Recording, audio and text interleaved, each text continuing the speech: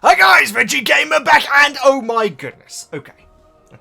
I'm starting to really see why people prefer the book over the movie now, guys. Now, that's not so much to say the changes. I should say, hi guys, Veggie Gamer back, and we're back to covering the Harry Potter books, more namely, Goblet of Fire. And we're covering chapters 6 and 7. Of that book, and I've been told that there are big changes in the movie when it comes to the story and everything, but so far, just so much great stuff is just skipped over in the movie, and so I could really imagine going into the movie and being very disappointed by the start. That being said, doing it the other way around, guys, having seen the movie and then covering the book, it's absolutely joyous. I don't hold any, I'm not furious at the movie or anything, because, the fact is I watched the movie first, and now I'm getting all this extra good stuff from the book, and so, for me, it's a little bit more, nicer, but I'd imagine that people who did read the book first and then saw the movie would be like, what? Because the two chapters that we're covering today are covered in the space of, like, say, maybe 2 minutes, and extremely little dialogue as well, and so we will be getting into that. I've also thought of a better way of thinking the whole flag situation up that we've been talking about, guys. So for the longest time, I thought that there was a Great British team, or a UK team, I should say, United Kingdom team in Quidditch. But then, obviously, last time we found out that there was England, Wales, and Scotland who all got knocked out, and presumably Northern Ireland as well. No mention of the Northern Ireland team, interesting. But, and all this time I've been thinking that because of the movie, and the movie has the Union flag there. Now, people have been saying, well, Veggie, you can still have the Union flag there, even though there isn't a Union team. I finally worked out my issue with the scene, guys.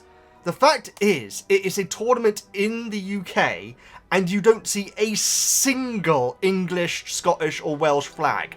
That's the way round that the problem is. Sure, I guess you could. I've never seen anyone do it, but I guess you could raise the Union flag in support of Wales, Scotland, and England.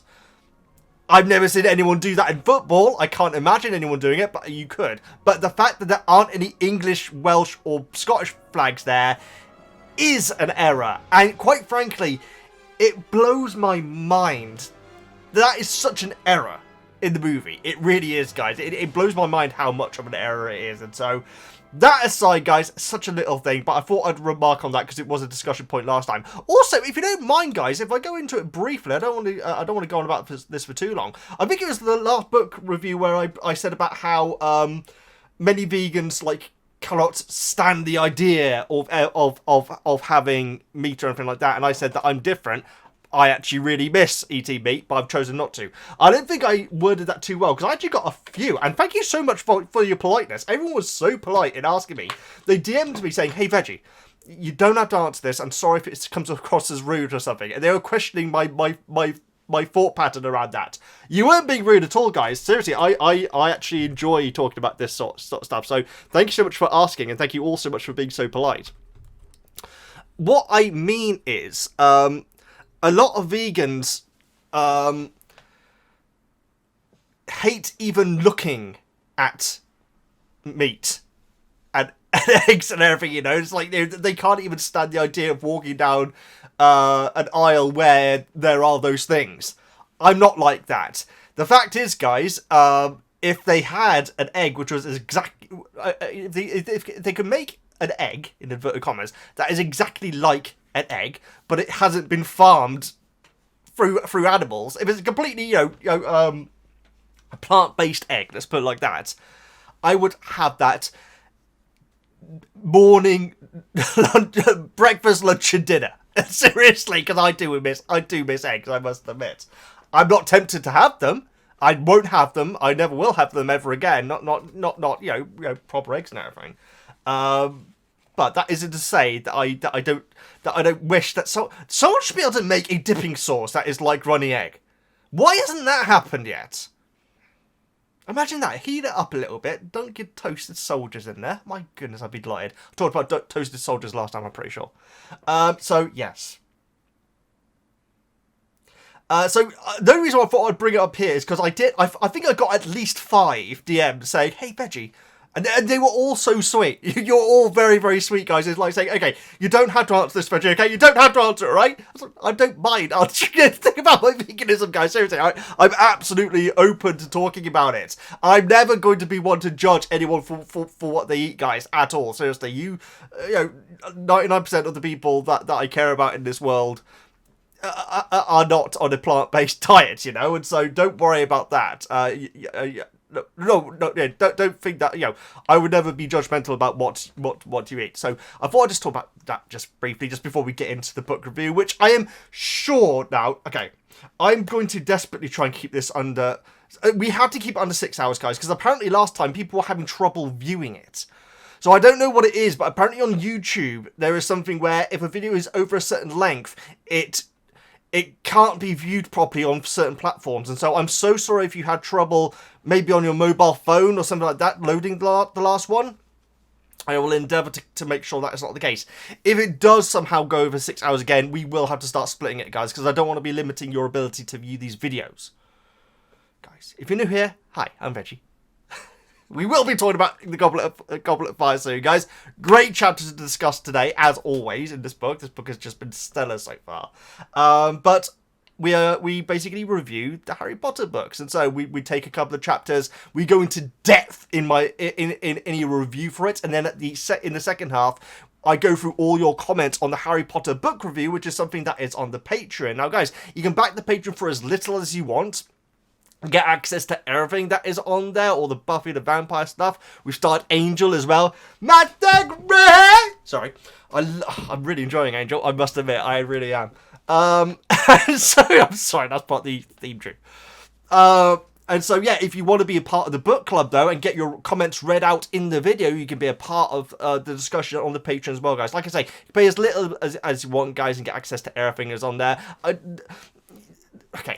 There is no tier system. Because of a recent change on Patreon, I had to make tiers, but I make it very, very clear on the tiers.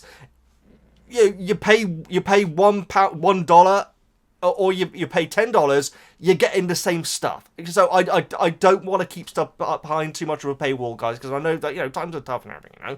And so I'd much rather more people be able to enjoy this discussion and be a part of this discussion than you know, limit it to people who can afford it. You know, that's just, I don't think that's very healthy, to be honest. So yeah, if you want to back the Patreon, you can do, guys. Get access to everything on there and be a part of the Harry Potter book review, which is something which we'll cover in the second half. There are certain rules around the comments and everything, but it's very, very laid back, guys. And so go and check that out if you wish. So, without further ado, guys, let's get over to the first chapter. And it's a short chapter, guys, but we get some good stuff in it. And then we get chapter 7, which, oh my, I really enjoy chapter 7. And unfortunately, I can't go over everything in chapter 7 because there are so many details. But I will go into the vast majority, I promise. But first, before we get to that, let's get over to chapter 6, the Portkey. I have no idea what I'm doing with my voice. And as always, thank you so much to Jonas for these beautiful side panels, and of course Max for providing the summaries to these chapters. Chapter 6, the Portkey. Mostly everyone awakes up early the next morning so they can head out to the QWC, which sounds like some sort of conference or something. Mrs. Weasley notices the twins are trying to sneak Wizard Wheezes with them, and after she empties their pockets, they end up in an argument. Fred, George, Harry, Ron, Hermione, Ginny, and Mr. Weasley head out. Mr. Weasley informs them that they will be travelling by Portkey. It's very interesting. It's Fred and George who tell Harry what Portkey is. Very, very briefly in the movie. My goodness, it is brief. A magical transportation spell puts on an ordinary object. They meet up with Amos Diggory and his son Cedric, the seeker of the almighty Hufflepuff defeaters of Harry Potter. His words, not mine, guys, although Max is also Hufflepuff as well. Sorry. Once they all arrived, everyone touches the Portkey and transports to the Quidditch World Cup. So there we go. Thank you so much for the summary, Max, and the side panels. Again, Jonas, thank you so much. They always look wonderful. So here are my notes, guys. So Molly awakes Harry. Unfortunately, it's not Hermione with the candle, guys. So seriously, I don't know why I find this so funny, but I do know why I find it so funny. In the movie where Hermione is waking up Harry with one hand and then holding a candle over his face like this. I'm like, jeez, Hermione, what are you trying to do? Candle in the Eye, reference to Guest House Paradiso, which is an extremely crude movie, guys. It's alright. It's like the movie of Bottom, which is my favourite sitcom of all time. Oh, I should have got my mug. Okay, maybe later on I'll show you the mug that I got for my birthday, guys, which is of Rick and Eddie from Bottom. But yes, after Bottom was finished, they made a movie called Guest House Paradiso. It's alright. It has some good moments. Bottom is my favourite sitcom, but my goodness, it is not for everyone, guys. Seriously, it is extremely crude. There is comedy violence in it, which some people may not like. And I always had to say this, guys. We are not meant to like Richie or Eddie. They are absolute scum of the earth. And so don't watch it thinking, wow, this is what Veggie thinks about, you know, the world in general. Basically, I do not. But my goodness, I think it's funny. And they always get their comeuppance as well. So, I don't know why. Oh, yeah, goes to Candle in the Eye, which is a moment in Guest House Paradiso where Eddie shoves a candle into Richie's eye. Which it looks like Hermione's trying to do in the movie. But no, it's Molly that wakes them up. I do say here, it's strange that there isn't a wake-up spell. Or at least a spell where once you are awoke, you can just, like, say, Caffeinio! And you just, like, suddenly, you know, completely wide awake and everything. Apparently not. Although it's probably good for the brain. It's probably good for the brain to wake up slowly, isn't it? Either way. Arthur's wearing a golf sweater, I should say, and oversized jeans, which is amazing. I would have thought that Arthur would be better at dressing Muggle-like. We'll discuss that more, guys, because it's very interesting, you know, the lack of knowledge around, and actually a lack of rules and regulations around the World Cup we will get to later on. But you would have thought that Arthur would have, because obviously any wizard who's related to Muggles would be all over it. And I've got a point about Muggles as well, guys. Why are there no Muggles at the World Cup? Hermione's parents are not allowed to go to the World Cup? What? That seems weird, doesn't it? Right? Don't make your voice go weird again, Veggie. But yeah, the fact that Hermione's parents wouldn't be allowed to go with her to the World Cup seems odd. They're allowed to go to Diagon Alley. Ah, there you go. People who are about to say that's the reason why. They're allowed to go to Diagon Alley. They've never been to Hogwarts, have they?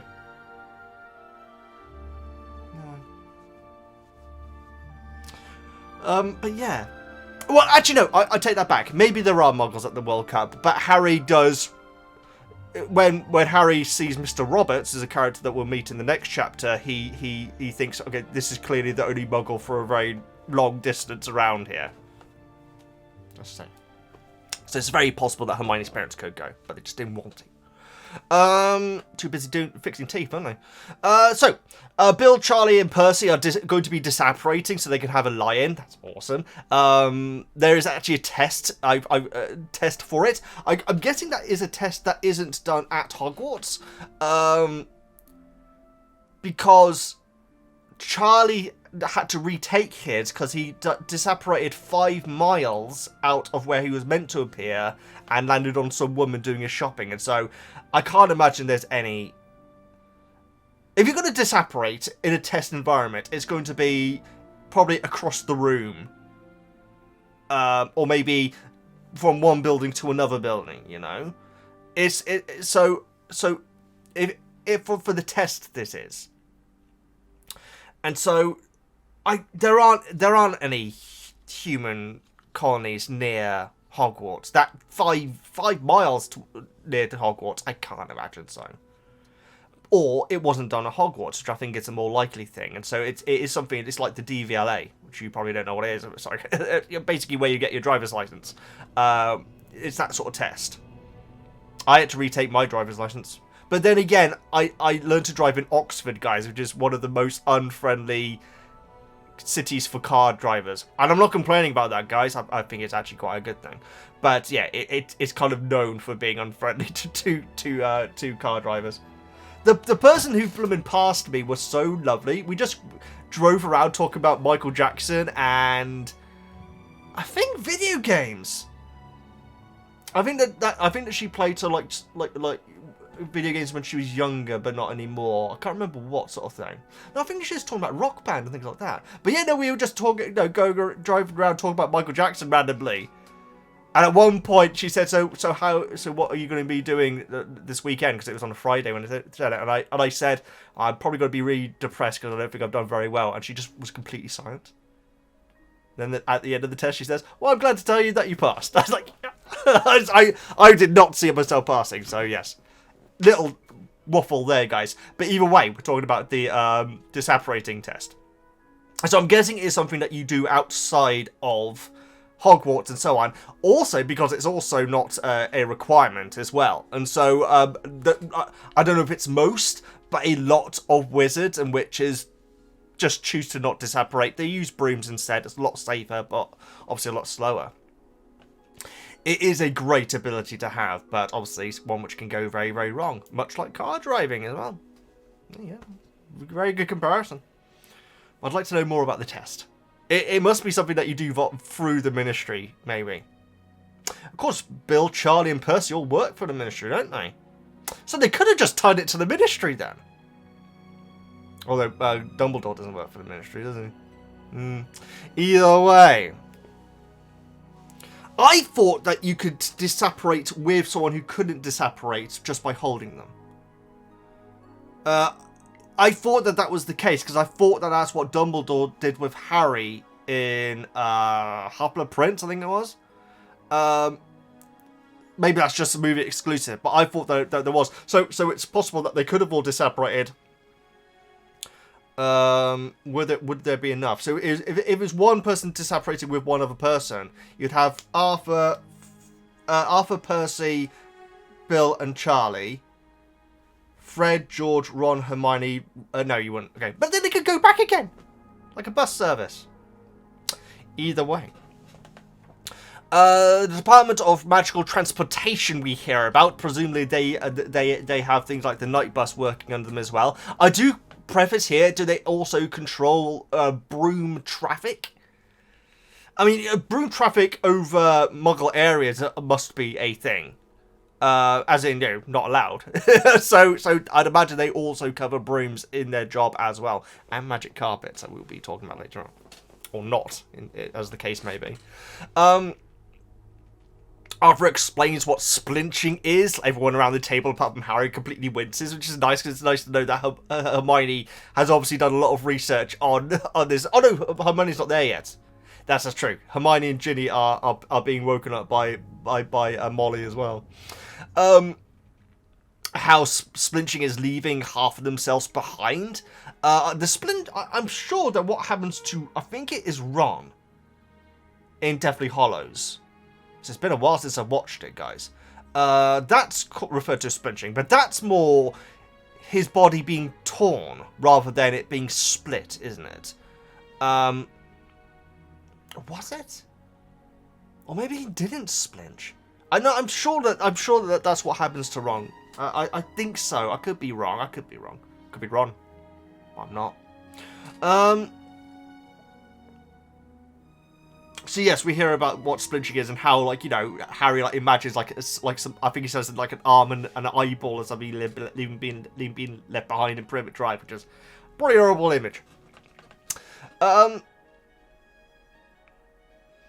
We hear about the accidental magic reversal squad. The fact it's called squad seems very un-British. I think that we do have some things called squad, but I would have thought it'd be called department, or officers would be more like it. But squad makes it sound quite American, in my opinion.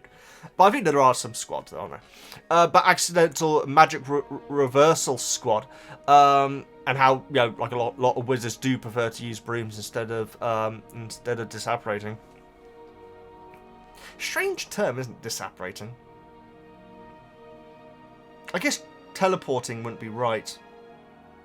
Yeah, I guess it's fine. Charlie had to take his test twice, landed on a woman doing her shopping, which would have been great as a flashback. Oh, I hope in the TV series, when we get little moments like this, when Fred and George are saying this to Harry about Charlie having to take his test twice, if we do get like a little flashback to that actually happening, that'd be amazing. Like in a Tesco or Sainsbury's or something like that.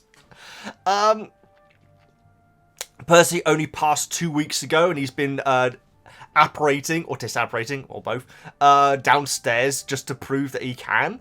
I preface here, guys, and I'll say this now. I'm a big Percy fan. I really am, guys. I really enjoy his character. I really do. And I am a staunch defender of him. You know how Max last time, I knew it was coming, was going to be defending Fred and George with the whole,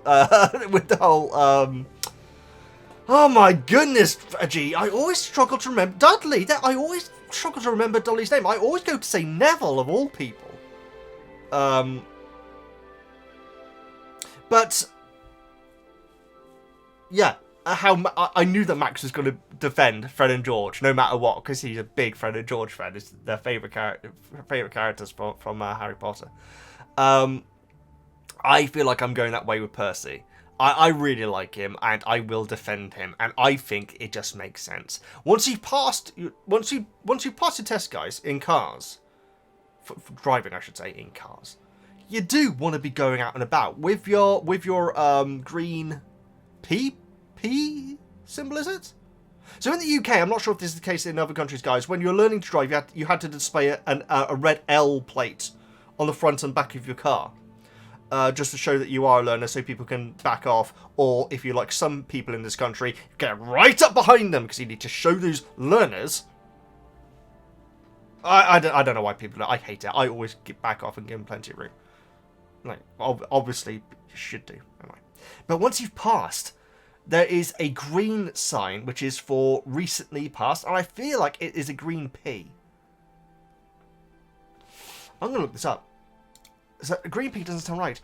Recently passed label. Driving. It is a green P, yes. Yeah, you want to be going out and driving on your own and everything just to get used to it. I remember the first time I drove out without anyone else in the car. It felt so surreal. It really did.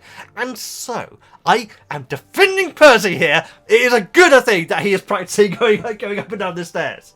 I bet Fred and George did it. I bet Molly and Arthur did it. I bet they all did it. You know, Fred and George having to go. Percy again. Bloomin' Fred and George. Anyway, I like Percy. For now.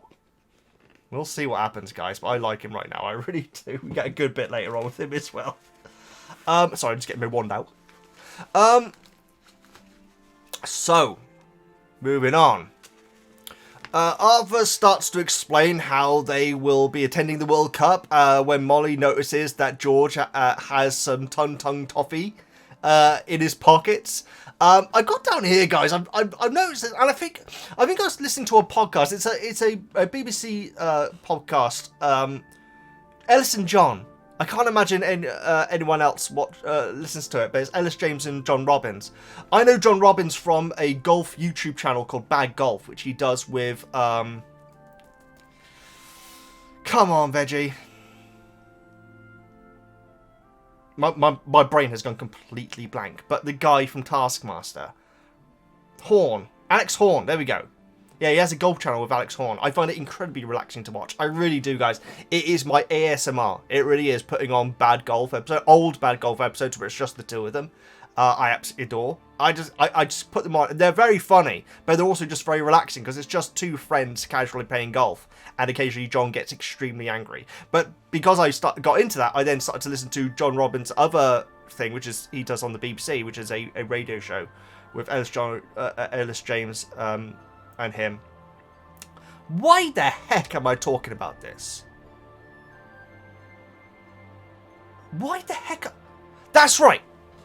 And on the podcast, at one point, John Robbins remarks about how kind of, I don't think he said offensive, but kind of odd Stephen Fry's voices can sometimes be for the female characters. And I think it's more just Molly, in fact. So, I've got down here, Fry's voice for Molly. It's great, guys, but it is kind of like, oh, you know, it's a bit like that, you know, it's like a parody of a fussy mother. Whereas Dale is playing it straight. And so, this scene, it's funnier in Fry's version, but also you don't have this very stereotypical, you know, bothering mother, like, you know, Dale's is very good as well, and it's a lot more based in reality, is what I'm saying. I'm not criticising either of them. But yes, since John Robbins pointed out about some of Fry's voices in the Harry Potter books, I have been thinking, okay, Molly's voice is a bit of a parody. There we go, that's probably a better way of putting it. I don't think it's offensive, guys, but it's a parody of a mother, whereas Dale is playing it completely straight. Again, both versions are great, guys. I listened to both for these chapters, and so I will be wherever needed, I will be remarking on the both. But they're both brilliant. I'm enjoying both the audiobooks. I'm currently listening to Fry's on dog walks with Weasel, of course, and then when I'm putting my notes together, I listen to Dale's, Jim Dale's. So, Fred says how it took 6 months to... Oh, yeah, so Fred says how the Tung Tung Toffee took 6 months to develop, which is quite amazing, guys. That is actually a lot of commitment, which we had a discussion in it last time, how people are really let down by Molly... Some people, I should say, are really let down by Molly not seeing the value in what they're doing. I think that she's more concerned, and she wants... I think last time I said how, you know, a kid who's like just, you know, becoming an adult saying, I'm going to become a YouTuber. To parents would be like, is that really what you want to do? Because, you know, I think Molly wants, I think that she wants Fred and George to be working near to Percy and Arthur at the ministry. But also I feel like she just wants them to have job security. And, you know, obviously when you're going into self-employment in general, guys, there is a lot of risk, you know. You're not getting the same paycheck each month and everything. You know, certain benefits and everything like that. It's just none of it there. And so I think it's more that she's worried for them. I really do. And so because of that, she doesn't see the commitment that they've put into it. Luckily, someone in the next chapter does.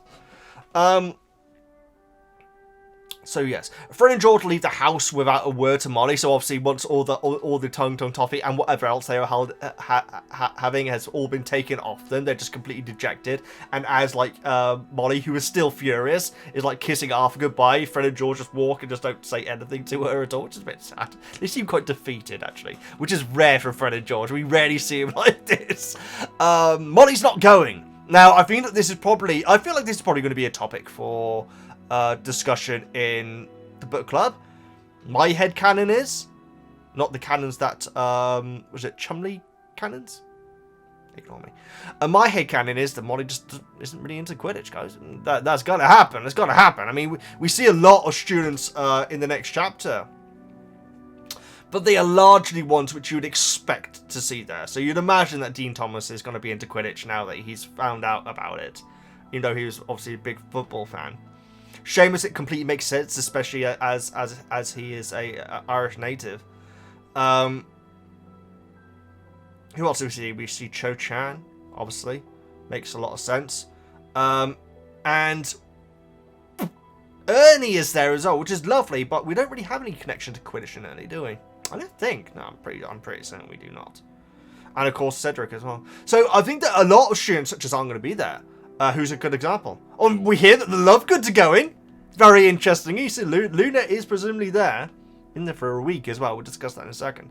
But Neville may not be there. Maybe Neville isn't into Quidditch. He's not into flying, is he? So a lot of wizards I'm going to be into. I mean, I tried to be interested in football, guys. I did. It was all peer pressure and everything. I tried to play it at lunchtime with the rest, and I was always, you know, not very good, let's put it politely. But I could stick on like a World Cup game and find it interesting. I do find it annoying with the whole diving thing and everything, guys. It's just beyond me why anyone would want that in their sport.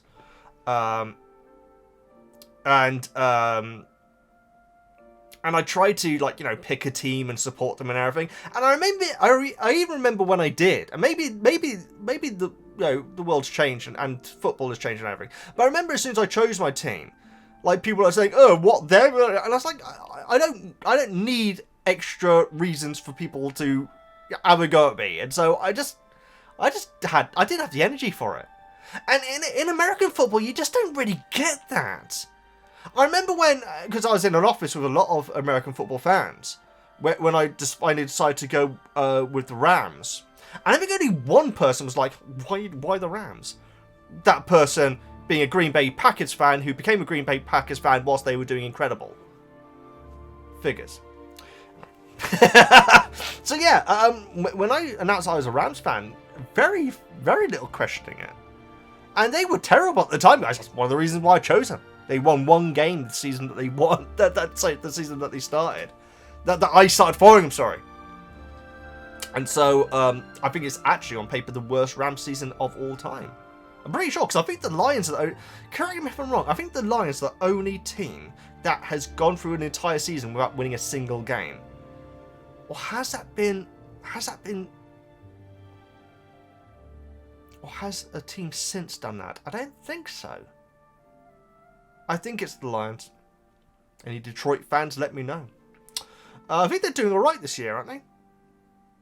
In fact, you have Goff, don't you? Oh, that's good. Goff, obviously, I say obvious. Goff used to be a Rams player. We drafted him, and then we made a switch with Stafford for him. And I feel like it's paying off for both, that switch. Right, let's stop talking about American football things. Get back to this book club. So tangent. So yeah, I'll watch international football sometimes. I didn't watch the last World Cup. I watched a bit of the women's World. Was it the World Cup, or did I? No, I think I only watched like the last two matches. I watched the last match of the European Cup when the English women won, which was nice. Something from the Far Show, which Arthur Weasley used to say, which is nice. Anyway, I'm sorry. So many tangents, guys. Let's get moving. Or I'll say this, we're getting through this chapter quite well. Incredibly, despite me. Arthur says how there isn't an area big enough to accommodate 100,000 wizards, and that will be attending. I've got to say, 100,000 in the movie, there are definitely more than 100,000 people in that stadium, guys. Because when I went to see Clash at the Castle WWE show last year, which was amazing, I think there was 70,000 there. And so that's not much far, that's not that far away from this, unless I've got the numbers completely wrong. But I'm sure Arthur says 100,000, which is not that. The stadium that we see in the movie is probably like triple that, you know? Maybe. I'm not sure. I feel like I'm getting the numbers wrong here, so let's move on. Arthur uses the term anti-Muggle precautions, which just seems like a strange term. Why not say wizarding secrecy precautions? Anti-Muggle precautions. If you said that to Vernon, he would rightly say, "What the hell is that?" Heck, I should say. I'm not having a go at Arthur, it just seems like a strange term, especially for Arthur to say. Explains what the Portkeys are. They tend to look like litter. I may as well mention this now. The boot that they use in the movie is at the absolute peak of the mountain, which makes for a very nice scene, guys. It's very nice with them all rooted around there. It's also a really nicely filmed shot of like Ginny like running up to the boot first as the like camera like comes up the hill. It's actually really, really nice shots with like the sunrise in the background. But the boots being at the absolute top of there is very against what, the whole point of it, because in the book it'll be an item which Muggles will almost not even notice, much like wizard folk and everything, and so it's a very minor thing, but in the movie it should be right at the top, as in right on top of the rock, which is at the top of the hill, this very tall hill. Complete non sequitur there. Let's move on. So yes, they tend to look like litter, and that's why we got a boot. We hear about like a burst football one as well, and I think a crisp packet or something like that, which are also Portkeys. There is one line which completely confused me, guys, and I think it is talking about the hill, but it says a large black mass rose beyond the village of Ottery since Catchpole. I think it just means the hill. But that's such a I thought, wait, there's like a big thing in the sky or something? And then it's never mentioned again. And so I think that it's talking about the hill, which is beyond this town. Or village, in fact. It is a village. Yeah, I thought that was a weirdly written line. And it did throw me off as like saying, oh, hang on. I had to go back several times to try and work out what the black mass was. I think it's the hill. I'm pretty sure. If it's not, please fill me in, guys, because I had no idea what that line was when I first heard it. I've got it on here. Ottery St. Catchpole is a good English name. It's not a real village, guys. I did look that up. But we do have some very, very strange village names in the UK. In fact, very recently, and unfortunately, I didn't have time to go and visit because I wanted to get a picture of the signposts outside the village. Recently, I drove past a place called White Ladies. I wonder what sort of person lives there. And Peopleton. Peopleton is the most... That is not caring. That is putting very, very little effort into naming your place. Peopleton. But yes, White Ladies. That's a strange name for a place. So yeah, we do have some very strange places. And obviously they're down in Devon. And I think in Devon you get some particularly strange places. In fact, I think... let's have is it in, I feel like it is okay,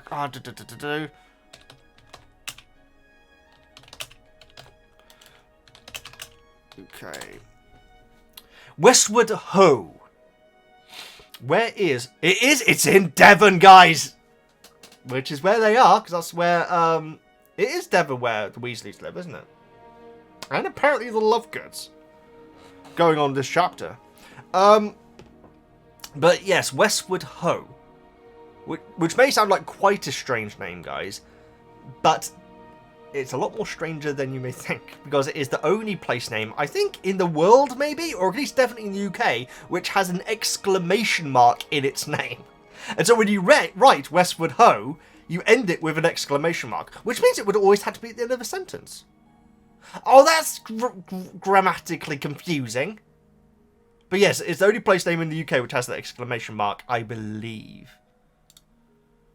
There's no reason for the mark to be in the name other than that it is in the title. Oh, you know what? Let's not read that article. Let's not read that article because we need to get on the book club. But yes, Westward Ho, which is presumably not that far away from where we are, because Devon is not a large place, guys. Lovely though. It is a lovely place. Right next to Cornwall, which is... If I could choose anywhere to live, it would probably be Cornwall, guys. I just think it's beautiful. I really, really do. Yes, so... It's the southwest of the UK. It's the very... It's that... I think it's called the Lizard. It's that part of the British Isles. If you look on the map, it's like the bottom left part. So...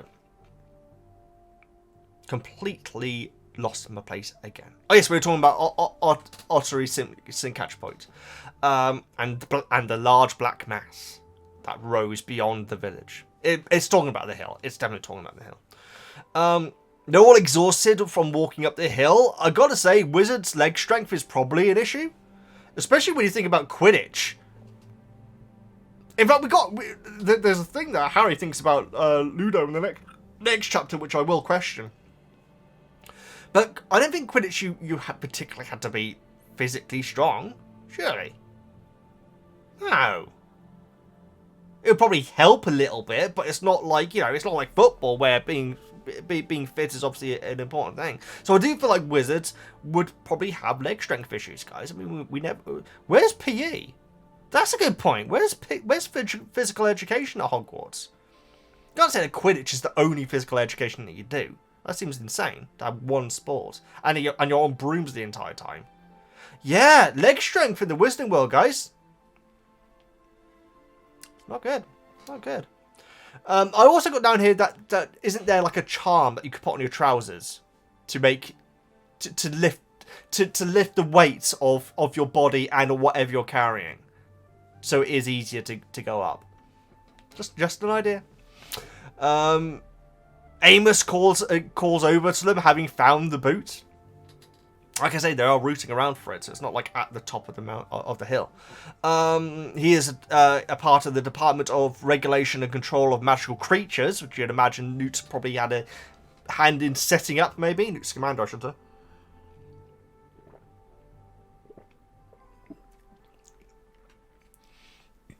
I? Arthur, like, introduces his the lot to Amos, and then says, and I think Cedric, with Cedric Diggory, who doesn't fall out of a tree. Strange choice. I guess he could have been looking for the boot. No, they're not looking for the boot in the movie. So why is he in the tree?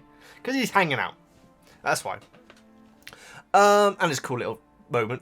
It definitely took me by surprise. But yeah, Arthur says, and I think you all know Cedric. Why would he? That seems like a strange line, because Cedric is in no way a celebrity at Hogwarts. So unless Arthur has been told about the Quidditch match, it seems odd. I'm overanalyzing though, but that's way overanalyzing. But I presume it is because he was the captain of the Hufflepuff team. Fred and George not saying anything back to Cedric when he says hi to them. I got down here because of the drubbing that Puff gave Gryffindor last year, which is the reason why. Amos says, "Are these all yours, Arthur?" And Arthur says, "No, oh no, only the redheads," which I think is amazing. Amos is amazed by Harry, as everyone is, and says how Zed told him about the game the previous year, and how Amos had said that's something that you'll tell your grandkids is beating Harry Potter, and Harry doesn't know what to say to that, which is absolutely fair. At this point, it's fair. I do have a criticism coming up, as always, but at this point, Harry's like a little bit embarrassed by it. It's a bit strong of Amos to say, to be honest. And almost not very Hufflepuff. But then again, we don't know if he is Hufflepuff. The whole fact that families are linked to houses, guys, seems so odd. In fact, we hear about the Fawcett's in a bit, and you go to their wiki page, and it says that the family is Ravenclaw. I know it's a trend, but it does seem to be everyone. No. Sirius's brother. Sirius's brother? Am I misremembering that? I am, aren't I? Oh my goodness. Because we hear that he died. I think it's Sirius's brother. Is it? Oh my goodness, guys. You know what? We'll cover it when we get to that point in the books, guys. But yeah, very few families have different. Pravati and Thingy Bobby. Sorry, I'm terrible. The Patels, they're two different houses, aren't they? I think that in the books they are, or in the movies they are. I feel like there's actually a discrepancy there. It is rare, though. It is rare. I've also got down here. It's interesting that we've met very, very few Ravenclaws so far. One of them's called Fawcett, and one of them's called Clearwater. So I did look up to see what Chang meant, and apparently Chang means flourish and prosper. So I just wanted to see if that meant water as well, because there'd be something going on there. Something going on. Enough waffle.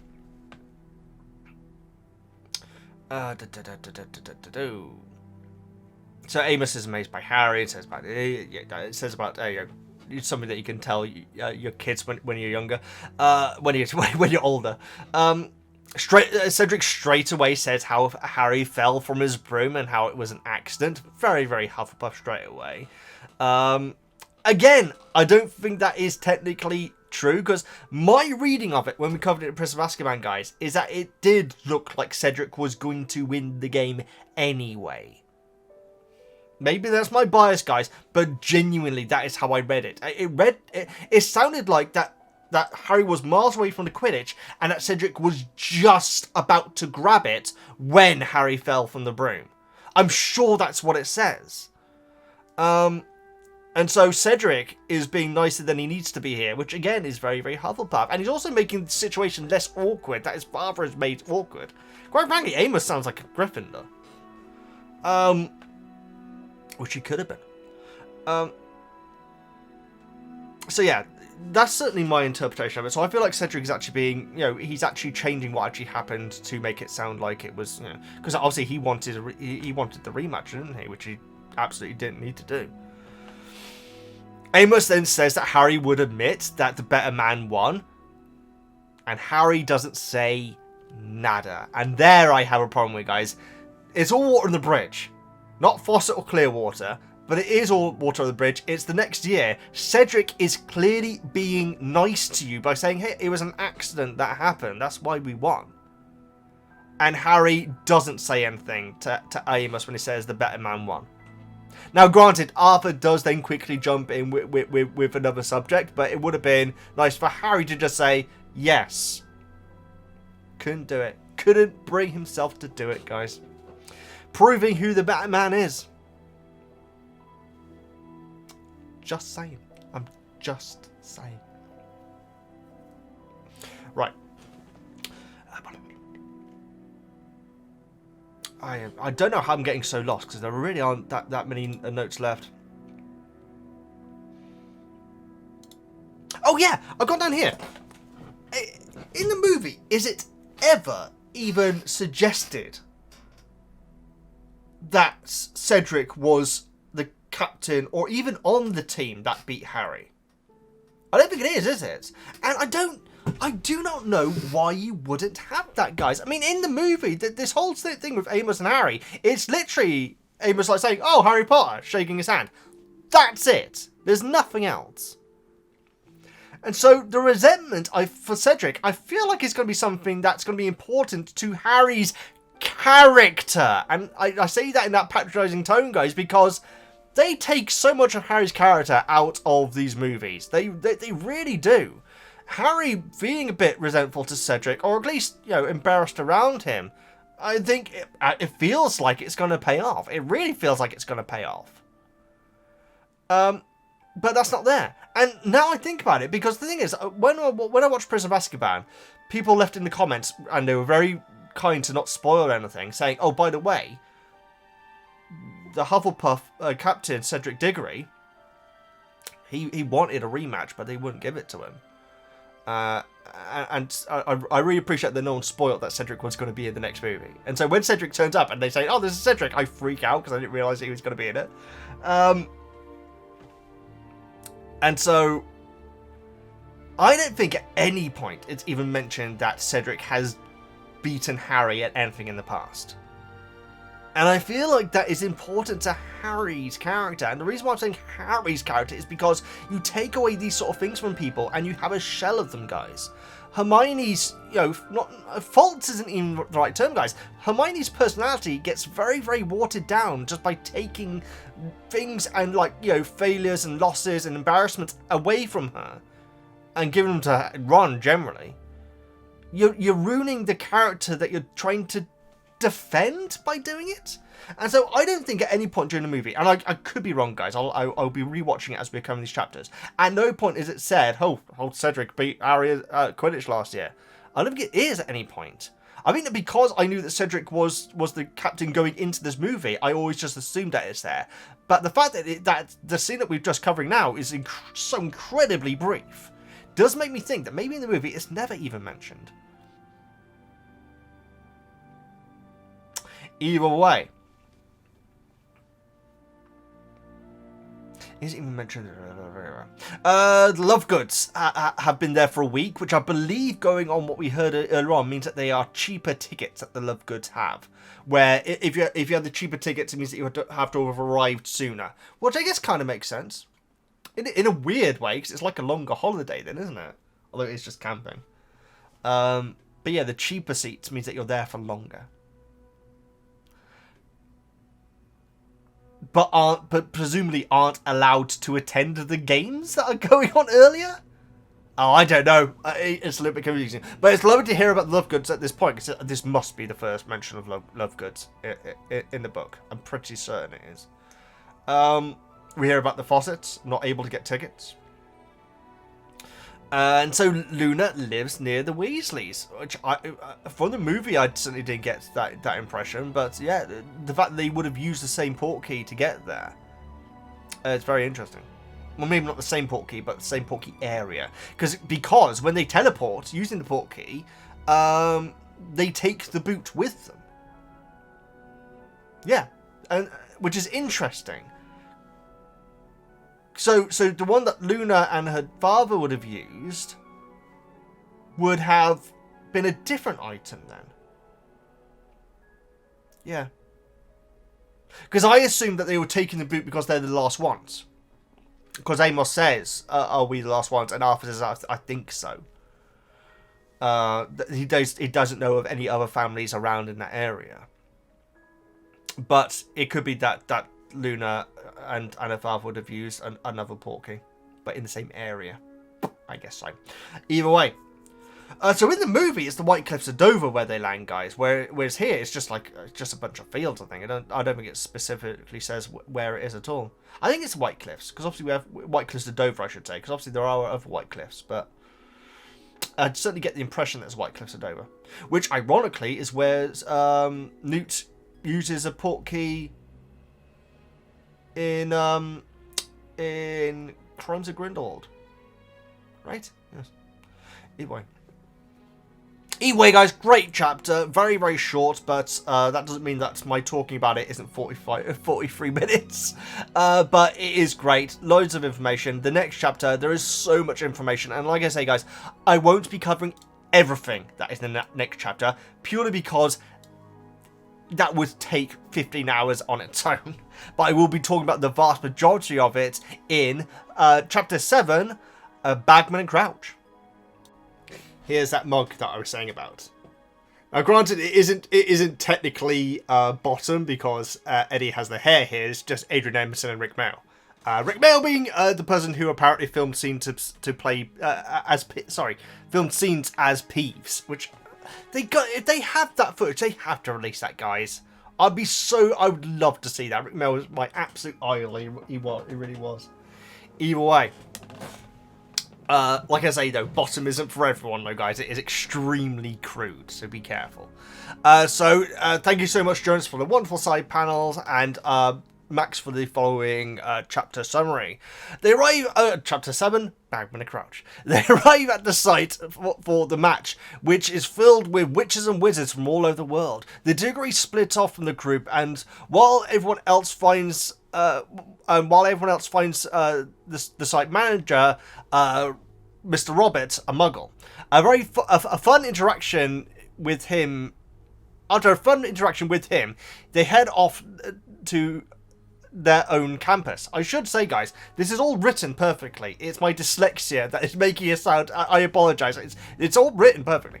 When they are done setting up, Harry, Hermione, and Ron run into Seamus and Dean, along with other children they do not recognise because they attend different schools. A new fort for Harry. They head back to the tent for lunch, where they meet Ludo and Bagman. Former beta for the Winborn Wasps and current head of the Department of Magic, Games and Sports, and the man who gave Mr. Weasley the tickets. The twins place a very large bet with him, and he chats with Mr. Weasley about Bertha Jorkins. Very, very interesting. Shortly after, Barty Crouch arrives with his well-respected assistant Weatherby. I gotta say, I'm guessing Max is making a joke there, because I did have to go double-check. I'm guessing it's a joke. Double-check who Weatherby is. To do a little more chatting, and then later in the day, they head out to see the cup. I don't think you really say the cup. I guess I guess you would say you're going to the cup final. Yeah, I guess it makes sense. Sorry, Max. Bulgaria versus Ireland. Thank you so much for the summary, Max. Greatly appreciated. So, and again, I'm sorry about my reading of it. It was written perfectly, guys. My dyslexia makes it sound like it's not. It was absolutely perfectly written. I have a little bit of vegan mocha, a cold ice mocha. Not ice. It's just, you know, a cold mocha. Either way, made of almond milk. So, what a chapter! What a chapter! I mean, Max's summary was exactly what the summaries need to be. But my goodness, there is so much flavour in this chapter that it's wonderful. This is my kind of chapter, guys. It really, really is. So the group arrive, and there's like a man in a tweed suit and white galoshes. I gotta admit, I did have to look up what galoshes were. It's a word I've heard many times before, but I had to actually look up to see that they are actually shoes. And a man wearing a kilt and a poncho, which quite frankly, sounds like a really cool look. It actually does sound like, I couldn't pull it off, but it does actually sound like a cool look. Obviously is a fan of Mexico and Scotland at the Quidditch World Cup. The kilt is a strange one, because I would have imagined that Scottish wizards would wear kilts. But we will get into that though, guys, because this is I've got big questions. In fact, we'll get into it right now, because it's my second note. Movie wizards completely dressed like Muggles. I mean, they really do, guys. Lupin, for example, Arthur Weasley, Molly. Molly is dressed like a lot of women dress in the UK, guys. And so that is probably the biggest change so far that I've noticed. And it's never really come up before. It's never really come up before until this book. How different wizards and wizards dress. And the fact that a large amount of, if not the vast majority of wizards, really don't understand Muggle fashion. Although apparently the teenagers do. Because we've heard in this book, in a previous chapter, how the Weasley kids in their summer clothes just look like a bunch of Muggles. I don't mean that as an insult. Bunch of Muggles. Yeah, I don't understand that. How can the kids understand it, but people who were also once kids... You know what would make more sense? If it was like a Buffy the Vampire Slayer, where the vampires always... Buffy can always tell who a vampire is, because their fashion is always not quite... It's either quite dated or not, doesn't make sense with, you know, with when the show was set. Which is a great aspect of Buffy's character. Because she's into high fashion and everything, you know. High fashion, is that the right term? I don't know. And so maybe if Arthur and Molly dressed like, what was it, late 70s, early 80s kids? Not kids, but dressed like adults from that era. That would make more sense. But it's the fact that they don't understand it at all, and yet the Weasley kids do dress like Muggles. I don't get it. I don't. Is it that that wizard kids are more into finding out about the Muggle world? I don't understand. But then I was thinking about all these characters from Harry Potter who straight up dress like Muggles do. I didn't think about Fantastic Beast, and everyone on it does. Blooming Dumbledore absolutely dresses like a Muggle. Literally everyone on there dresses like a Muggle, including my lovely Tina, who I do have a crush on, guys. They all dress like Muggles at all times. Strange, isn't it? Yeah. What a big change that must have been purposefully done in the movies. To have Muggles... I guess you could say that the straw hat that Arthur is wearing doesn't particularly go with the rest of his outfit. No, I don't think that's the case. I think they're just dressed like Muggles. It's a big old change that the movies decide to have there. Yeah. They brought the Portkey with them, like I was saying. I wasn't sure if that would be the case. Where there were more locations, or were there more locations where the Love Goods would have come along, or did they just feel like they had to take it because they were the last ones? I'm not 100% sure on that, but it doesn't matter. We hear about Mr. Roberts, so the Muggle who owns the field. I'm guessing that's what's going on, because it says that he's the field manager. I'm guessing that he owns the field. And yeah, when they get to Mr. Roberts, Harry straight away thinks like how he's the only real Muggle for like quite a long distance around, which again does make me think that maybe Hermione's parents wouldn't be allowed to attend. But I feel like maybe Harry's just... This is Harry's opinion that we're hearing here, and so that might not actually be set in stone. I think that if you have a wizard child and they want to go to the World Cup, you should be legally allowed to go. I do. Although, you think about the people who hate Muggles. Do Muggle parents get a lot of harassment in Diagon Alley? That's an interesting thought.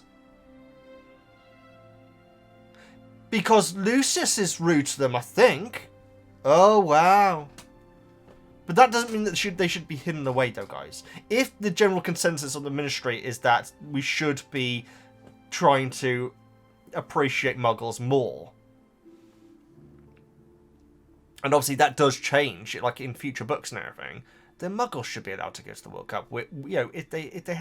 If your daughter is going to the World Cup, and you want to make sure that she's good, keep her safe. Or what are you going to do against a bunch of wizards? But yeah, it does seem odd that Hermione's parents wouldn't be allowed to go. But that might not be the case. It might just be Harry's brain. And we learn in this chapter, Harry's brain has not been thinking much at all, in my opinion, but we'll get to that in a bit. Weasley's only booked the tents a couple of days ago. Seems very late notice. I'm not sure when Arthur got the tickets. Because Ron talks about the World Cup at the end of Prince of Azkaban. But I don't think there's any promise of them going, though, at that point. I don't think so. So booking the tents, or the lot, I should say, a couple of days before seems a bit strong.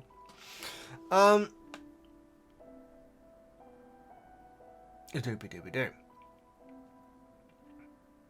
Harry helps Arthur out with the money. I would have thought that Arthur would have been over onto the money. I actually do, because he has a huge collection of batteries and other things. I can't remember what it is. I would have thought that the money would have been one of the first things. No, actually, you know what? Maybe he did, but then he forgot. Because he doesn't need it. When suddenly he does need it, he thinks, oh, Harry, come over here and help me. Yeah, he should have really worked it out before. Yeah, he should have worked out. He should have got the money at home, put it all in an envelope, and just given him the envelope. The exact money as well. Not that it matters. Fry's version seems to suggest that Roberts is onto them. Yeah, here's a difference. Here's the difference where I feel like Fry's version of Roberts is quite a mean, suspicious person. That's how I listen to it. Whereas Dale seems a little bit more kind of like dazed and confused about what's going on. Whereas Robert sounds like he's just about to work out what's going on, you know, which in the text is quite strange. But yeah, it's quite a different take on the character. Again, it's a Muggle, and so usually they are seen as these mean characters in these books. So, but Dale's Dale's just like, yeah, there's all these weirdos going around. I saw a person like in a poncho and a kilt just now, and Arthur's like, should he? Yeah.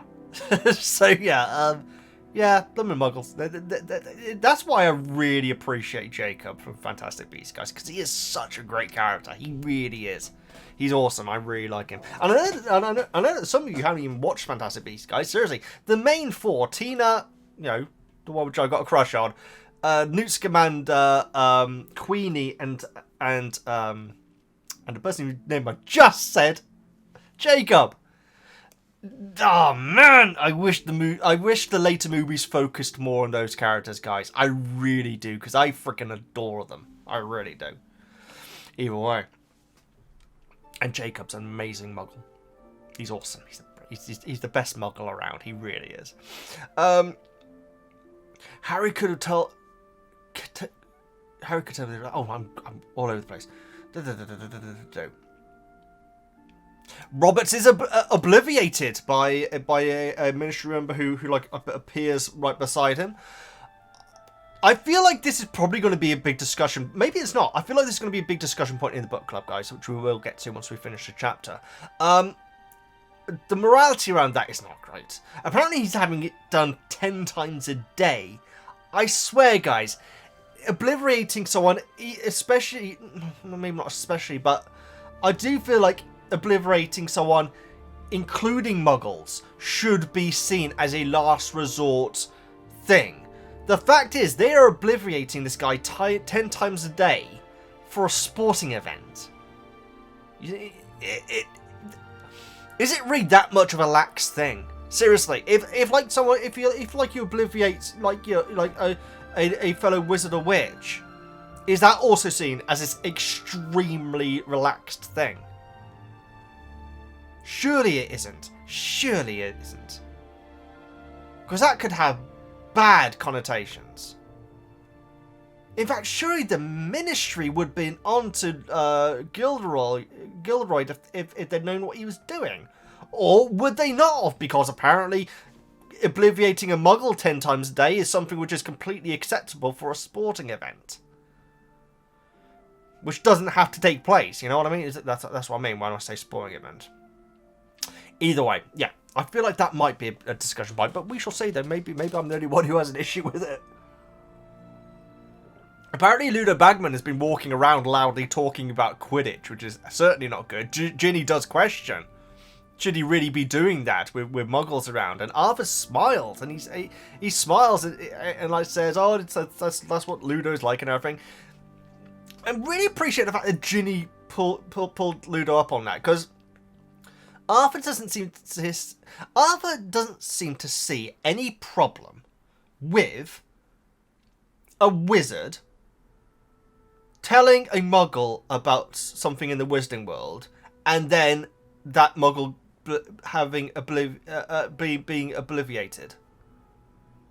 But Ginny does, and I appreciate that, guys, because quite frankly, we'll talk about it in a second, but none of the wizards there are trying particularly hard at all. And some of them are trying but getting it wrong. Okay, I take that back. Some of them are trying to keep, incognito and disguised, but are just getting it a bit wrong. Whereas some, there's talk of peacocks walking around, guys. Then again, we do have peacocks in this country. I guess it's not unforgivable. Unbelievable. Obliviate.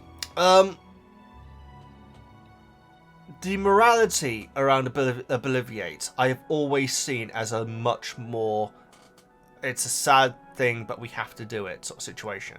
Not something which you'd be doing 10 times a day to someone. And is it because they're a Muggle? And it's just a Muggle. Just Obliviate, it's fine.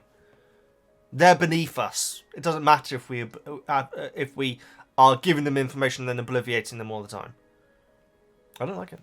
I will stand up for my Muggles, guys, where I feel like there's dubious morality going on. But I'm sure, I do have a feeling we will be discussing that in a book club. Ludo played for England and the Windborne Wasps, as Max mentioned.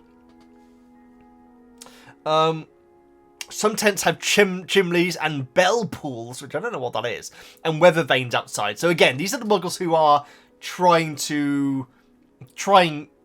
the best to be like Muggles, but are just getting it wrong, So those I appreciate. But then we talk about massive silk tents with peacocks outside. And as they're walking past it, Harry's like saying, okay, he's thinking, these people are clearly not trying to stay hidden. And Arthur, again, smilingly, says, oh, we always like to show off when we get together.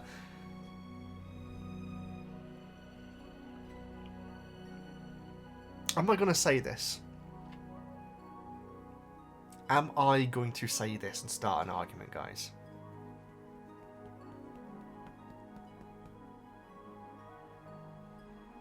I think it is... What's the term? I can't even think of the blooming term.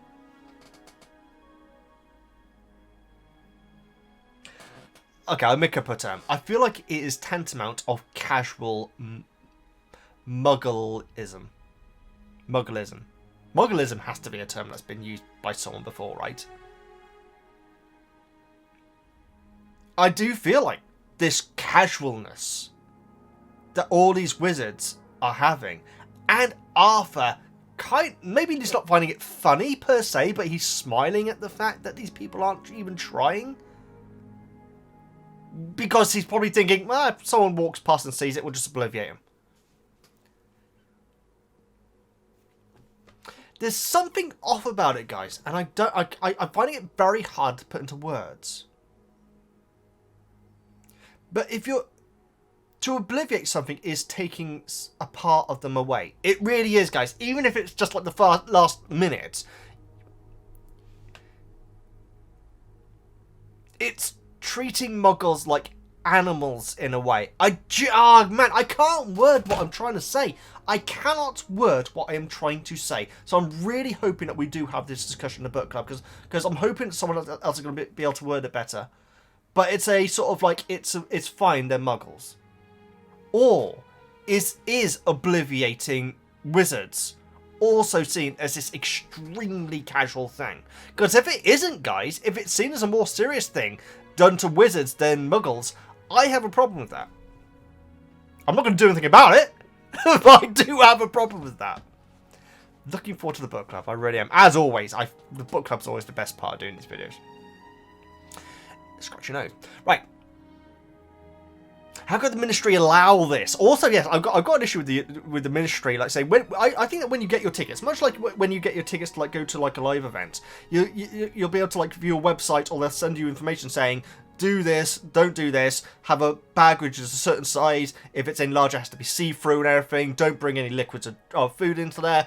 Why? There must have been that sort of literature for the World Cup as well. Why in bobbity wobbity did they not, one, say, by the way, you have to have a tent like a Muggle, and two, this is what a Muggle's tent looks like, and have it written by someone whose parents were Muggles? That is not beyond, that is not undoable. That should be easy to do. I was going to say make a YouTube video of it and post it with the tickets. Obviously, YouTube wasn't thinking about that. What would the wizard YouTube be called? Wizardry tube. No, that's terrible. YouTube.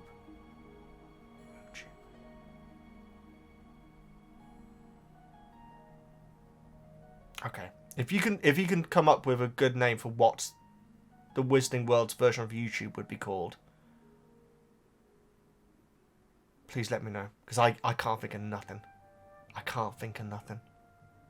So let's move on. Okay. move on. Right. So sorry about my little rant there, guys, but I can't put it into words. But I am uncomfortable with this obliviating 10 times a day. Quite frankly, poor Mr. Roberts. And I say poor, he's probably making a mint out of this, but that doesn't make it any more... I'm sorry, guys, that does not make it any more excusable. I get a feeling that someone maybe was going to leave a comment saying, and please do if you still think it, he's making a lot of money, he's going to be happier not knowing what's going on, just obliviate him. I'm not okay with that, guys. That's like the Matrix mentality, isn't it? It really is. Really is. Oh, that was a good pull that I just made there. Anyway, I'm looking forward to the comments. How can the Ministry allow this? There should be rules for the tickets. I really take this joyous story about wizards and magic and just absolutely killjoy it, don't I? I really do. I apologise about me, guys. I really have to. After smiling, says wizards can't help but show off when they get together. Arthur asks Harry where to start when it comes to putting up the tent. Harry, unfortunately, has never actually been on holiday and so has no clue as well. And putting up a tent, guys, again, talking about bottom. Oh my goodness, one of my favourite episodes. It's in the second series and it's called Out. I should say, each bottom episode, guys, starring Adrian Emerson and Rick Mail, each bottom episode is meant to go with the word bottom. And so it's actually called Zout. It's called apostrophe S space out. That's what the episode's called. And it's meant to be bottom Zout. See what I mean? But it's called Out. And it's when Richie and Eddie decide to go camping in like this horrible park, and it is amazing. I said about the violence, guys. There's horrible bits in it. That is a good episode. I really like that one. There's a particularly horrible bit with a tent peg that is in the ground. Oh God! If you're squeamish, don't watch it. I love it. Yes. Yeah, you know what? I'm going to say about this about bottom real quick, guys. If you watch them in order, you may think, what the heck am I watching here? Because the first episode is particularly sexist, as in Richie and Eddie are being extremely sexist in it. The rest of them aren't really like that. Granted, they're both pervs. They really are. But the first episode really focuses on that aspect of it. Whereas later on, there's like really stupid one where these two idiots who have no idea how to go camping decide to go camping and have a bad time of it. That's the one which is called Out. So yes, I do recommend that one, but there is a horrible bit with a tent peg which is in the ground, which even now makes me wince. Oh, and a bit with a blow dart as well. Oh God, sorry. I love bottom so much, but it's definitely not for everyone. Right, back to it, guys. I feel like I've been better at not going on tangents today than usual. He says after just going on tangent. I feel like I have been. Anyway, back to it. Oh yes, we hear about Mrs. Fig. Obviously, Harry staying with Mrs. Fig whenever the Dursleys go on holiday. TARDIS tents. Only way of putting it. It sounds a lot more like so. Apparently, when Harry goes inside, it just looks like a flat. Like it's a proper, they're proper rooms and everything. Gotta say, the tent that is in the movie Goblet of Fire, obviously. Citizen Kane? The tent that is in Goblet. I hadn't seen Citizen Kane. The tent that is in the movie Goblet of Fire. Don't know why I would say that. Looks awesome. I don't mind that change. Because I guess in the book they're suggesting that Muggles don't understand the idea of camping. And I think a lot of people don't as well, In fact, I once went camping in like a friend's back garden in my teens. And we had like a load of electrical cords going out so we could play PlayStation inside the tent. It's like, what the point of going camping? I'm not a big camping fan. I think I'd probably enjoy it more now. But when I was younger, certainly not. Certainly not. So I guess that's the point that they're trying to make in the movie. Whereas in the books, that's the kind of point they're trying to make, where wizards don't really get why you'd want to go camping in like a less than ideal way. Whereas the tent that is in the movie of Goblet of Fire, well, that's a new meme for this series now, isn't it? It looks like a tent, and it's gonna feel like a very rich man's camping holiday. But a lot of people do live like that, Camper vans now are like, some camper vans that you can get now are like full houses. And so, yeah, it's that whole thing of not quite understanding what it's meant to be. But there is, at least in the movie of Goblet of Fire, it feels like it is still camping. And I think it looks great. I like that change. I think it would have been cool as well to have it like being in a flat as well. But I feel there's something more magical about. There's something more magical about the one which is in the movie of Goblet of Fire. But also, I feel like it says something about the Weasleys as well. I actually do. The inside of these tents give you this Really cool family feeling around the Weasleys. And it's not, and in the book, it's not even their tent, guys.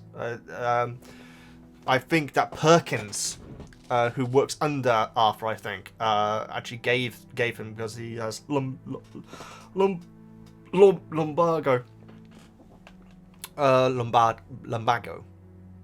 Lumbago. I apologise. Oh, apparently they tend to smell of cats as well, which is interesting considering we just heard about Mrs. Fig. Perkins has lumbago, which is my next note that I got down here. I have got a note here, and no disrespect to anyone who has it, guys. It does kind of sound like a spell. Lumbago! Yes. Sorry. Stupid note. Stupid note. Also, can't you fix it? In the Wizarding world, I mean. Sorry. Because, you know, we don't understand the concept of dentists in this world. A lot of people don't. And so you'd think that certain things like that wouldn't be a thing.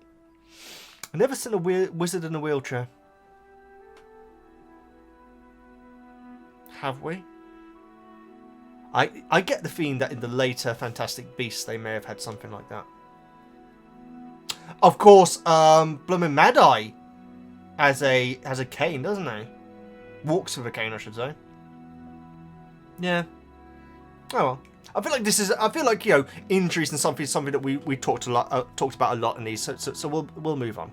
And sorry about my lumbago comment just now, guys. It's stupid. Ron says they haven't. Oh yeah. So Arthur's like saying that they'll go get word, and Ron's like saying, well, we have an oven. And Arthur says because of anti-Muggle security, Muggles cook on fire. Now, correct me if I'm wrong, guys. That is an outright lie by Arthur. Arthur cannot wait to try and eat like a Muggle. And so, I feel like, you know, because we have people cooking outside. And like, you know, when no one's looking at it going, Incinero. There we go. When no one's looking at everything, and other people like trying to get matches, looking at them like saying this is clearly not going to work. But the Weasleys in Perkins' tent have an oven, so that there wouldn't be any problem with that. If a Muggle walked into their tent, he does that, or she, or they, would absolutely deservedly obliviated. I hope that I'm not suggesting that if they're you know, invading people's privacy, they absolutely deserve to be obliviated. I guess it's possible that okay, let's put this hypothetical out there. Maybe someone came to Roberts and said, okay, this field and everything that you let out for tenting and everything, camping. There's going to be a lot of people coming to it because of like some event. And it's going to bring you lots of money, but we're just going to warn you now, every now and then you might like lose your memory a little bit. But you are going to be making a lot of money. Will you sign this and say that is okay? That's more accepting than the alternative. Yeah, so let's go with that. That's my new headcanon now. Imagine that person's job. That would be difficult. Man. I just got an issue. I've got issues and tissues, guys.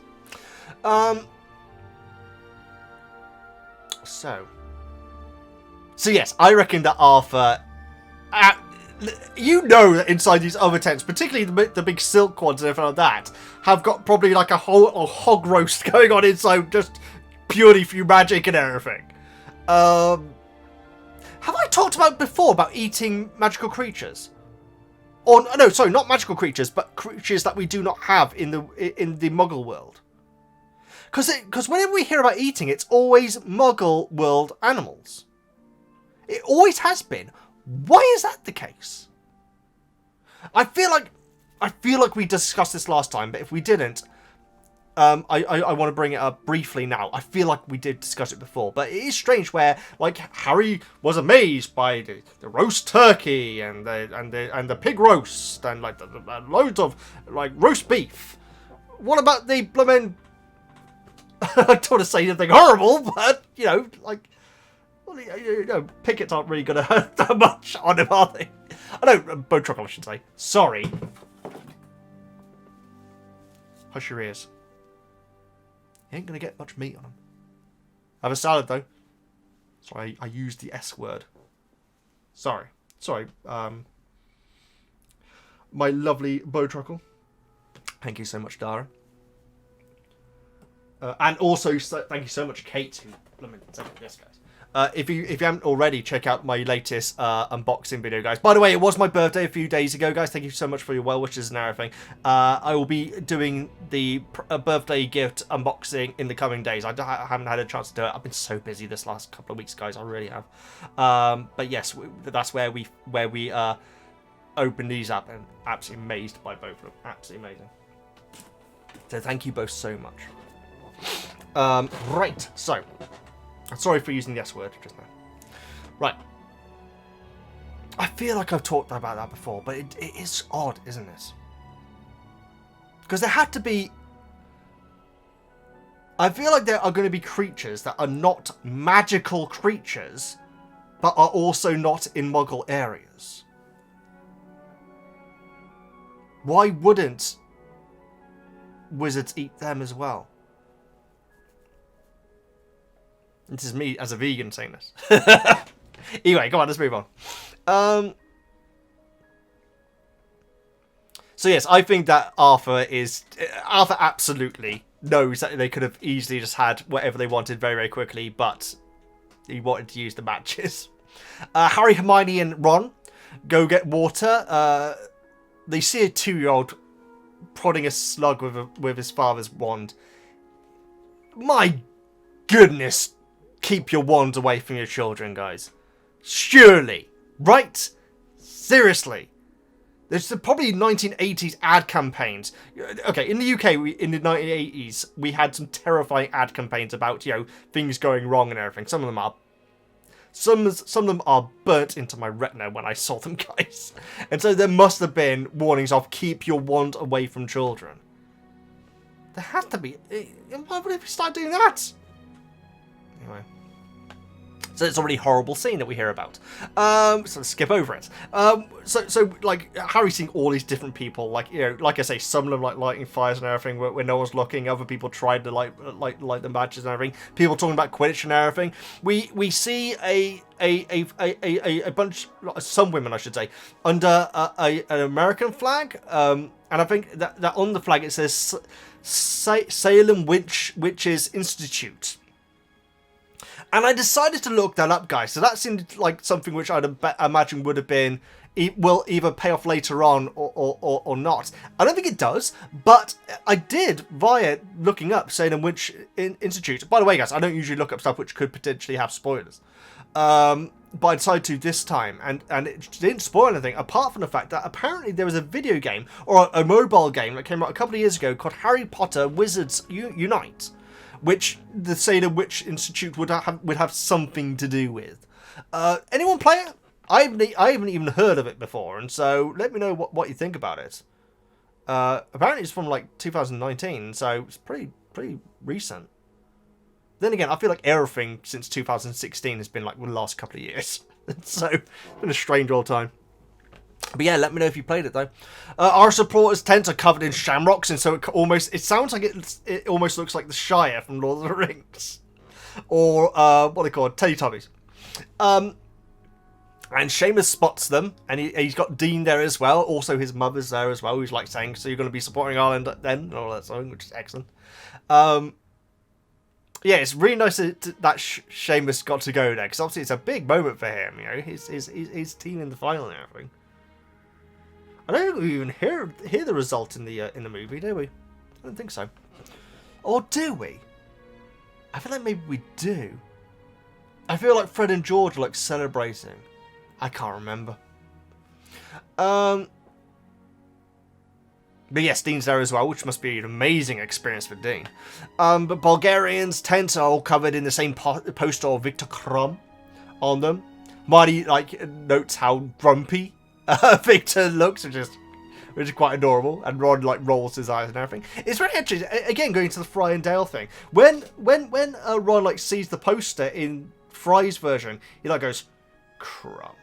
It's like almost as if he's his enemy. But later on in the chapter, he's buying merchandise of him, and so you know what? Knowing Ron, I can kind of see that making sense.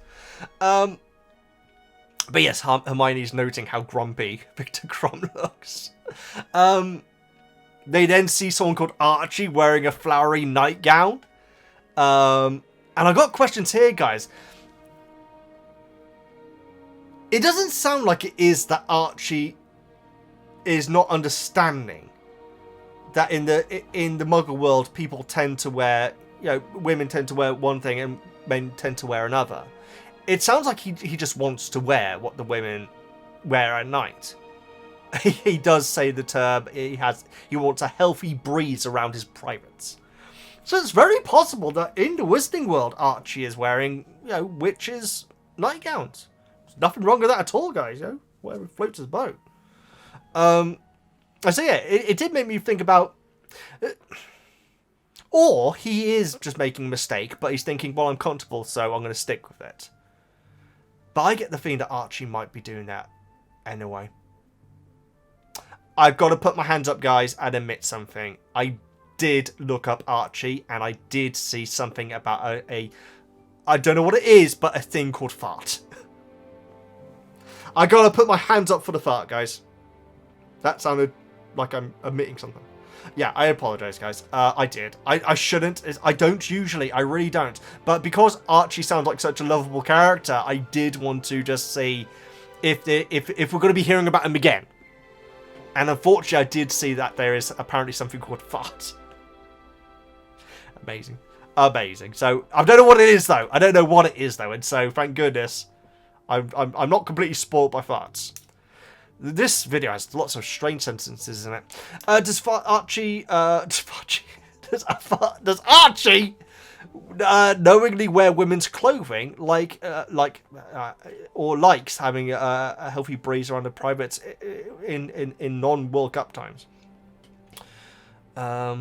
Does Archie wear women's nightgowns normally, and the ministry member is just trying to make him look less sus? Okay, so yeah, it could be that Archie, I don't know why I'm going on so much about this, guys, but I did find this part fascinating. It's possible that Archie does just wear women's clothing because he finds them more comfortable. But the ministry member, who's like apparently almost in tears, saying put the trousers on, is trying to make him look more Muggle-esque because he doesn't think that there is anyone who would be any male Muggles who would dress like that. I'm looking forward to the discussion on that, guys. It's obviously a light-hearted thing. Again, I don't want to be taking the joy out of this moment. Hermione, interestingly enough, is the one who cannot control her laughter here. Not Ron and Harry, which is very interesting. So yeah, and apparently it's only her as well. Oliver, so good to hear from Oliver again, guys. And I think that, because I thought that was it for Oliver last time, with good reason and everything. Now that he's left Hogwarts and everything, but we hear about him, he introduces Harry to his parents and everything. It's just lovely. Apparently he's been signed by the Puddlemere United reserve team, which is just amazing. Good for him. It's so awesome. We do very briefly hear about Ernie. It's nice that Ernie's there. Cho-Chan, and we get them all a moment, guys. You remember in my reaction to Goblet of Fire? You may not. You probably don't. When I said, "Where's Cho-Chan?" and then instantly she just appears. It's like she's waving at Harry across the dining hall, and he goes to smile, and just water pours down his top and everything. With this, we get that moment here, guys. Very interestingly, yeah, it's just it's interesting that it's here rather than later on. It's nice to hear from Cho as well. Bill had a pen friend. I did check both versions, guys, because I was listening to Jim Dales whilst I was doing my notes. I thought, is that the term that they use in the English version as well? Because obviously, I don't think anyone says pen friend. Everyone says pen pal. But that might be a term which isn't particularly used elsewhere, and so they may have changed it. But if they did, they changed it for both versions. So we hear about how Bill had a pen pal in Brazil. And they wanted to do an exchange visit and everything. But when Arthur and Molly said, unfortunately, we can't afford it, Bill let them know. And apparently they sent him a cursed hat, which shriveled his ears. Which is very sad, guys. That is sad. I'm hoping that maybe later... You know what? But now that Bill's got his own... No, I doubt it. I was going to say now that Bill's got his own income and everything, maybe he has visited this person in Brazil. But I'd imagine the hat probably, soiled any, fixing of that. Sounds like a cool hat, though. There's a hat in Hogwarts Legacy which, it carries you around and everything. Not you around, but other students. Need to get back to... I'm so sorry I haven't streamed for such a long time, guys. I really am. I used to stream 5 times a week and get videos out and everything, but a few years ago my life changed in a way where I really had to focus on other people and everything, and since then live streaming has become very difficult for me, even physically doing it. In fact, once during a Persona 5 stream I was not well. And so it's insane how long it's been since I played Hogwarts Legacy, guys. But it's not for the want of trying. I really do want to, but it's difficult, When I'm making a video, if I'm feeling down or anything, or I just need to take a moment to refocus my brain and everything, I can just press stop. You can't do that in a live stream, and so unfortunately I did have to stop live streaming. But like I say, I used to live stream 5 times a week. Seriously, it's a shame, guys, because I really enjoyed those times as well.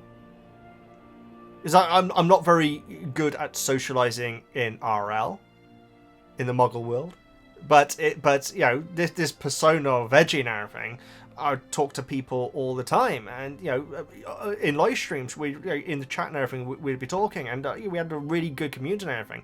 But obviously once I stopped live streaming regularly, largely those people aren't about on the channel anymore, and so it'd be nice if I was to live stream and they are still at least following, but yeah, because a lot of people were into the live streams and not the videos. So I can't force them to watch the stuff which which they're not interested in doing. But I do miss them, though. I do. So I'm sorry that it has taken me so long to get back to Hogwarts Legacy, and I'm so sorry about taking such a serious turn there, guys. But me saying I just haven't been able to stream for a long time is probably getting a little bit repetitive, and so I did want to admit that there is unfortunately serious reasons why I haven't been able to live stream. Yeah. So I need to start removing these notes as I go, guys, because I keep on getting lost. Archie. Yes, so we just spent a long time talking about Archie, the main character from this book. Hermione can't control her laughter. Yes. Oliver introduces her parents. Ernie, Cho-chan.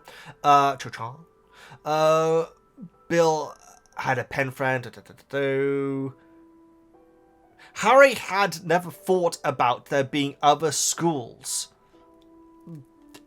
It's been 3 years, Harry. I'm surprised it hasn't come up in the curriculum. What about history of magic? Why is it... Okay, how is that not a part of history of magic? Other schools and other nations? No, it is. It's obviously a part of history of magic. What the heck is Mr. Thingy Bobby? Can't remember his blooming name. Pardon. Didn't mean to ring the bell then. I cannot remember his name. History of magic teacher. Bins! Bins means Heinz. I'm gonna sneeze. I'm gonna sneeze. I'm gonna stop recording. History of magic. Going on what the fact that Harry's never thought about this before, I would imagine the lesson must be about British history of magic. Never anything about anything else. Because if you say someone in South America, Harry's going to surely think, oh, that means that they must have been... I'm just surprised he hasn't... Sure, Harry's had a lot to think about these last couple of years, I admit, guys. More busy than me. But I feel like if I found out about this Wizarding World, I'd be... I'm going back to Fantastic Beasts again, guys. When Queenie mentions to to Newt what school she went to, and Newt like says, Hogwarts, is the best school and all this sort of thing. Jacob, really excited, says, wait. Where there's wizarding schools? I freaking love Jacob, guys. I think he's a brilliant character. My goodness. Such a shame that the movie's refocused on... It's a shame. I'm not going to get into what they refocused on, but it's a shame that they couldn't have kept this series called Fantastic Beasts about fantastic beasts. And instead they had to remind us all that the world sucks. God. I'm sorry. But yes, Jacob's amazing. So yes, Harry not thinking about the schools. It does make me think, Harry, that's insane. But Hermione doesn't batter an eyelid, because she probably knows the name of half of them. The schools, that is. After unable to use matches, but is having the time of his life. Apparently, whenever he actually gets one to light, he goes, oh, and then drops it accidentally, which I can really see. That has to be the series as well. And then Hermione comes over and helps him out with it. It takes a long time to heat up, though. Arthur is saying, oh, there's a Thingamabobby, there, a Thingamabobby, there, a Thingamabobby, there's an Obliviator. It's very interesting that there is someone whose job it is, a department whose job it is to obliviate, and that's it? You would have thought that would be in a part of a larger job, like a rules job and everything. But, or secrecy, magical world secrecy, or the anti-Muggle. There isn't so much a department, but we've heard about it being a precaution, and you would think that would be a larger job, but apparently they're called Obliviators. So that's at least the main thing they do. We also hear about Unspeakables, who work in the Department of Mysteries, and Arthur has no idea what they do. I bet you anything they are just dossing in there, guys. They're not doing nothing. If Fred and George, imagine that, became Unspeakables, and it's just wasting time just watching Quidditch matches on the TV and everything. That'd be amazing. I would love, and getting paid for it as well. That's my suspicion of what the Unspeakables are up to. And let me know what you think, or maybe we'll find out. Maybe we will find out. Oh, we hear about eggs and sausages getting cooked, guys. That does sound good. I remember when I was watching the Lord of the Rings movies for the first time, there's the scene on the first one, the Fellowship of the Rings. And if you were into Harry Potter but haven't watched the Lord of the Rings movies, guys, you got to. They are so good. Not just for the scenery, just for the soundtrack. My goodness, the soundtrack is gorgeous. And the scenery, it's all filmed in New Zealand. The Shire is genuinely one of the most beautiful places I've ever seen in my life. And the movie starts off there. Well, kind of. I'll do a little flashback thing. But they're good. They are good, guys. Much like me, I held off on watching Harry Potter for the longest time, guys. If you're holding off on watching Lord of the Rings, you should. All reading, of course. But there is a scene in Lord of the Rings, in the first one, where they start cooking up some sausages and tomato. And after that scene, for ages, I was having sausage and tomato, so regularly. Vegan sausages, of course. But yes, egg and sausage does sound good. Percy, Bill, and Charlie all arrive. Percy loudly announces that he's just disapparated. It's amazing. Imagine he's probably doing that at home as well. Just disapparated. I love Percy so much. I think he's great. And yes, so they chow down to their breakfast.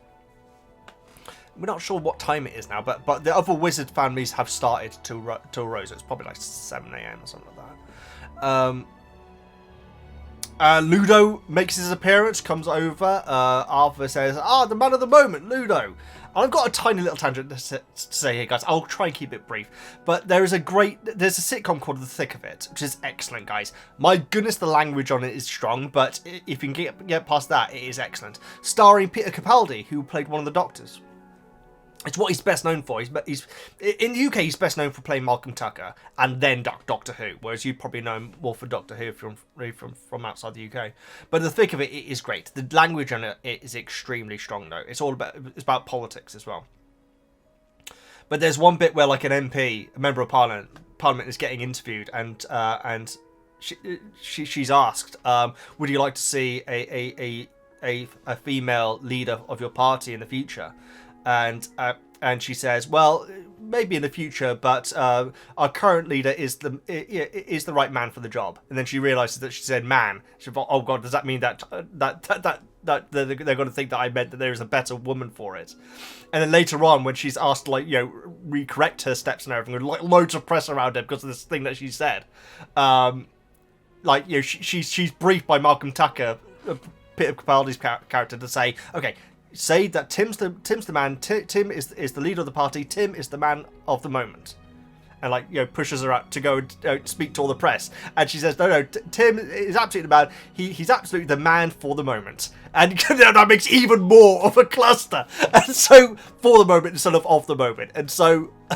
Whenever I hear that term, the man of the moment, I think of The Thick of It. That's probably my favourite episode as well. That is a great episode. Yeah.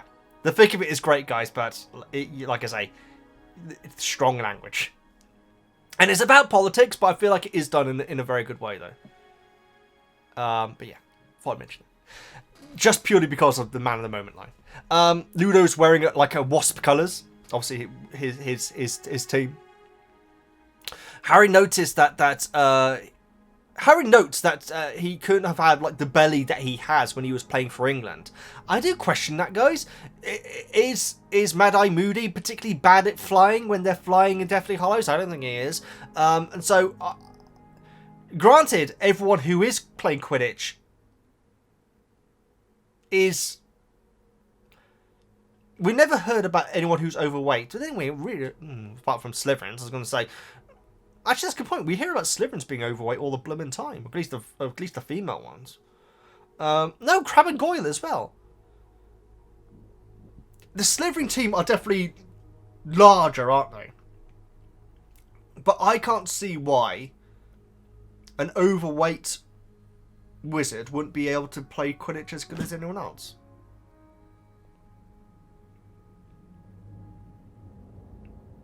Yeah. Yeah. Either way. But again, that's just Harry's perception.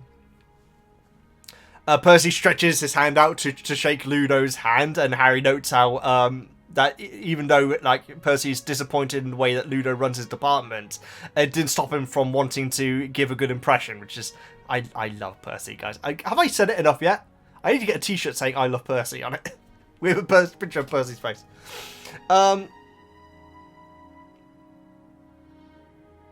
Ludo's taking bets. Arthur only bets a galleon on Ireland winning, which Ludo's actually like really disappointed with. And Arthur like says, "Oh, they're too young to gamble on it," and Molly wouldn't like it if. And then instantly Fred interrupts and says, "I'll bet 37 galleons and a whole bunch of other stuff on Ireland winning, but Crumb getting the snitch," which apparently Ludo doesn't see being likely, and actually gives him good odds on it, but.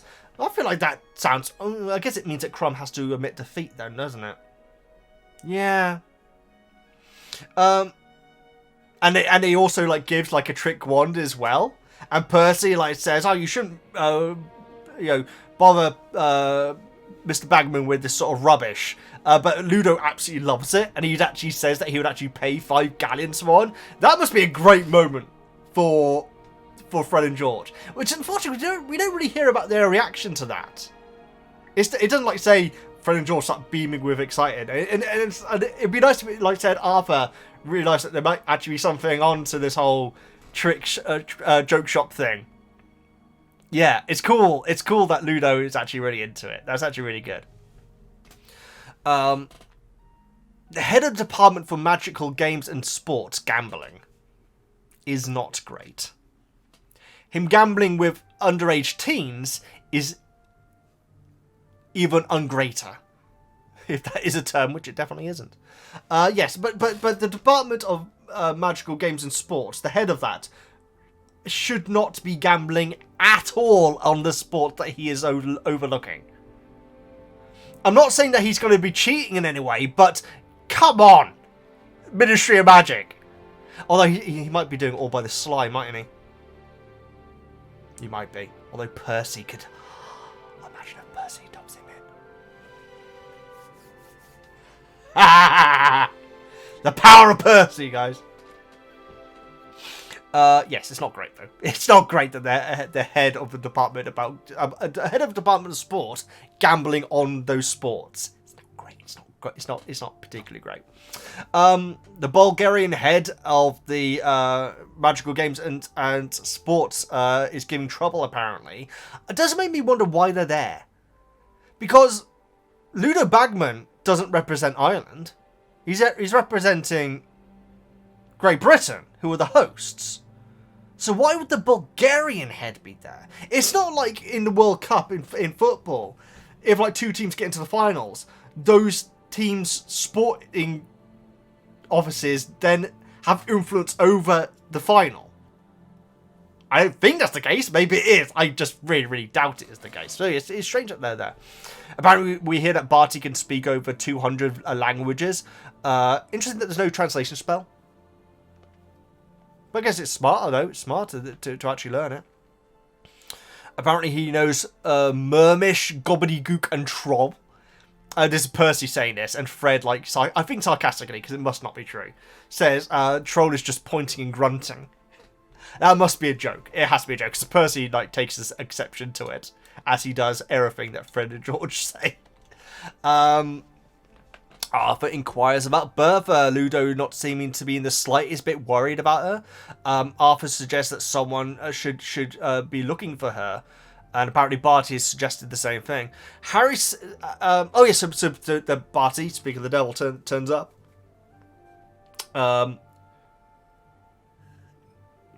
Very professionally well dressed. And Harry says that even Vernon wouldn't be able to tell that Barty was a wizard. I think that's what he's thinking. Is Barty wearing this because it's his Muggle disguise? I feel like that's probably it. It's gotta be it. Unless he always dresses like this, but I get the impression that it's not though, guys. I feel like he's basically owned. He's made a big point of being undercover. Yeah, I feel like that's what's going on. I guess we'll find out in later scenes, though, when he's in the Whistling World. Percy, like, half bows to Barty and offers him a cup of tea. Barty says, thank you, Witherby, which is amazing, and Percy's ears turn pink in that Weasley way. Pink ears, guys. The pink ears. Always happens. Pink ears and massive feet. That's what they say about the Weasleys. Yes, so I like the pink ears thing, because that is a recurring thing with them. But Weatherby, that's just amazing. It's just amazing. And Arthur... yeah, Barty's talking to Arthur about an embargo that he has on magic carpets. And Arthur's like saying how magic carpets are charmed Muggle items. But surely brooms are as well. Or at least some brooms. Surely not like... Sure, not like the Nimbus 2000 or everything, but surely some brooms are just enchanted actual brooms. Yeah. At least the ones that we see in, like, in Hooch's lesson, I should say. Madame Hooch. I was watching an episode of My Family, which is something that she was making at the same time. That actor, I should say. It was really good, and then it went really downhill, unfortunately. But she's like one of the main characters on it. She's like the mother of the house on it. And during an episode, she made a Harry Potter reference. I was like, wait, what? That's weird. Considering she was in one of the movies.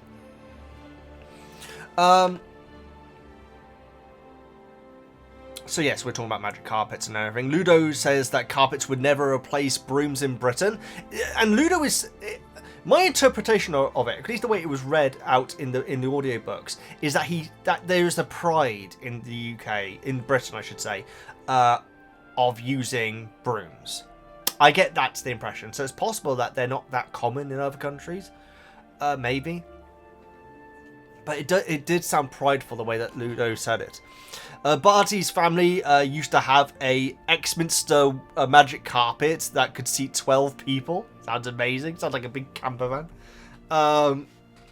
Ludo says how they have more to work on after the World Cup, and he keeps on going, Crouch, like that. It's amazing. Obviously, we know what that is referring to, and Percy. and says it is happening at Hogwarts, which must be immediately alarm bells going off for Harry and the gang. Barty thanks Percy for the undrunk drink. I say Percy, I mean Weatherby. He hasn't even drunk any of it. And Ludo goes, Ludo mentions that he's going to be doing the commentary during the game, which is very interesting. Makes sense. Ex-English player doing the commentary. When Fred and George are trying to like work out what it is that Ludo was talking about, once Ludo's gone, like Percy's like saying, the Ministry, are keeping under wraps, and when it's time for them to reveal it, they will. And Fred says, "Shut up, Weatherby." I kind of hope that's going to be a thing going on now, but I doubt it will be. But I just found it really funny. Shut up, Weatherby. There's merchandise coming in, guys. Loads of different stores and everything. Ron buys an action figure of Crumb, which apparently is like walking around and so on. There are binoculars that can slow down, I'd say footage, but it's not even footage. Slow down what you're seeing and replay it and everything, and also get a breakdown of play-by-play and everything. And Ron's like saying, "Oh, I wish I'd got that instead of this hat now." Interesting to see if they have them in the movie. I think they probably. I feel like they do. Obviously, I haven't rewatched that part yet because that'll be next time. And Harry says, "I'll take 3." And straight away, Ron is like, "No, don't do that." And you get the impression that Ron, or at least from Harry's perspective, doesn't like Harry doing that. And it's a very British thing, guys. I'm not sure if I talked about it, but there's a great video on YouTube starring Mickey from Rocky. What's his blooming name? I always forget his name. The actor who played Mickey in Rocky. Burgess Meredith, is it? It's Burgess Meredith. From the 40s. This video is. It's on YouTube though. I'm gonna look it up. What it's called in fact. U.S. troops in the UK World War II. That should come up with it. Yes, there it is. It's called A Welcome to Britain, 1943. That's what it's called on YouTube. And it's made in 1943, guys. And it's Burgess Meredith, who, like I say, went on to play Mickey in Rocky, which is a fantastic movie. And it's an informational video for American troops that are going to be stationed in the UK during the Second World War, and it's fascinating, guys. It really is, and it's basically telling American troops how to behave in the UK. And one of the first scenes, I highly recommend this video, guys. I think it's fascinating. In fact, there's even a bit where it goes into race at one point as well, which is just fascinating, considering it is real. It is a informational video for American troops to go over to the UK, guys. I find it so fascinating, and it's on the US National Archives channel. But the video is called "A Welcome to Britain, 1943," and one of the first scenes in it is Burgess Meredith going to a pub in the UK and how to behave in the pub.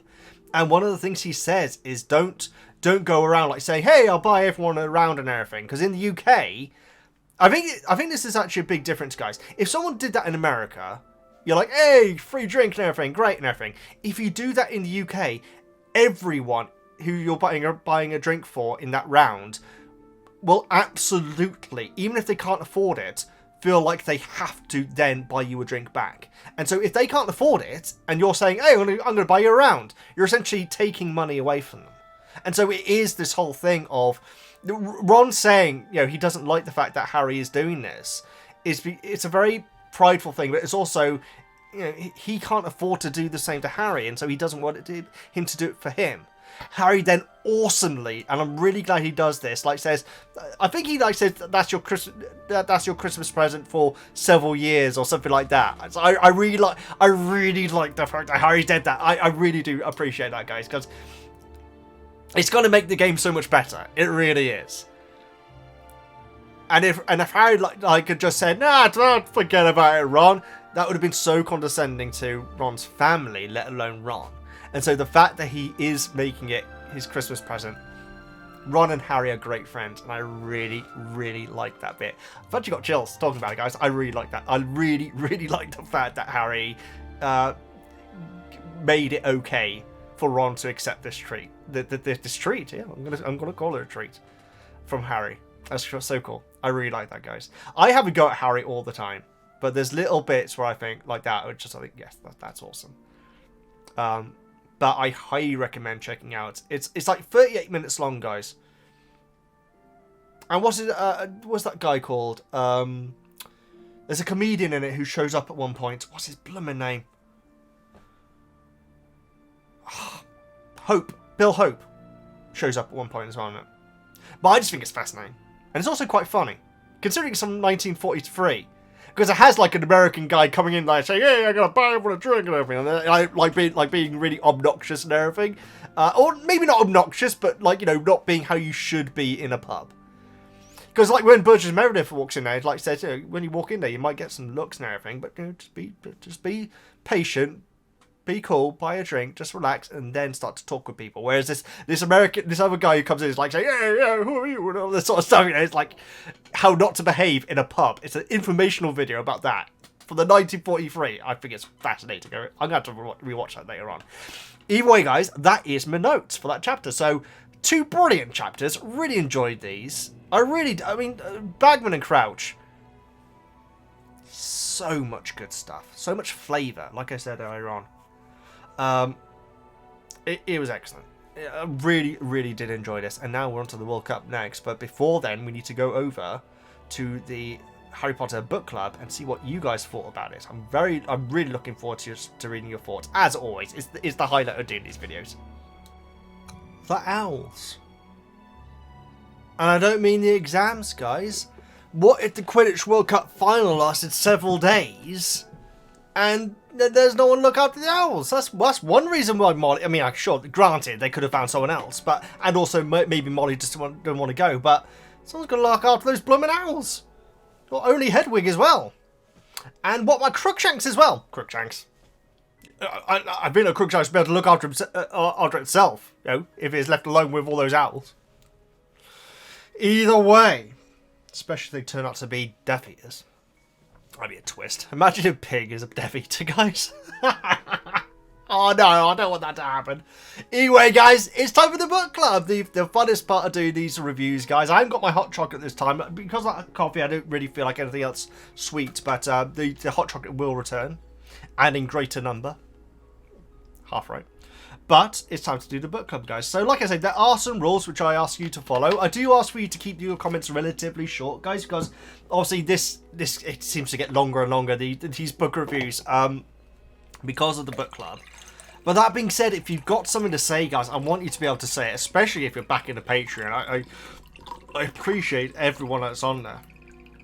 I also appreciate everyone who can't back the Patreon but watches these videos later on as well. I should have said at the start, guys, but I'm guessing you've watched these before. This would be a very strange one to start off with, but if you do back the Patreon, you also get access to 2 book reviews in advance. And so when this one goes, so when this one gets posted on the Patreon, one from 2 episodes ago will be posted on YouTube for free, and so you can catch up via that as well. I didn't mention that. I should have mentioned that, but I think at this stage, I think we all know this setup by now. So anyway, guys, this is the Harry Potter book club. This is the blurb where you want to post your comments into. I will note there's only 25 likes on this one, guys, and over 100 comments. But then again, there's no benefit of giving it a like, so don't worry about that. But yeah, there's I don't think there's literally any benefit to giving these posts likes, but I just noticed it. It's fine. Sorry. Right, okay, so we'll be getting into it now. Let's get through these comments straight away, guys. So, Emil, I hope I'm saying your name right. So much fun in these chapters. I can't believe I ever participated. I can't even believe I ever participated in a book club before. Emil, I was going to say, I thought you were a new name here. I know you're not new here, but a new name in the book club. But I knew what was going to happen in these chapters, so I just have 2 small things.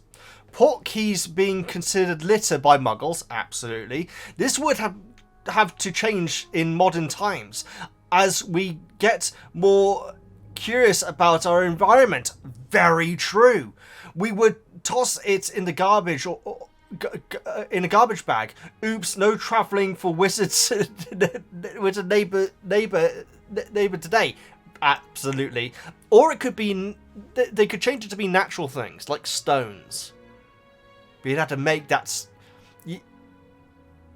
I think that you could put a stone in a forest, which isn't going to be touched for centuries, if ever again.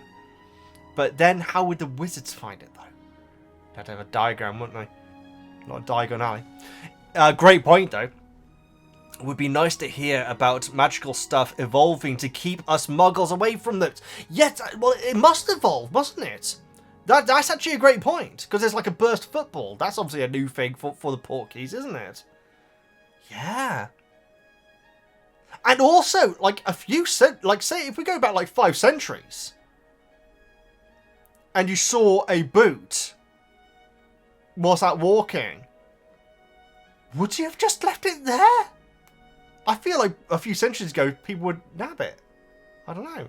I don't really know about that. The evolution of magic, my goodness. The evolution of anti-Muggle security, the way that Arthur puts it, that'd be fascinating. It's the most fascinating. I love this sort of stuff when it comes to the Potterverse, guys. I really, really do. Old Archie. This would have been hilarious in the movie. I bet you could come up with a British actor who would be perfect for this. Let's go on another British sitcom tangent. We've already been on a couple of the day. Love the book club. I can't wait until the other books.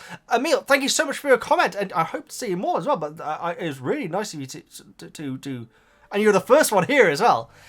British actor to play Archie, who would have to have been around at the time.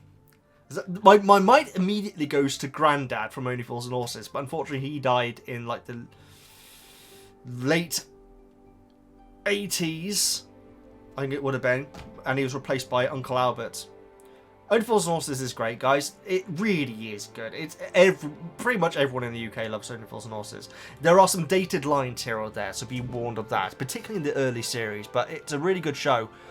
And Grandad was my favourite character. He was in like the first 4 seasons, and he's such an Archie. He really is. He is such an Archie. I love him, guys. He is even my favourite lines from the entire show, where he's just basically swindled Dale Boy, one of the main characters, out of some money. He is their granddad, and like Dale Boy, he's gonna like chase him after him because he's just found out that he's been done out of this money. And Grandad says, "It wasn't me, Dale Boy. It was my brain."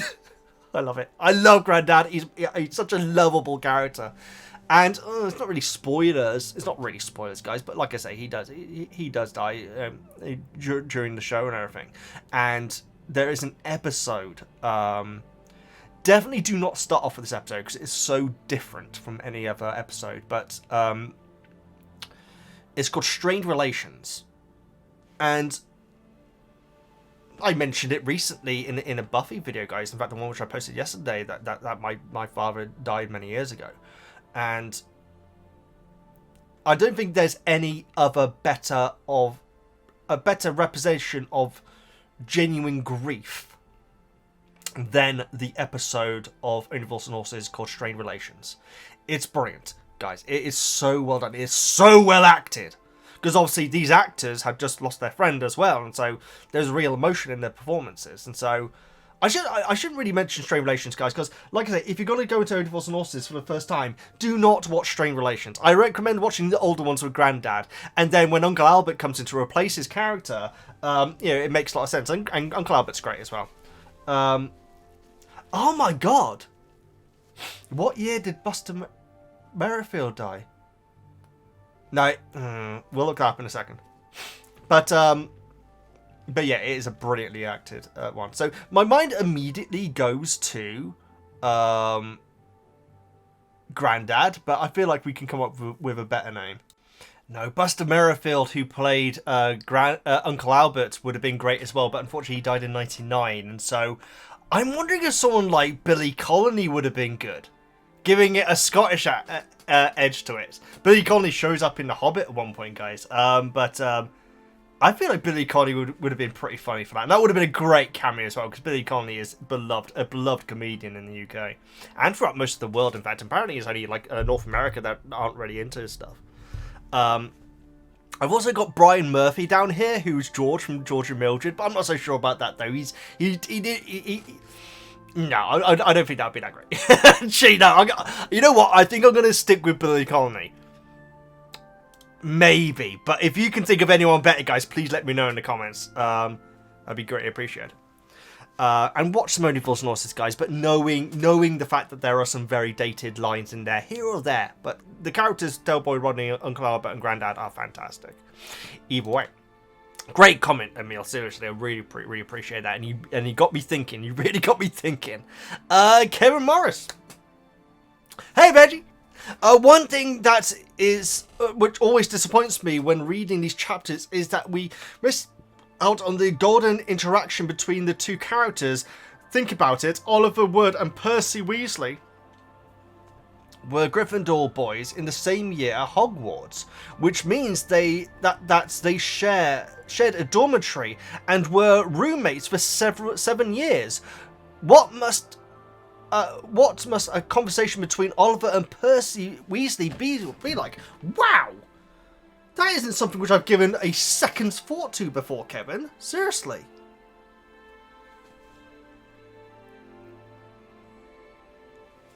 There is a chance they just didn't... I think there is a chance they may have never even spoken to each other. No. Not with the dormitory. No, you're right. You're right, Kevin. I know you didn't just say anything, but you're right, Kevin. With the dormitory, they would have done.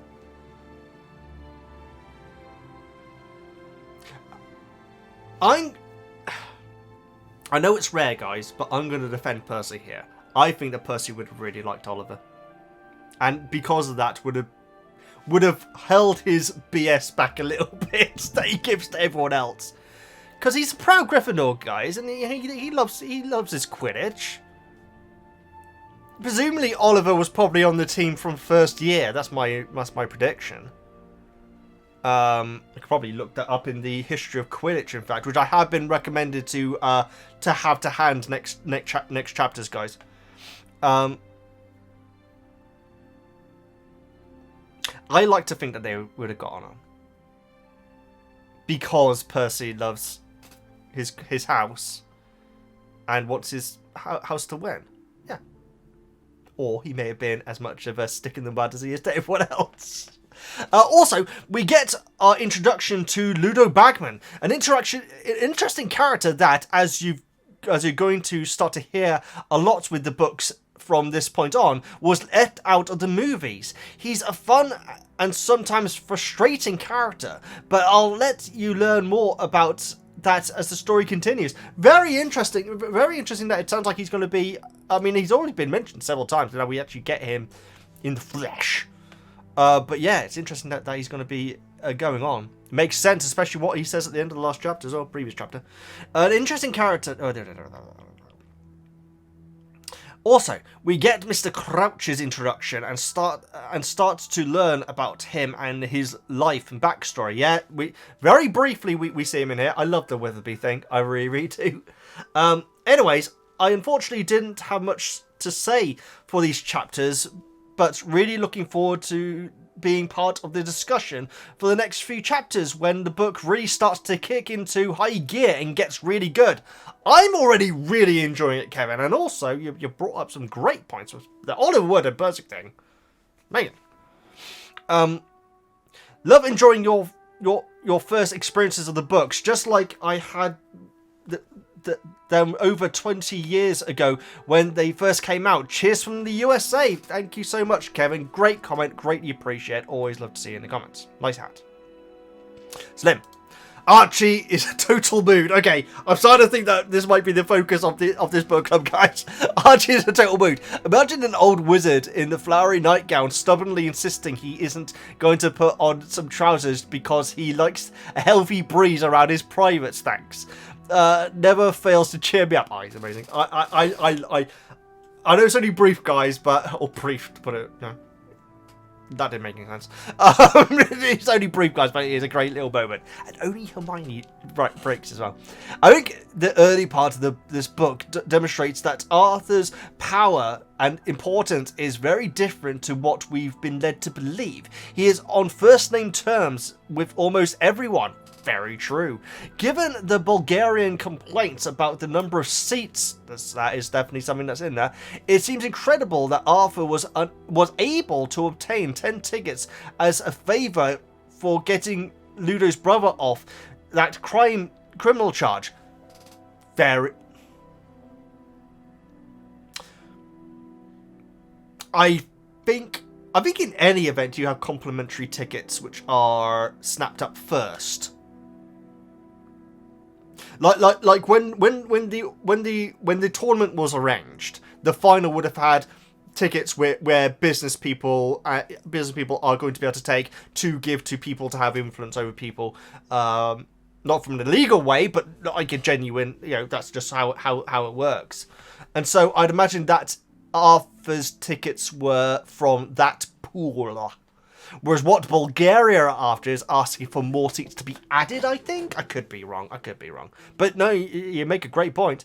Arthur clearly wields a significant amount of soft power within the ministry. His department has the power to embargo Ali Bashir's flying carpets. All of this is quite ironic, given his complaint about Lucius Malfoy and how well connected he is. Wow. I like that, Slim. I like that a lot. Despite what his children think of his job, Arthur's influence reaches further than they think. And I completely get that. And the thing is, he's like saying all these different people from different departments and everything. He is definitely, he is a fish among the fish. That is not a term. Yeah, I think you're absolutely onto it. However, I have an alternative theory about how Arthur was able to get the tickets, which I'll explain in a more relevant chapter. Okay, scary Slim. Which did you've got me worried now about what that will be. Which did find more interesting, Bagman or Crouch? We barely met Crouch. I'm gonna go Crouch. I am gonna go Crouch. But we definitely got a lot more Bagman here, though, don't we? Mr. Bagman. Which would you prefer to work for? Oh, that's a good question, because you'd imagine Ludo is a lot more relaxed. But sometimes you don't want that as a boss. Sometimes you really don't want that as a boss. I have no idea, Slim. Let me know your opinion in the comments. I'd like to know. I'm not sure which one. I probably Crouch. Sometimes you just don't want that laid back attitude, especially, well, Bertha Jorkins would prefer more concern, wouldn't she? Or maybe there's something more to it. There probably is.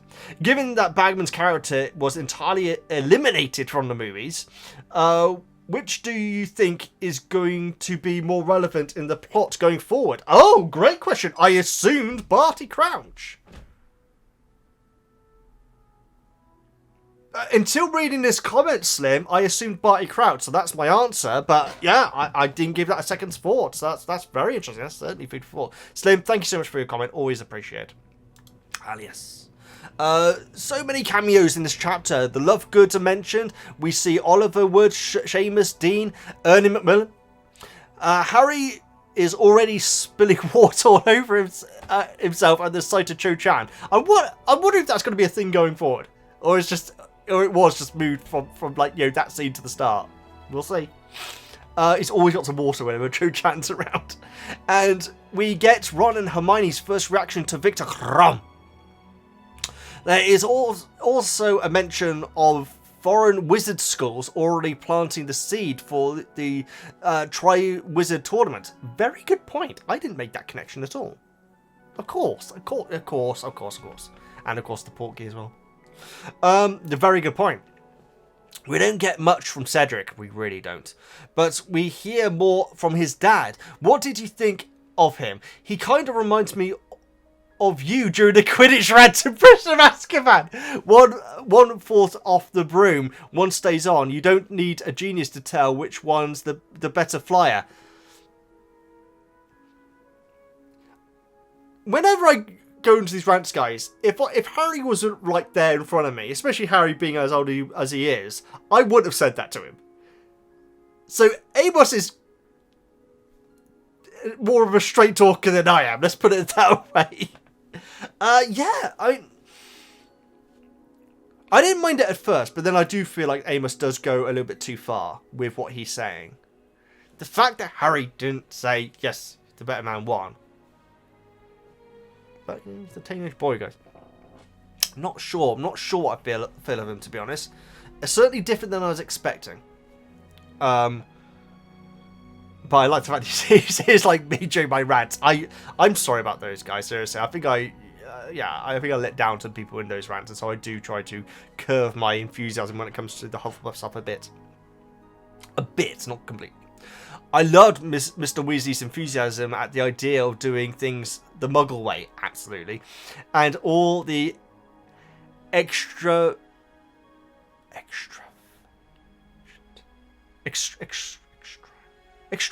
Yes, sorry, for some reason I couldn't read that word. Extravagant tense from the other wizards trying to show off. The showing off ones annoy me.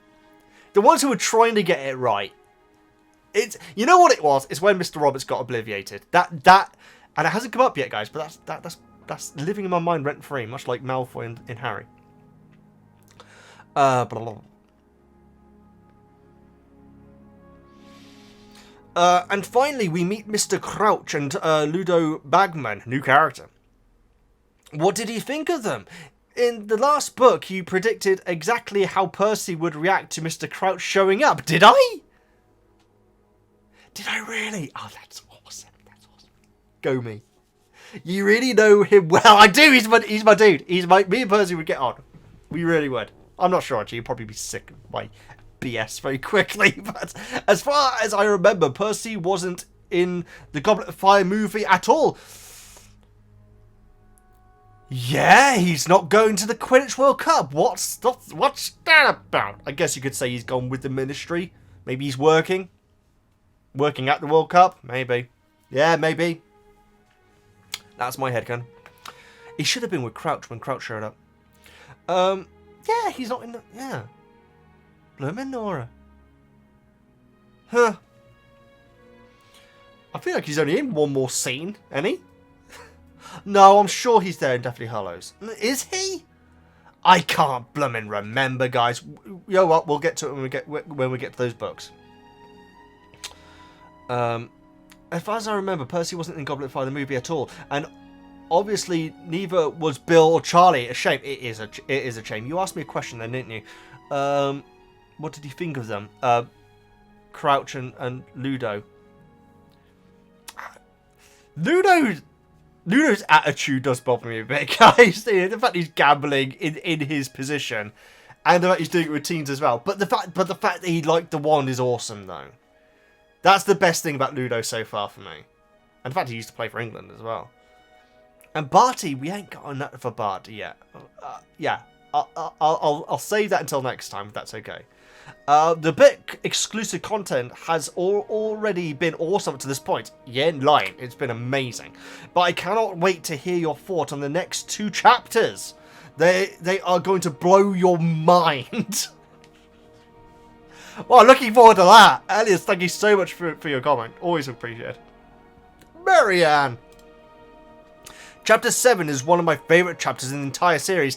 You know what, Marianne? I do not blame you. I thought it was great as well. I can't help but feel like I'm there along Harry seeing all the different crazy tents and outfits. Archie. Pardon me. Actually, maybe burp then. Almost burp. It's so fun hearing about all the Quidditch merchandise and seeing all the other students with their families. I'm reading... It's very nice that Seamus's mother doesn't like go, Harry Potter! It's like with very few people who does. And Ludo doesn't as well, actually. He does clock the scar, but that's it. Whereas Amos, obviously, is like most people. Seamus might be too busy thinking about the World Cup. It's so fun hearing about the creative. I'm reading the illustrated edition of the books, and that just elevates my enjoyment as the beautiful drawings capture the chaos and excitement of the events perfectly. Marianne, I've been recommended the illustrated editions before, and ages ago, and I'm so sorry that I didn't get around to doing this. Someone suggested that I should check out the art as we go through the chapters. That would make these videos even longer, unfortunately. But in the future, I do want to have a look at the illustrations, guys. Now, I don't want to just show what the book is, as in show you page and page and page and give my thoughts, because, that is, copyright and everything not great. But I think that we should definitely look up some of these arts. I would love to see the illustrations for the Quidditch World Cup, in fact. So, I haven't been liking the blooming comments. Let's do that real quickly now. So, yeah. This is like a really useful way where I can keep an eye on how far through I am with the comments. There we go. Yeah, we need to cover it in some way in the future. So, Marianne, thank you so much for your comment. Always really appreciated. Jacqueline! I didn't have anything to say about the last chapter, but I do for this one. As an adult, the way Molly handles Fred and George is quite disappointing. Yeah, this is very interesting. They obviously were in the wrong for the whole prank on Dudley, but the fact that they are developing all these things just at 16 is incredible. It seems so focused on... She seems so focused on there only being one right career path, that being the job at the ministry, that she doesn't see how miserable those two would be doing anything other than what they are doing. It's true, Jacqueline. I feel like I go less hard on Molly than other people do regarding it, because I feel like we all agree that it's good, with good intentions, that Molly is doing what she's doing. She's not trying to upset Fred and George. She's not trying to take away their ambition. I guess you could argue that she is in a way. That being said, guys, I clearly misworded something a few book clubs ago when we were talking about Molly sending Harry cakes and everything whilst he's on this diet. I was taking just that one situation into account, as in Harry's on a diet, parent of another family is sending Harry stuff.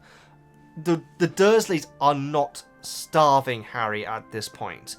He's not getting as much food as he wants, but none of them are. That doesn't make it any better, because obviously he's getting less than Dudley is. So when I was saying about Molly sending the cakes, there being a little bit questionable about it, I wasn't taking into consideration everything. I'm not talking about, when they were starving Harry, when they were keeping him under the stairs and everything, when they were really mistreating him. All of that was being put aside for one moment, and I was comparing this one situation where there is a child on a diet and a parent from another household is giving them food.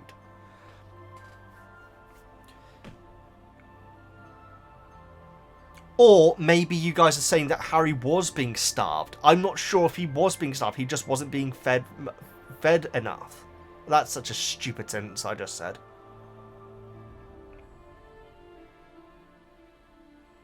It's not as bad as it used to be for Harry when it comes to the food situation. So what I was comparing is Harry's current situation with Molly sending the cakes as well. That's the situation, and nothing else. Nothing else. I certainly didn't mean to come off as if I was like furious at Molly for doing it. And I got a lot of comments saying, in this situation, Molly is absolutely right for doing it. Maybe I misread those chapters as being Harry is on a strict diet, opposed to him being starved. Because that isn't how I read it. And if that is how it's written, guys, I apologise, because I completely missed that. So I'm glad I brought that up, guys, because that was a big thing in the comments recently, actually.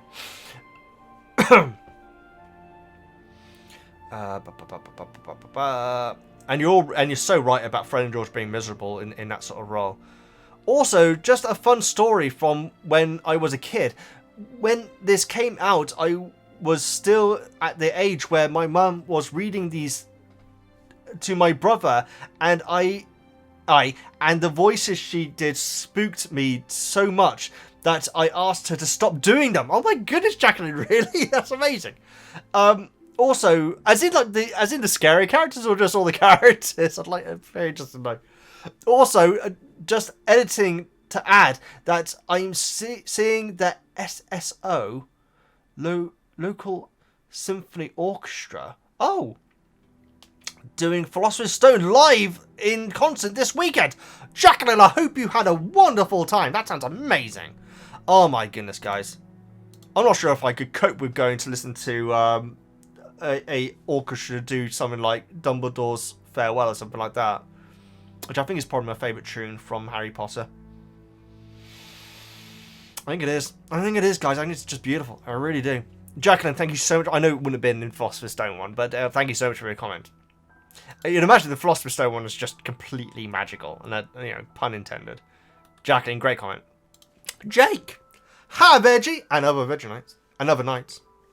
I wonder if the introduction of Splinching was the author's way of excusing why wizards don't just apparate everywhere all the time. Otherwise, things like Fristrals and Nightbus would be a bit redundant for adults. Yeah. I mean, that's absolutely true. Yeah, and yeah, I don't even know if it's the majority of people that apparate. Although Afterlight says there are even some wizards who don't. So that would suggest that they are the majority. I'm not sure. I'm not sure. Similarly, you have to wonder about the safety of McGriffinkeys. Disguising them... MacGuffin keys. Yes, I see. Disguising them as everyday objects and then leaving them lying about in fields. It's a wonder the World Cup wasn't full of Wombles. Amazing reference there. Absolutely amazing. Wombles is an old British TV show about these little creatures who live on Wimbledon Common, I believe. Little, like, it was stop motion. And it's like these little creatures where they take litter and like turn them into other things and everything. It's great. It's like from like 1970s, so it was before I was born. But I think even kids nowadays know what Wombles are. They are a beloved thing. Mainly for the theme. I think mainly for the theme music. Although they did have a single out called "Remember You're a Womble." Womble. Good on Archie wearing whatever he feels most comfortable in. Absolutely, Jake. I couldn't agree with you more. One of very few, if any, gender non-confirming moments in the book that I can recall. But it plays as a joke, sadly. I'm not sure if it's really... We hear that it's because Archie feels most comfortable in that outfit because he has the breeze. That's why he's doing it. But yeah, that's very interesting. That I mean, and it absolutely is played for a joke, but it's a great moment though. Lastly, since you were talking in the last book club about other languages, I thought you might be interested to know that Philosopher's Stone was the longest work published in ancient Greece since 3rd century AD. Ancient Greek. The longest... Is that a joke, Jake? Or is that genuine? That's fascinating. That's been translated into ancient Greek. Bloomin' heck. That's crazy. I would love to know more about the Greek Wizarding World, guys. I feel like that would be one of the most interesting. I really do. Hope you have had a lovely birthday, and sorry about the gift fail. That's alright, Jake. Yeah, it's Dunnell's messed up, basically. They couldn't send to a PO box, and instead of just leaving it at the local office, they just cancelled the entire thing. stupid. Either way, Jake, it's not your fault. Thank you so much for the thought either way. I will be doing my unboxing video soon, guys. Rachel Owen. Hi all! In these chapters we learn a lot more about the difference between different transport methods. Absolutely we do. Apparating is difficult and risky and needs a license, but can get you mostly anywhere except Hogwarts. That makes a lot of sense. That makes a world of sense. A wizarding world of sense. Are you physically able to do it without a license? Yes, you must be able to.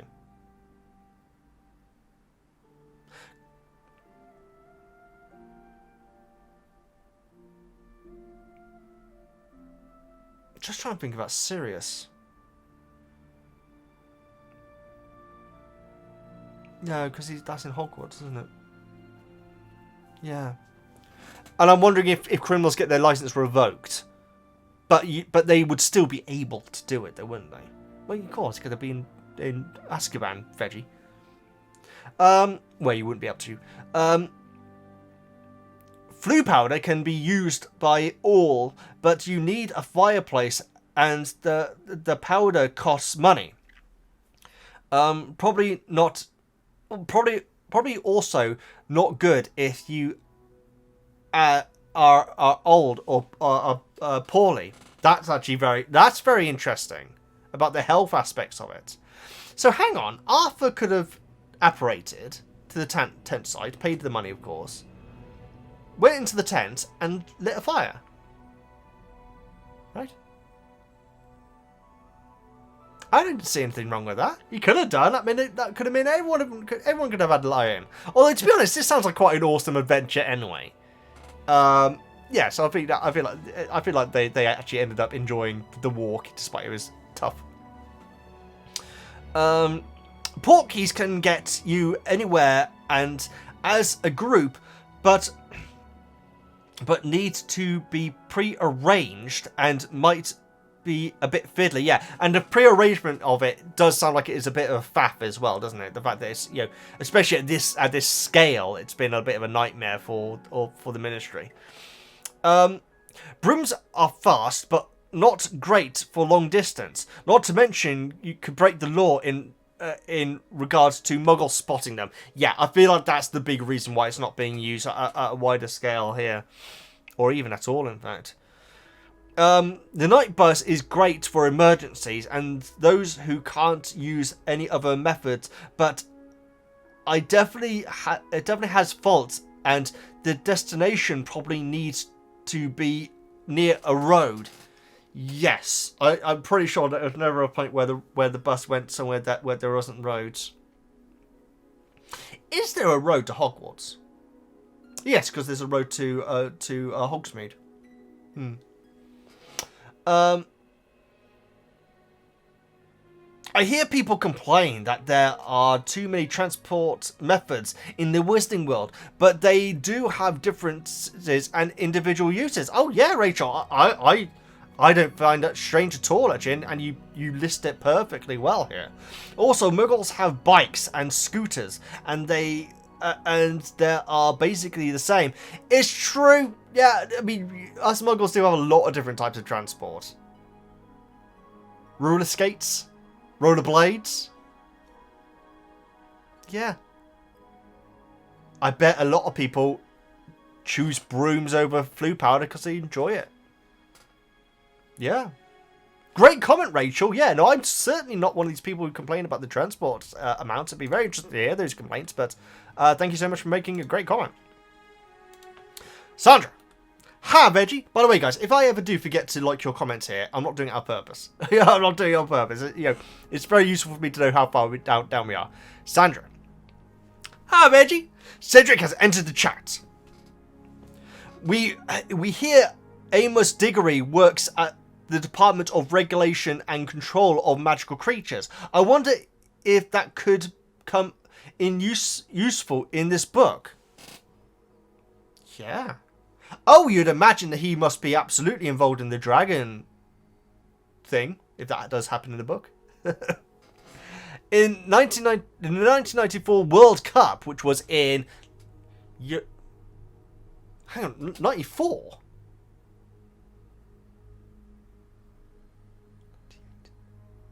Yes, it would have been World Cup. Because 96 was in Europe, and that was in England.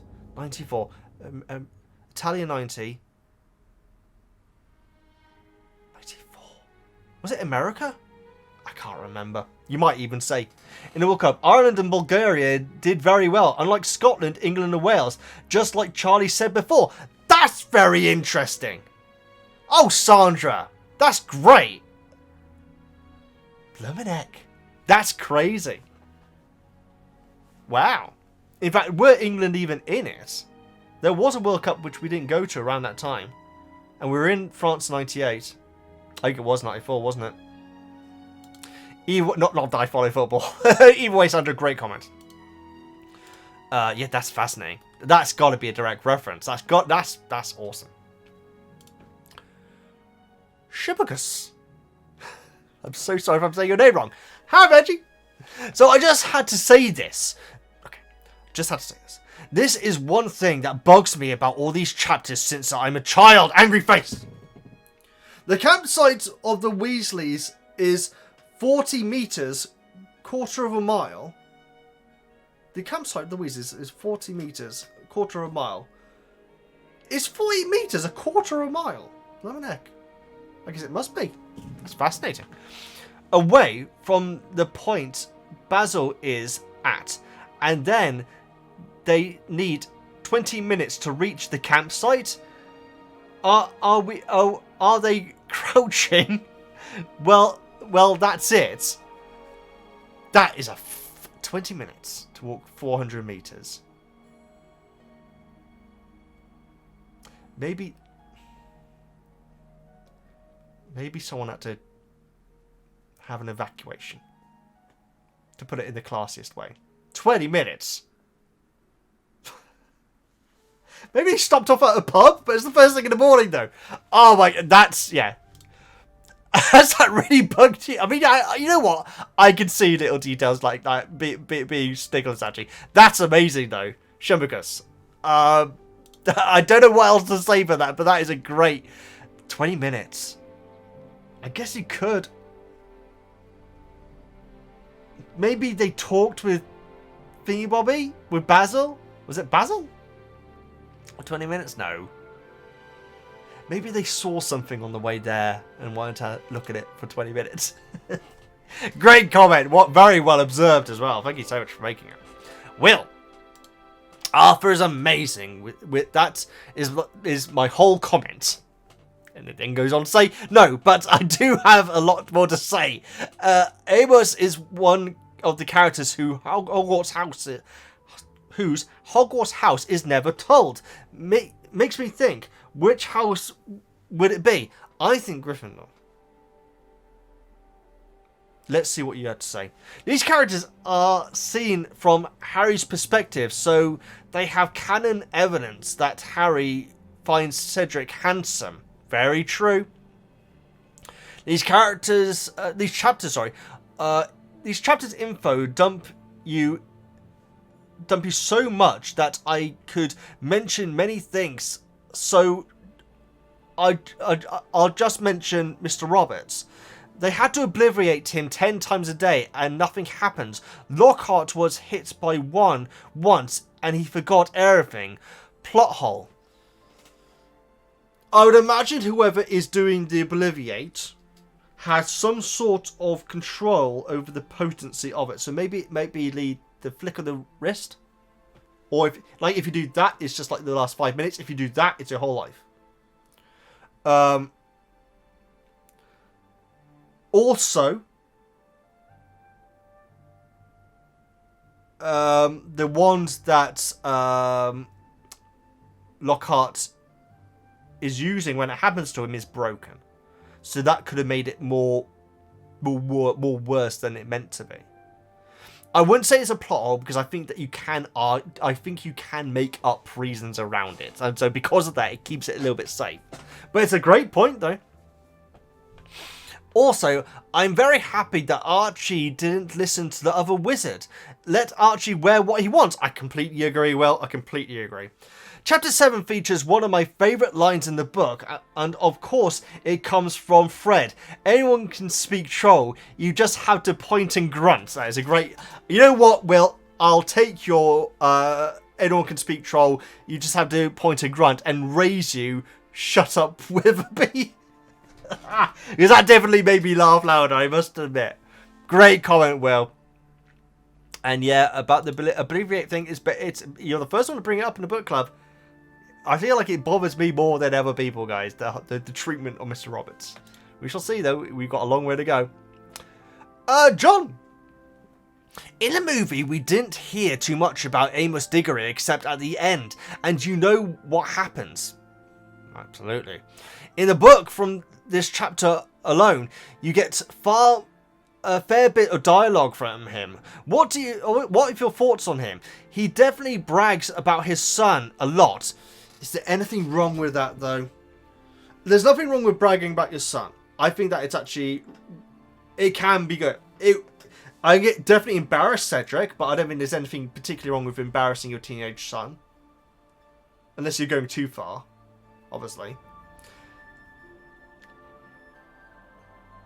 I think that he probably thought that Harry is a lot more prideful in himself than he actually was, and so that's why he went a bit thick on with the whole, oh, even he would admit that the better man won. But Harry has insecurities that, you know, a lot of wizards will not even imagine he has, so that was quite ignorant of Amos. So at the moment, I'm not his biggest fan, even though Cedric's dad. Cedric, on the other hand, I'm thoroughly enjoying, even though he said like 2 sentences, and one of them was hi. Also, we also hear one mention of love goods in this chapter. On a side note, remember last chapter when Molly thought Bill's hair was too long and she wanted to cut it? In the movie, almost all the boys' haircuts are long. Harry, Ron, Fred, and George, and Neville. Was Neville's hair long? I can't. Yeah, you're right. Imagine what book Molly would think if all her sons plus Harry had long hair like in the movie. There is a reason why they all had long hair, isn't there? And I can't remember what it was. Was it? I mean, it was the fashion at that point, but I feel like there was an on-set reason for some reason. No, maybe not. Maybe it was to make them look younger because they were aging. Maybe. No, I feel like I've been told there's a reason for it before, and I can't think what it is. Either way, great comment, John. And yes, they all have lovely hair in it. What about Malfoy? Malfoy in Goblet of Fire. He's not really involved in it much, is he? I can't remember. He's in the... That's when he started having the slick back, wasn't it? No, he had the slick back in the first one. I don't know. Either way, we'll cover it next time. Thanks so much for your comment, John. Josh. Man, Goblet of Fire is really where the movies diverge from the books in such a large degree that it feels like 2 entirely different stories. It really does. No candle in the eye. You will quickly start to notice that even the things that in the movies kept in, 2 of which I will absolutely be ranting about when we get to them, I can't wait for that, gets butchered. I can't wait for you to fully understand why we book readers hate this movie so much. This is the thing, Josh, because at the start, I'm like, I think I even started the video like saying, wow, I can understand what you book readers are saying. I take that back, because I don't think that is what you're saying. I think there is an argument to say that the movie started in a way because all these wonderful details that we are getting are irrelevant to the storyline. Whereas your comment and other comments which I've seen in the past suggest that the storyline itself was very big change. And so I'm waiting for these moments. I'm looking forward to getting to them. How different this book is actually going to be. Anyway, I love all the little mentions and teasers of these in these chapters. The world just feels so alive and magical, which I know sounds redundant, but it's just marvel at the detail on every page. No, Josh, the thing is, I don't think it is redundant. I think it is the best things about these books. The details, the little details, like what Harry's seeing and everything, like, you know, even down to Archie and everything. It's just wonderful to see this joyful, different world, currently joyful. I think it's absolutely, possibly the best part of these books. I think it is. Josh, thank you so much for your comment. Always appreciate it. Jacob. One small note on something from the last chapter. The twins have a trace on them, like all wizards under the age of 17. You will learn more about the trace in the future and why they can do magic at home and Harry can't. Very interesting. Listening to the audiobook, you won't have noticed the sign on the campsite where was spelled Weasleys. That's interesting, Jacob. Because it spells it out, I think. I think one of the audiobooks, you know what? I think one of the audiobooks spells it out, but I didn't. Even then, I didn't even pick up on the fact that it was misspelled. Very interesting. And yeah, there definitely does seem to be a mystery around the twins and using magic and everything. Again, if it ends up being a plot hole, I think you can argue around it with headcanon, but yeah, it'll be interesting to see if it comes up though in future. Jacob, thank you so much for your comment. Katie. I like how proud of his son Amos is, but I can't be the only one who felt a stab of regret when he mentioned the grandchildren who would never be.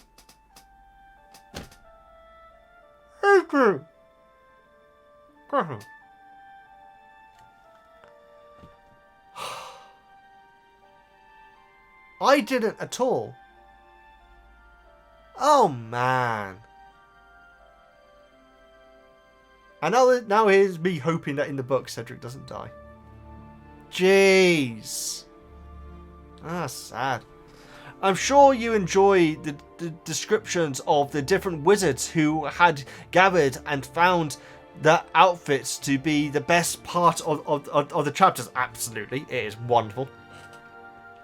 The way Percy clearly idolizes his boss is wonderful. A wonderful balance by Mr. Crouch's lack of interest, which is clearly shown by him getting Percy's last name wrong. It's amazing.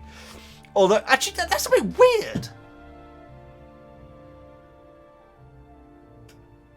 Because he knows Arthur, right? Does he call Arthur Witherby, or does he just not know that it's his son? That's interesting. Hang on, what? Oh, okay, there might be something new from Helen and Boss tomorrow. Exciting. You must know Arthur. Because Arthur seems to know everyone here. So maybe he just doesn't realise that... No, even then, it's strange that he says the wrong name for Percy. Unless he's doing it on purpose, of course. Purposefully Percy. Although, I'm guessing from his personality, that would have stopped if Percy corrected him, since I don't see Crouch making the same mistake again after being corrected. That's true, but Percy's too much of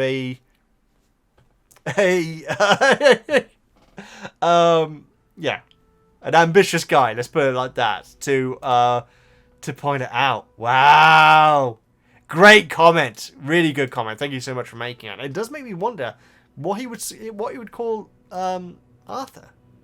God. Great comment. Thank you so much for making it. Gets it. Omniloquence. Such a weird but awesome item. Well, you can do it with TV now, can't you? So it was ahead of the time.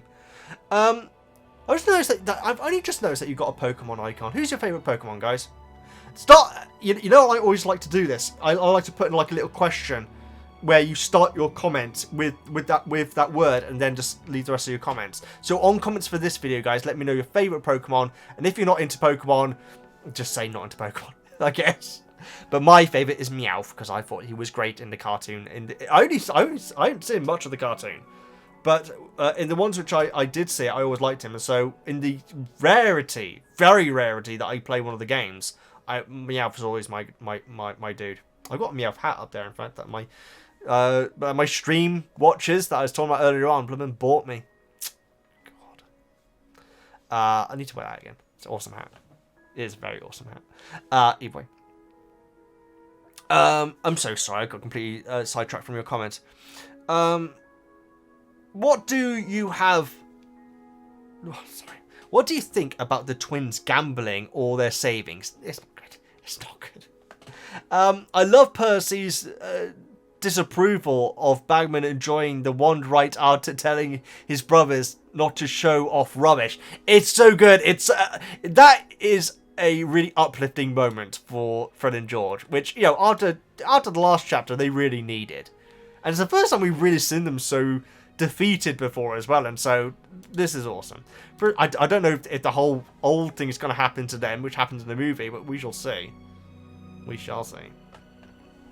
Great comment, Kensit. Always appreciate. Melania. Justice for Weatherby. You had a great start to the comment. I love these chapters. Staying in the camp would have been so much fun. I would have gone absolutely broke with all the cool souvenirs. They did sound amazing. Do not know how to feel about live figurines of actual people, though. It is a bit strange. Not to be gross, but there are a lot of weird, creepy people out there. You're thinking about maybe, I think you might be talking about it a little bit stronger, but you know Toy Story, the neighbour. Imagine Victor Crom's head on like a robotic spider body. I can't remember his name. You know Toy Story. You've seen Toy Story, guys. You've seen Toy Story. Very creepy scene.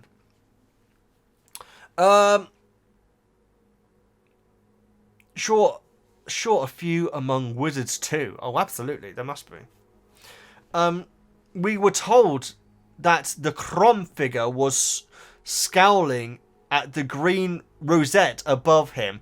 So, do you think they are magically programmed to react to certain things only, or maybe just walk around, or something, or is it an artificial intelligence type of situation? I think it's the prior. I think they're programmed to have certain reactions to certain things. If it's AI, that starts a whole new morality around this, guys. It really, really does. So yeah, I hope that it is the prior. Just like a sensor, you know. Yeah. I wonder if the binoculars are going to be used again in the future. Or they only work in Quidditch matches? They're quite expensive. Maybe we'll get more use to them in the future. That'll be cool. That's my little prediction, guys. That the binoculars will come into handy in the future. That's actually, I like that. I have good odds on that. Hope you're having a great day, Melania. Thank you so much for your comment. I bloomin' love Justice for Weatherby. That's a great start to your comment. Greatly appreciate. Gavlon, greetings. Chapter 6. Some Muggles pick up litter. Muggles studies should be a mandatory class. You know what? For wizard safety, I agree with you. It should be mandatory. Yeah, I'm completely with you. Portkeys sound an unpleasant way to travel. It's true. It does, actually. It like pulls like Harry's belly button or something. Well, most travel in the Wizarding world sounds unpleasant. Now that I think about it, a road trip on a broomstick. I mean, considering how good I am with roller coasters and rides like that, guys, or even like teacups, or waltzes, which I think are also another term for teacups. Yeah, kind of. I'm not good with it at all. So in the Wizarding world, I would be brooming it. I would be brooming it, guys. I'd be brooming it up large, whatever that means. Chapter 7. I would have taken the gold coins. Does that make me a bad person? Roberts does refer to them as gold coins. You know what would have been better if he had said fake gold coins? And and they are real gold coins, but Roberts wouldn't believe that someone would be giving him real gold coins. Yeah, I feel like that would have been better if, like, someone tried to palm me off some with what looked like gold coins. I would have preferred the line like that. Cause you're right. You're right, Gaffnob. Unless he's doing this, he didn't give them a receipt, so this is cash in hand. So yeah, he would have taken the gold then, unless he didn't think it was real. Very good point. Just let the Muggles know what is going on and wipe their memory once it's at the end. Better than 10 times a day for weeks. I would expect there are long-term effects of that much mucking in someone's mind. This goes back to what I was saying earlier on, Gaffnob, and I'm glad that you're making this point as well. If they can find Muggles and can get them to agree to it without revealing the Wizarding world, you're basically saying you're going to make a lot of money. Roberts is making an absolute killing here, guys. You're going to make loads and loads of money if you agree to do this. But, no, for me, they would have to say you will lose some, like a few minutes of memory and so on. Or maybe the week, like you suggest here, rather than doing it 10 times a day. And if that person then agrees, then, like you say, tell them what's going on. And just keep say you're not allowed to leave the house until, or use the phone until the week is over. But you're going to make a lot of money. I would much prefer it if there's an agreement.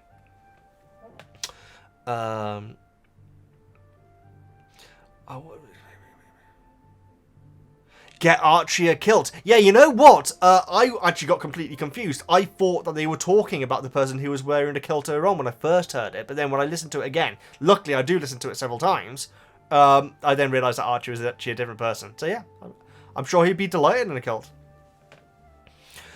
I would... thing is that a lot of Whistling folk wouldn't know what's under the kilt, though, would they? They wouldn't realise how free and easy Archie's feeling. This is not a subject which I thought we'd be talking about today, guys. How free and easy Archie is. It's like he's wearing nothing at all. Stupid, sexy Archie. Sorry, that's a Simpsons reference. Sorry. Right. Calm down. Right. I would love to know what odds Fred and George got. Well, apparently they're really good. It's the fact that Crom has to admit defeat, I guess, is what Ludo is going on. What are Fred and George spending all their gold on? 37 galleons and change was their life savings. But Ron would have had the... hang on. Gallons. But Ron would have had 10 gallons on one summer's pocket money. He was going to buy omnicolors, except he had already spent too much on the hat, yes. So he had at least 10 to start. That's very true, Gaffnob. Well, Ron does say that he has been saving his money up especially. I think that we could probably speculate Fred and George probably been buying ingredients, quite frankly. But yeah, great point though. I really appreciate that, Gaffnob. That great comment. Always appreciate it. Florina. Florina. Ah, Veggie. I'm gonna sneeze. No, I'm not. Now we would need a combo rant from Amos, and you praise Cedric's Quidditch skills whilst tearing down Gryffindor. This is the thing, guys, is that I really was like Amos. No, I was worse than Amos was in previous chapters, guys. But I do feel like Amos is... He's not thinking... He's not thinking about Harry's he's humiliating Harry, basically. He's not doing it. He's not doing it intentionally, though. That's what I mean. He's not thinking. What do you think about the Ministry using Muggles to sell camping spots? I think you know what I think about it. Knowing they have to rearrange their memory constantly due to wizard folk being unable to hide themselves. Morally, it's kind of problematic in my opinion. I'm so glad that you agree, Florian. Seriously, I really do. Also, how bad do you feel for Weatherby? I think it's amazing. I do feel bad for him as well with his pink ears. I'm glad that you bring up that you feel like it is problematic. And problematic is a very interesting word, guys, because I try to avoid using it because it is very often used. And I'm not saying that you're doing this, Florian, but people say problematic when they can't really explain why they have a problem with something. And so that's why I'm trying to explain why I have a bit of an issue with it. And it's not I'm not going to stop reading the book because of it. But Arthur smiling throughout while seeing everyone not paying attention to trying to limit having to do this to Mr. Roberts. Because if he sees this, they're going to have to do it again. And that's not his fault. It is treating them like animals, guys. Or second-class citizens, at least. Which I always have an issue with. In anything.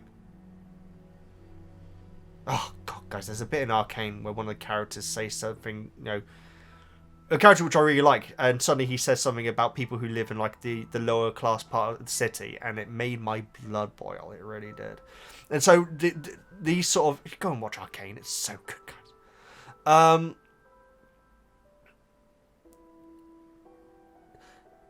The thing is, it's meant to be a light-hearted scene, but it does bother me though. So I appreciate, Florian, that you. It looks like we have similar opinions about it. And the fact that it's being done, sure, do it to the people who saw what Wormtail did. Or if any of them did. I think there were some civilians who survived it, weren't there? But not for just a sporting event. Do something else. Make an underground stadium or something, guys. Yeah, I feel like, or do it in the middle of a desert. Do it in the North Pole or the Antarctic. Away from the Thing. Oh, sorry, just okay. Just not trying to think if the Thing. If you've seen the movie The Thing, guys, the 80s version, I should say. If it turned out that it was because the Quidditch World Cup was going on, that's how all this was happening. Oh my goodness! Do not go into what? Okay. Do not watch The Thing if you're not of age, guys. Whatever age certificate is in your area, do not go under it. Because I saw it when I was too young, and I shouldn't have. I should not have. That is a movie where when it says 18 certificate, you do not watch it until you're 18. It's very good though. Oh no, there is one bit which I literally have to go like that whenever I'm watching it. Because a lot of reactors react to it. In fact, Popcorn in Bed finally did it recently. I watched some of her videos, guys, and her watching The Thing, I feel like has been a bit of a meme on the channel where people have been suggesting it to her. And bless her, this is just not her sort of film. I think that she always says that she used to watch like Legally Blonde when she was younger, and that was basically it. That was the sort of level, and so people want to get her to watch these more extreme things. And she watched it this year for Halloween, guys, and she was really into it. She was really into the storyline. But a lot of it, she was like saying, this is just a movie, it's just a movie, it's just a movie. Because it's not for everyone. It's really not for everyone. And like I say, whenever I'm watching a reaction to someone, there is one scene, and I bet you can work out which scene it is, guys, if you've seen the movie. I am literally like this. So I can just see the reactor's lit window, and I'm covering the rest of the scene, because I cannot watch it. I think you know which scene it is, if you know me, guys. Yeah. But it is a very good movie, guys, and there are some excellent theory videos. Theory videos out there. Was the bottle that he handed him a Molotov cocktail and not actual not actual whiskey? I'm not exactly sure what a Molotov cocktail is. It's not just drinking alcohol, is it? Yeah. Makes you think, though. Maybe that's why he started laughing. do not. If there's any kids watching, or people who don't like horror movies, or seeing weird things, and you're watching this and you think, oh, I'm gonna go watch the thing now. This is not. If your parents are watching this part, it wasn't my fault that they went and did it. Right? I warned them not to. Anyway, it is a good movie though.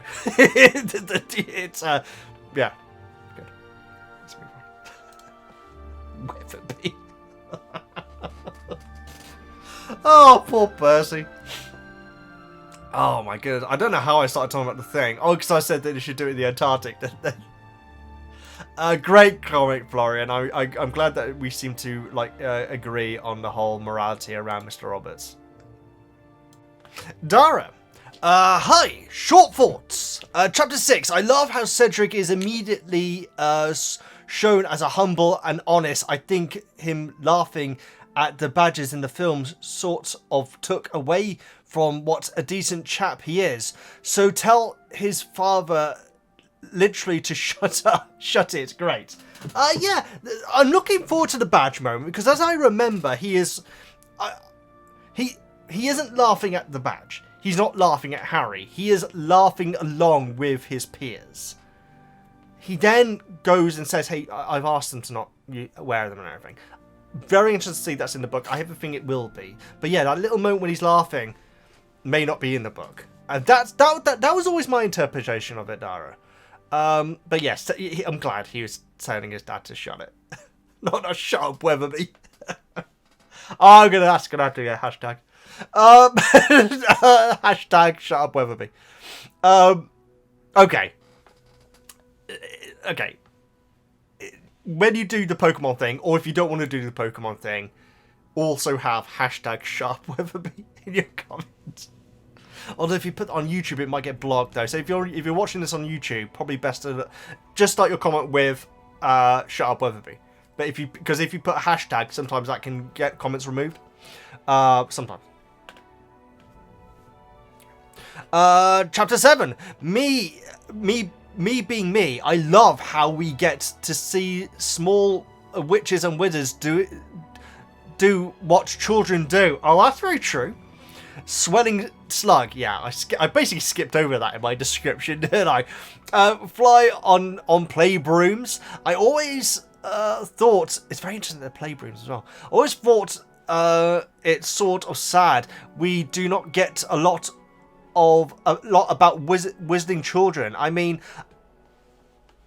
are all these children who have a magical parent being homeschooled? Are there wizarding kindergarten, preschool? I would love to know, Dara. I really would. I really would.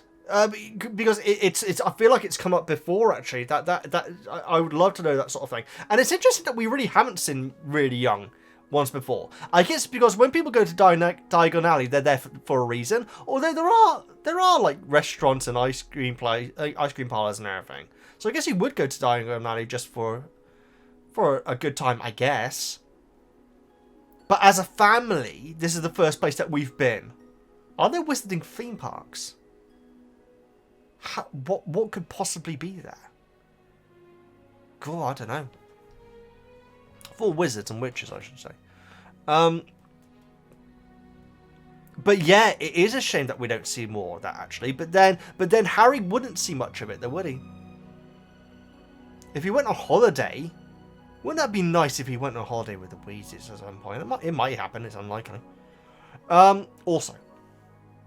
The twins bet is such an unlikely bet, but now we know getting the snitch will win 150 points. So the twins seem to be sure that the Irish chasers must be a heck of a bunch better than the whole Bulgarian team. Well, we do hear that the three offense players, which would include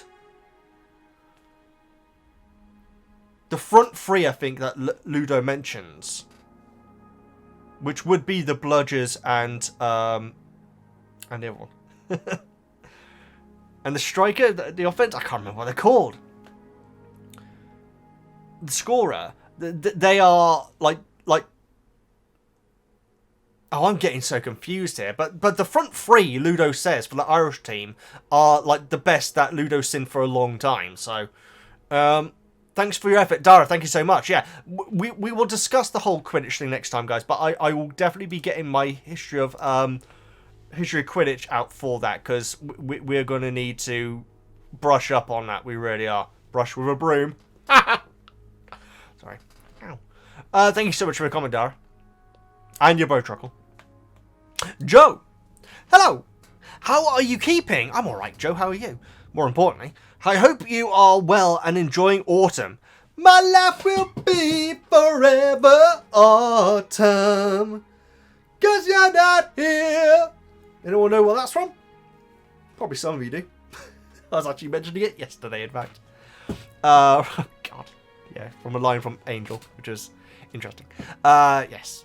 Yes, autumn's nice. It's very wet right now. Woozle is not a fan of the rain. She really isn't. She's got a little jumper on, in fact, right now, in fact. I'll write in points to try stay brief. Greatly appreciated, Joe. Charlie appears right on top of some... appearing right on top of some old lady. In my mind, as a kid, I imagined an old lady with a bonnet, and him appearing sitting cross-legged atop her head. I think it'd probably be less graceful. I see him like probably falling, you know. Cannot erase that mental image to this day. You know what, Joe? That is a great mental image to have, though. I do like that. I like the idea that he's so casual doing it. 2. I relate to Mr. Weasley confusion with money. I remember when I moved to the UK as a teen, and I was so nervous about giving the wrong number of coins. Joe, you make a great point. I'm so glad you know what? I'm so glad that you made that point, Joe, because earlier on I was like saying, surely Arthur, out of anyone, should be able to get their head around the money. Sure, you can get his head around the money, but that's different to when you're actually giving it to someone whilst also trying to hide the fact that you don't usually use this money. So his nerves must have been going through the roof. Joe, this is for you, Joe. Great point. I take back what I said about Mr. Weasley. Arthur. I always call him Arthur. It's so interesting that most comments refer to him as Mr. Weasley. Doesn't make sense. Great point, though. Galleons are the size of hubcaps. What? Are they? I'll be honest, guys. When it comes to the Weasley money, I'm completely baffled as well, actually. So that's crazy. 4. Mr. Weasley. Oh, because of the gold that Robert was given. Roberts, I should say. Mr. Weasley would not really well at some conversation of wizards LARPing as Muggles. Mr. Weasley were not really well at some conversation of wizards LARPing as Muggles. Would not do well. I see. Would not do really well as someone. Yeah, I agree. Sorry, Joe. That took me several reading through to understand, but I do get it though, and you're right. I mean, quite frankly, he was trying to talk. Just him talking with Petunia and Vernon earlier on was arguably the best thing in this book so far. I really like. I really think that the camp is beyond cool, and it would have been amazing to see the variety on screen. You know what, Joe? It's something I haven't brought up yet. Yes, the movie does not do that little moment justice at all. It really doesn't. All the tents look identical. With the Union flag. We've already discussed that. The Bulgarian flag, the Irish flag. There's an Indian flag at one point. Italian, I think, at one point. I think it is Italian. It looked more red than orange. We do get some very interesting looking flags there. But again, you can't tell me. Like I remember when I went to Germany World Cup, guys. We were there for like a couple of weeks. We went there throughout the whole thing.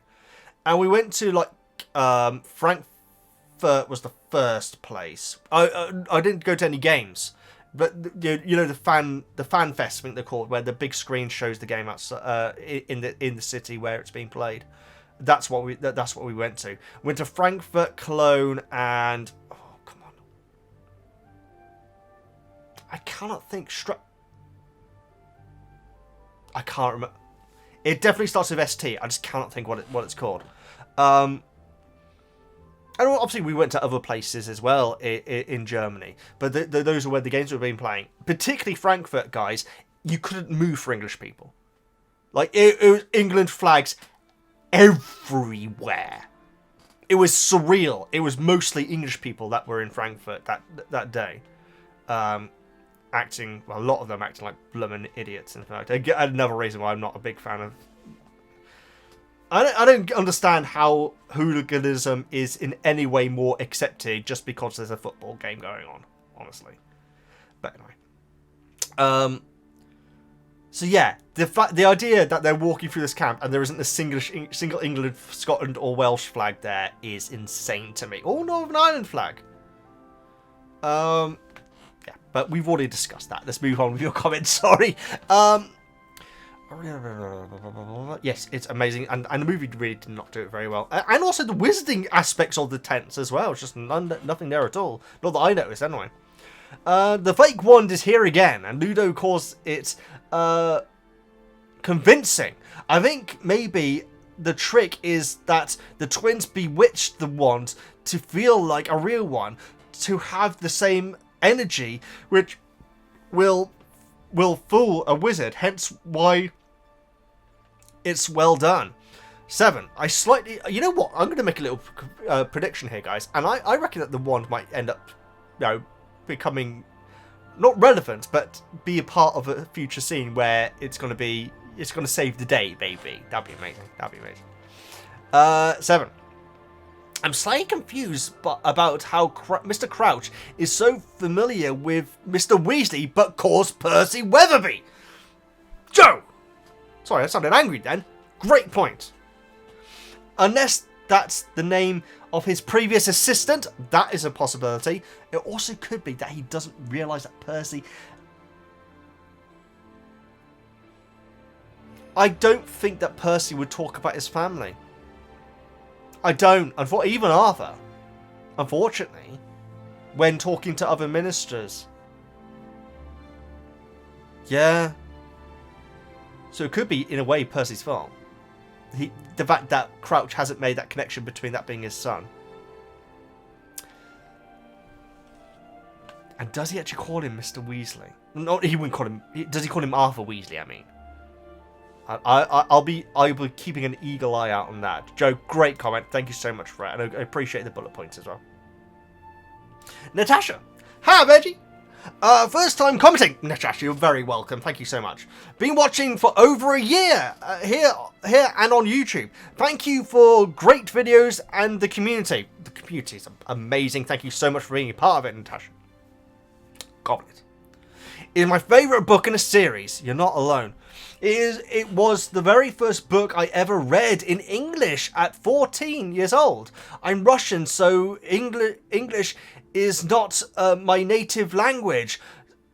Sorry if I make mistakes. By the way, you absolutely have not so far, Natasha. Your written English seems to be excellent. About the chapters. God, the man in the women's nightgown makes me laugh every time I read it in the book. I think it's his absolute staunchness. Staunchness, is that the right term? He is determined to wear it. And that's what I think is just amazing about Archie. I do appreciate him already as a character. I feel so sorry for Fred and George when Molly destroys their inventions. They work so hard for them. Not only does she support them, but she takes away the results of months of work. I would be devastated. Yeah, I see what you mean.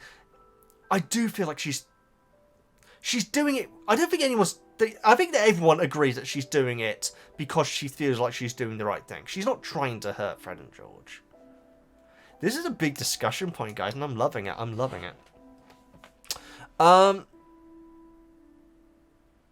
I can imagine why they might be feeling. My mother could not take it when I started to work as a makeup artist. Very interesting. So she thought it was not serious enough. Again, I feel like that may be where Molly's coming from. She proudly says to everybody that her daughter has her own makeup school, and as a businesswoman, fantastic. Fantastic, Natasha. I wish parents could support their children when they most need it. That's actually a very good point, because this is the point where Fred and George, their success is actually determined on how on board people around them are going to be. And you know that Harry, Ron, I was going to say Hermione then. You know that Harry and Ron would definitely be behind them when it comes to their inventions. Arthur, I feel like, is probably quietly proud of them as well, but Molly, no. At least not being ashamed of them for getting in their way. I completely agree, Natasha. Congratulations on the makeup artist stuff. That's amazing. And yeah, I feel like, you know, the fact that you're able to compare it to your own situation, it really does. It's so interesting hearing your take on the Molly situation, and considering you feel like you've kind of been there yourself. Great comment, Natasha. Greatly appreciated. I'm looking forward to your future ones as well. Thank you so much. Anna Marie. First, a short note. I know Michael Williams, Arthur, best as Brian Williams Royce Brian. I know Mark Williams best as Brian Williams Roy's father in Doctor Who. Oh, I had no idea he was in Doctor Who. He would have been a good Doctor. No, there's a certain look for Doctors now, isn't there? Kind of. I know that Peter Capaldi surprised some people that they would choose someone who looked like Peter Capaldi, but he is a fantastic actor, though.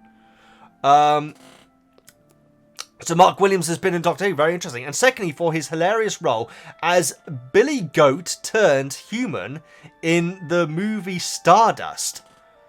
I don't know what any of that is, but it sounds great. I always forget he played Arthur Weasley. Well, for me, he's one of the members of the Fast Show first. That's always what I think of. My brother always thinks of him first as the character from Red Dwarf that he plays, which we discussed last time. Which is weird, because he's only in like a couple of scenes. I feel like most people in the UK of my age know him mainly as one of the guys from the Fast Show. Because he's one of the main guys. But there is a new generation that will certainly know him mostly for Arthur, I'm sure. Chapter 6. I find Portkeys interesting because it's a rare time that wizards do seem to understand Muggle nature. That is a very good point. They can't get their clothes right, but they can understand the psychology of litter. Anna Marie, that is a cracking point right there. That's excellent. That is excellent. So here's my question. If you did pick it up, a random Portkey, where would you hope it transported you to? We'd have to do it at the right time as well. I mentioned Cornwall earlier on. No, come on, Veggie. Be more interesting than that. I'd love to live in Cornwall. I'd love a house in Cornwall. So anyone who wants to give me the house in Cornwall, I'll take it. Thank you very much. But to be teleported somewhere...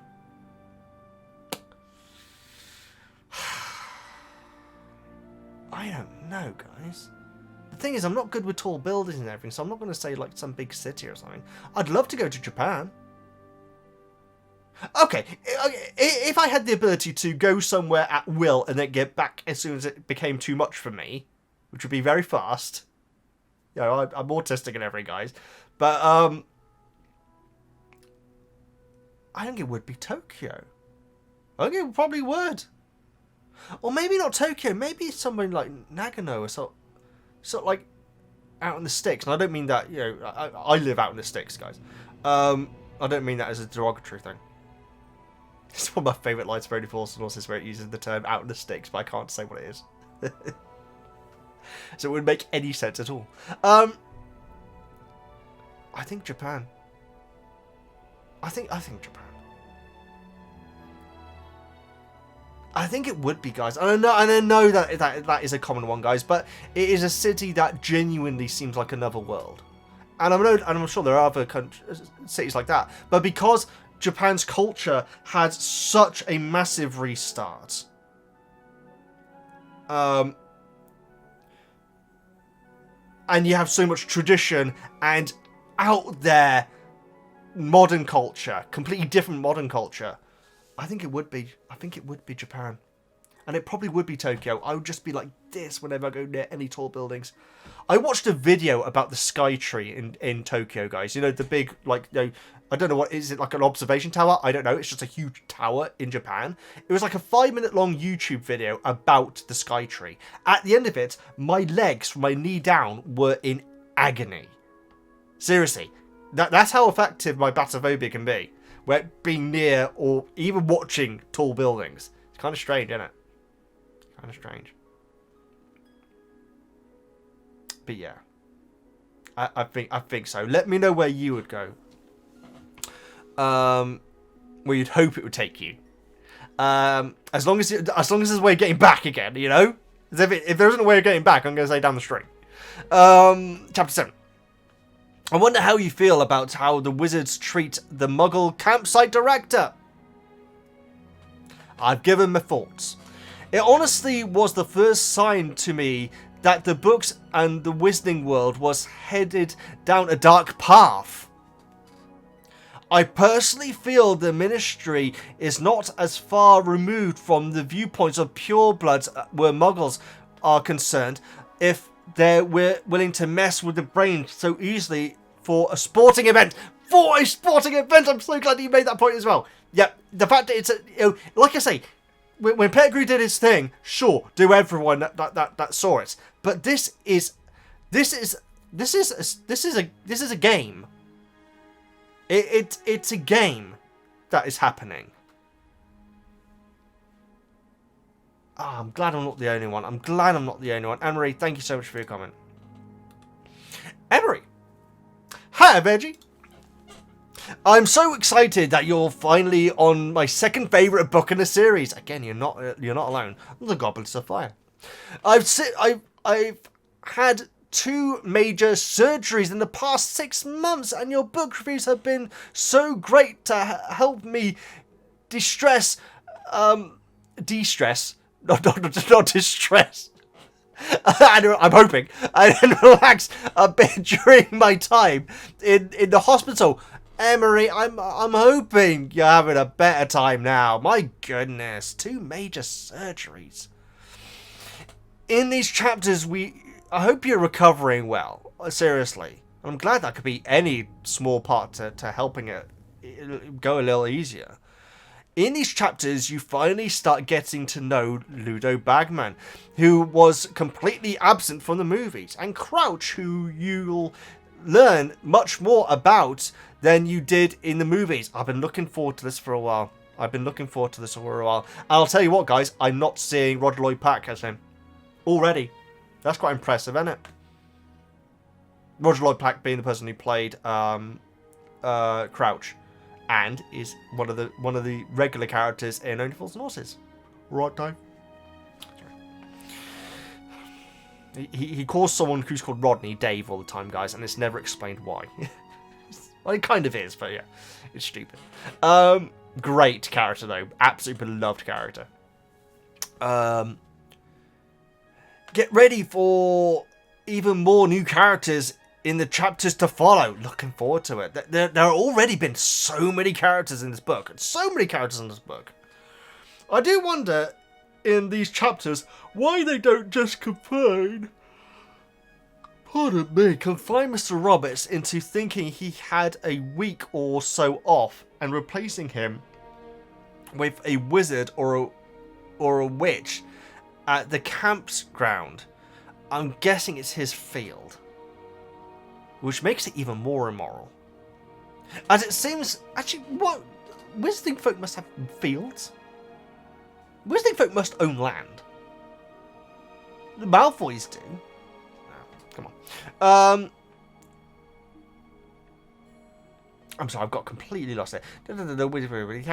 As it seems like having your memory modified over and over again could really be really harmful to someone's brain. Yeah, we can only assume that, Emery, but that is also what I think as well. And someone earlier on in the comments, I think it may have been Gaffnor, maybe, brought that up as well. I haven't said it myself when I was doing my notes, but yeah, the fact that it's being done over and over again, it doesn't feel like the most healthy thing in the world. Or maybe it is. Maybe it's like detoxing. I can't wait to see what you think of all the Quidditch World Cup details, which were left out of the movies. I'm really looking for... I'm a little bit daunted. Because it's probably going to be a lot of information to follow. But I'm looking forward to it, and I will be consulting my Quidditch rules rulebook. Emery, great comment. Thank you so much for making it. Pumpkin Sparks. Edited to avoid spoilers. Greatly appreciated to whoever... I'm guessing Pumpkin, maybe someone warned you. Thank you so much to them. And also, Pumpkin, thank you so much for taking it in good spirit and editing and comment. Greatly appreciated. This is why this community is great, guys. I greatly appreciate it. Hey, Reggie! It seems to me that you live your life... Sorry. It seems to me that you were confused about 2 points in the last video. 2? More like 50 billion. So I'd like to bring them up real quick, if I may. Underage magic use. When I read the books for the first time, I also wondered how the twins pulled this off. And yes, they are still underage wizards. The mechanics get explained further in later books, so I won't go into too much detail, but limit myself to point out what we already know. In Chamber of Secrets, Harry got a warning letter from the Ministry when Dobby did magic in the house. That implies that they can tell when magic is being done in a vicinity, there we go, of a minor. That is... I already know what you're going to say now. But they don't seem to be able to tell who did the magic. So Molly and Arthur and Percy now are giving Fred and George the blooming green light. Even Molly. It's Molly's fault that they're doing it. Great point, Pumpkin. Now, it's kind of unfair on Muggle... Not wizard folk with Muggle parents. It's for the best, though. And also, the wizarding parents are going to be able to keep an eye on their students, on their kids better than... Yeah, okay. It kind of equals out, kind of. Now the Burrow is the house of the magical family. Mr. and Mrs. Weasley do magic all the time, and now Percy too. So I think about it, you're absolutely plausible that the twins manufactured the products in the room. Pigwidgeon, thankfully Jonas already told you what the meaning of Pigwidgeon is. I yelled at my TV for hours that it has nothing to do with pigeons. Fair enough. I just wanted to add that it is one of my favourite words in the early 1900s. Its best use, in my opinion, is the book More Trivia by Logan Pilshaw Smith. Is there anything in my head but cotton wool? What am I anyhow? A noodle, a pigwidgeon, a ninny hammer. I call Woozle Noodle all the time. The Victorians and Edwardians were absolutely bonkers. I freaking love it. Oh, that's awesome. That sounds like a great book as well. Thank you so much for making that comment. As for these chapters, I can just relate that my favourite parts of the books are not when the main story happens, but when we experience the day-to-day. Today, granted, the World Cup Finals isn't a typical day, but the attempt of the Muggles' assimilation. The toy broomsticks, the kid playing with the dad's wand, the extravagant exasperated ministry workers, it just paints such a living world in pictures in my mind. I completely agree, and I'm completely with you. I think they are actually the best parts of these books. It's it's Harry staying with the Dursleys. It's Harry being in Diagon Alley and having time to kill and everything. I think those are the most magical moments, pun intended. Thank you so much for making a comic, Pumpkin, and editing as well. Monique, right? Hi, Veggie. Chapter 6. I know a lot of folks often think Molly is unreasonable with Fred and George in this chapter. As a parent, I can only imagine how trying it would be to have not just one child who is always mischievous, but two who work in certain to defy your rules and, let's be honest, cause havoc and chaos whenever they can. It's true, and it is important to remember that what Fred and George are doing is not harmless. I would even argue in the Wizarding world it's not even unharmless, guys. And so I see it. This is why I didn't go that hard on Molly as well. I appreciate. I can imagine many people and many parents who wouldn't be fed up and truly concerned about their children's future when faced with their repeated actions. The twins do cause trouble at school, home, and at large. Some of their inventions are questionable, and while they are good for a laugh, I find Molly's reaction to be realistic and reasonable. I'm glad we are seeing the Molly argument here. I really am. This is appreciated. I love seeing different viewpoints, guys, and this one I feel like is important at this point. Chapter 7. For me, this chapter was the first real glimpse into the Wizarding world at large, rather than the small pockets of very specific instances. Absolutely, that's why we're seeing kids. Young kids, I should say. As it is so charming and full of the wonder that is often a part of Harry's action to the things that are all still so very new to him. And even 4 years after learning the Wizarding world, even 4 years after learning the Wizarding world, I'm excited to get to the characters and storylines that were so sadly left out of the movies. Here is where the stories become much richer, fuller, and make much more sense than the movies ever managed to convey. Yeah, I mean, I feel like the movies made sense, but I'm sure that there will be a lot more, making sense via the book. There are definitely morally questionable actions taken by the Wizards towards Muggles here. I think they are obvious or oblivious. That didn't make any sense. Monique, I hope I'm saying your name right. Thank you so much for your comment.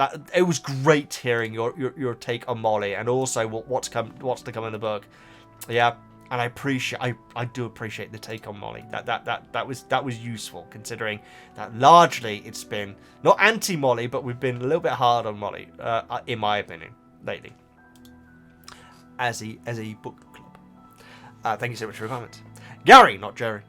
Hi, Veggie. Hi, Veggie. In a Southern accent, amazing, Gary. Others have mentioned that it is a bit strange. I am Southern English. Kind of. Yeah, Oxford. It is. It's definitely not Northern. Others have mentioned that it is a bit strange that Crouch gets Percy's name wrong, especially because he clearly knows Arthur's name. Perhaps it didn't quite click with him that Percy's Arthur's son. That is where I'm thinking. Even though they are in the same tent. He's probably got a lot going on, Crouch, at the moment. So yeah, I think that, and Percy's not going to mention, oh yeah, my father Arthur in the Ministry. He's I can see it. I can actually see it. For some reason, when I first read the books, I didn't understand that Weatherby was a mistake based on the name Weasley. I thought this was just Mr. Crouch's work nickname for him. Weatherby. Any weather Percy. Maybe that's what he meant. As As if Weatherby means secretary or something. Oh. It doesn't make much sense, but that's what's my childhood brain for. Under Gary, I think we all do that sort of thing. We rationale things, you know. In fact, there was a joke in Only Fools and Horses which I've heard countless times throughout my life, and I finally understood it last week. And so yeah, I think we all. I thought that the joke was something else, and it turned out to be something completely different. And so yeah, I think that we all have those little moments where our brain fill in blanks incorrectly. Great comment, Gary. I always approve. Great comment, and thanks for the southern accent thing. You're calling me out on it. Ashley, hi, Veggie. It's my understanding that Harry Potter was written to be a hidden world style story, meaning that all of this could be happening in our world. Absolutely, Ashley.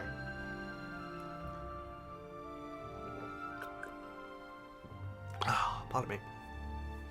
So we should be able to assume that Muggles' history and politics plays out at the same way as ours. At least from the perspective of Muggles. Yeah, I would imagine so. Like, historical figures may have been witches and wizards, but the Muggle story, the Muggle history books would be identical to ours. Someone who knows the lore better than me can correct me if I'm wrong about this. Ashley, you bring up something that came up in the I did a reaction to the Philosopher's Stone pitch meeting video on YouTube, which I posted like a couple of days ago on there. And they bring up the idea that Jesus may have been a wizard. My headcanon is that he wasn't. He was a Muggle who was able to do these things. It doesn't really make sense though. It depends what you define as being a wizard, though. Or a squib, as we've gone into many times. And obviously we have Gandalf in our not Gandalf, sorry.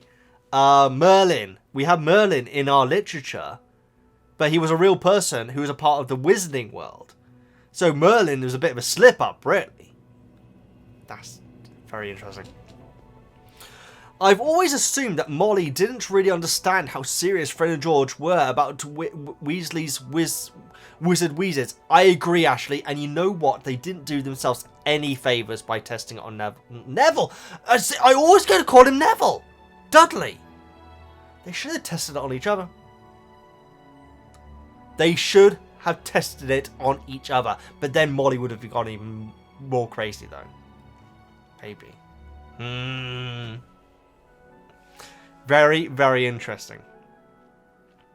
They have always been practical jokers and making trick candies, and wands is just the kind of thing they would do for fun. Also, I'm sure that their creations frequently made her life a lot more difficult. Oh, absolutely.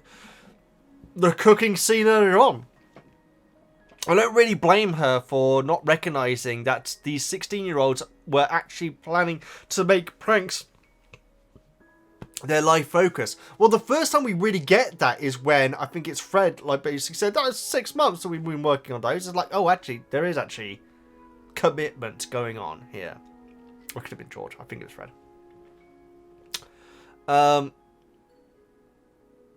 It's hard to be impressed by a piece of prank magic that you've just fallen victim to. Absolutely. Even if it is impressive and someone who was less frazzled, good word, and overwhelmed might have been able to see that. I completely agree. Great analysis there between the situation with Fred and George and Molly, Ashley. That's excellent. Yeah. I'm glad we're seeing it. I'm glad we're seeing these other takes, guys, because I think that last time a lot of people were saying how let down they were by Molly scolding Fred and George, or not understanding their potential. Whereas I feel like we're seeing like the other side of the coin now a little bit more. Great comment, Ashley. Greatly appreciated. Leia. I'm always terrible with really short names. I don't know why. It's Leia, right? I'm so sorry if it isn't. I'm terrible at reading names. Hello! I thought I would join now. We are getting into book 4. This is where the the salad really starts hitting the fan. You reminded me of the movie Aeroplane, so thank you so much. Is this your first comment? Thank you so much for being a part of it. A born insomniac. I used the first 4 book audio tapes as a sleep aid for years until the 5th book came out. I hear that audiobooks are great for that. So by the time, in fact, I was never insomniac, but when I would have stress and everything, I'd listen to podcasts, and so it's obviously always podcasts that I'd already listened to. That was how I used to do it. Not saying that I'm insomniac.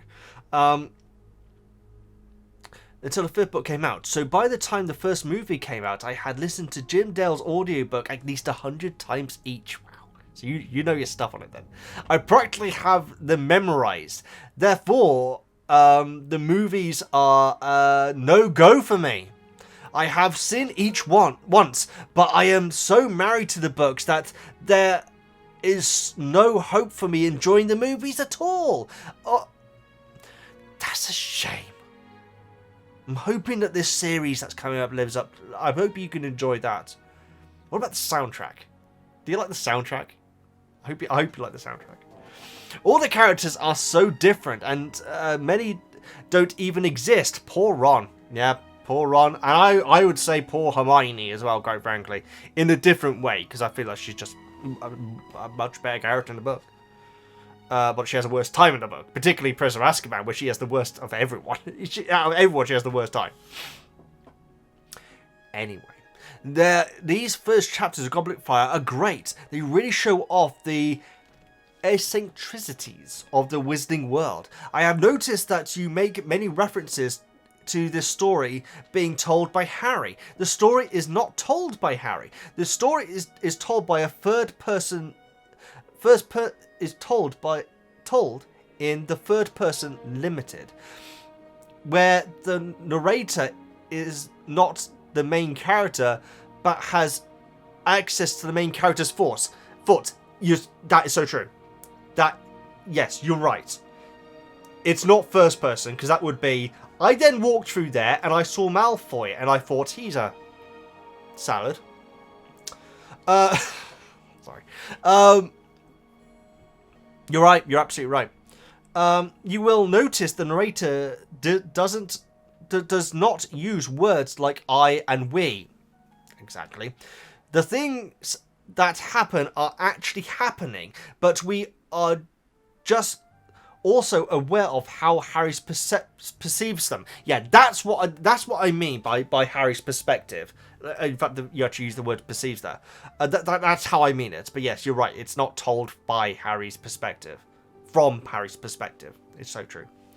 For example, when the book says that Harry thought Snape wanted to kill him, paraphrasing, we can assume that Snape was giving Harry a dirty look, but we can't know what Snape was thinking. However, if it says Snape said something specific, he actually said that because Harry is not telling the story.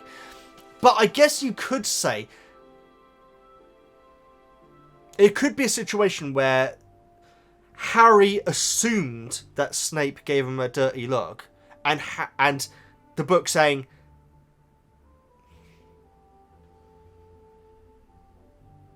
okay, so the lines Harry believed that Snape gave him a dirty look and Snape gave Harry a dirty look are interchangeable then, because we are hearing Harry's reality, just not told from Harry's viewpoint. And so that dirty look may have been Snape being angry about something else, or it may have just been him, like, you know, scratching his nose, like scrunching his nose up because he had like a sniffle or something. So the terms Harry believed Snape was giving him a dirty look and the line Snape was giving Harry a dirty look are interchangeable. They are the same reality. I hope that kind of makes sense. Probably not.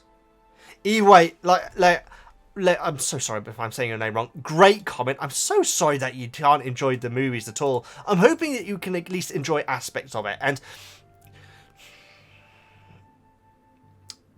I'm hoping you can enjoy the sets of Hogwarts and so on. Because I feel like they've done a pretty good job with those. And the music. But yeah. I get, if you're that married, as the term which you use, I'm pretty sure, to the audiobooks, not being able to enjoy the movies on any level, that is a shame.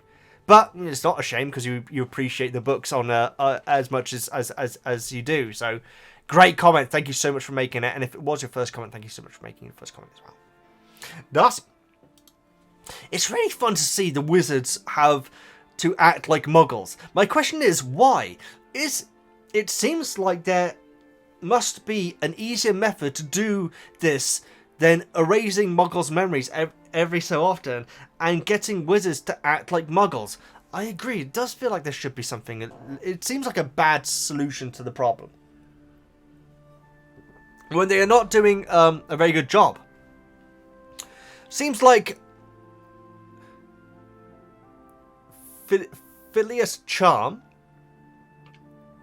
like what kept the Potters in hiding, would work better. Maybe it can't be done on that scale, though. Although maybe there are too many people here. Exactly what you say. Exactly. This is why I need to end people's sentences before giving my thoughts. As a kid, I was obsessed with the tent that was bigger on the inside. I wrote a book when I was 8 that was basically a Harry Potter fan fiction in which the main character lived in a tent that was really a mansion. That's cool. That's cool. And like I say, it's like a TARDIS thing. It's also Newt Scamander's briefcase as well. And I want to say that on Critical Role, a character had... I'm not sure if it was a tent. I think it was a tent that had a mansion inside it. I think so. Scanlin. Yeah, that sounds awesome. In fact, I'd love to read the fanfiction, Darcy, I must admit. Also, as a side note, I have a set of binoculars bought from the Wizarding World in Florida. No way, you can actually buy them? Obviously, they don't. You know what I mean, guys. They look cool, but when you look through them, you just click through the slideshow of different pictures of the movies. Oh, it's one of those! That's retro. That's retro. That's cool. I was always disappointed that they didn't just function like binoculars. That probably would have been better, actually. After all, another Weasley device I bought from book 5 does actually work for its real purpose. Book 5? Okay, interesting. Interesting, Darcy. I'm looking forward to finding out what that is. Got a long way to go yet, though. Darcy, thank you so much for your comment. Greatly made. Connor. Hi, Veggie. Just a few of my thoughts for these chapters. Chapter 6. Interesting that they have to be incognito to the World Cup. It's true. It does feel like there should be a better solution to this. So... Apparating is like diving. You can't do it if you don't... Oh, driving! Yes, diving. Driving, yes. Sorry, that's my terrible reading. If you don't have a license, that's exactly what I equated it to. Small mention of the love goods. Yeah, that was... It was always like one of those moments where you think, oh. As someone who hasn't read the books before, it's like, little moment. It's like, oh, love good. I know what that means. Chapter 7. I loved hearing about all the different tents and the people on the walk to the water tap. You know what, Connor? I can be a real stick in the mud sometimes, because I did enjoy it, but at the same time I was thinking, I shouldn't be doing this. I was still thinking about Roberts at this point, but I did still enjoy it. Enjoying hearing about the different ministry members, absolutely. So many of them mentioned here. A silly bit a bit silly for Fred and George to pull all their savings on the bet. They're quite impulsive though, aren't they? They really are. So it's not out of character. Ron definitely wouldn't have done it. Although you could argue that he was impulsive with the other merchandise that he bought. Great comment, Connor. Greatly appreciate your points. Mel. Hi, Veggie. I know it's been mentioned before, but I'm still amazed at the gulf between Muggles and Wizards. It does feel like it shouldn't be that much, especially as there's going to be Wizards with Muggle parents. Even though it's non-mandatory subject, Muggles' world isn't a total mystery. It's a mixed world, and there are half-bloods. Pardon me, Bo, I'm not yawning at your comment. The fact that Arthur, despite his passion, is completely lost, with coins, clothing, and matches, always surprises me. Yeah, although I did like the comment earlier on, he was saying about the coins could have been the nerves getting to Arthur actually using them out in the wild. That did make me see it from a completely different angle, actually. The clothing, yeah. And also, when these tickets are sold, there should be, this is what you need to wear in the campsite. And show images, moving images. Maybe they did. But maybe those were wrong. But those should be being made by by half-bloods. Anyway. What are people who know... What is Hermione? She's not a half-blood. Oh, I guess she's like a Muggle blood, maybe. Obviously, we know what Draco called her. Either way.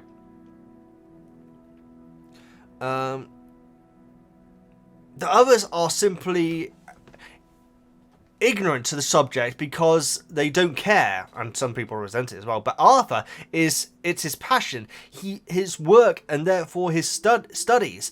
It makes me wonder about his ability to learn, even if I imagine JKR made him a bit stupid on the subject for the sake of humour and story. I feel like he is meant to be a funny, ditzy character. I do feel like that's it.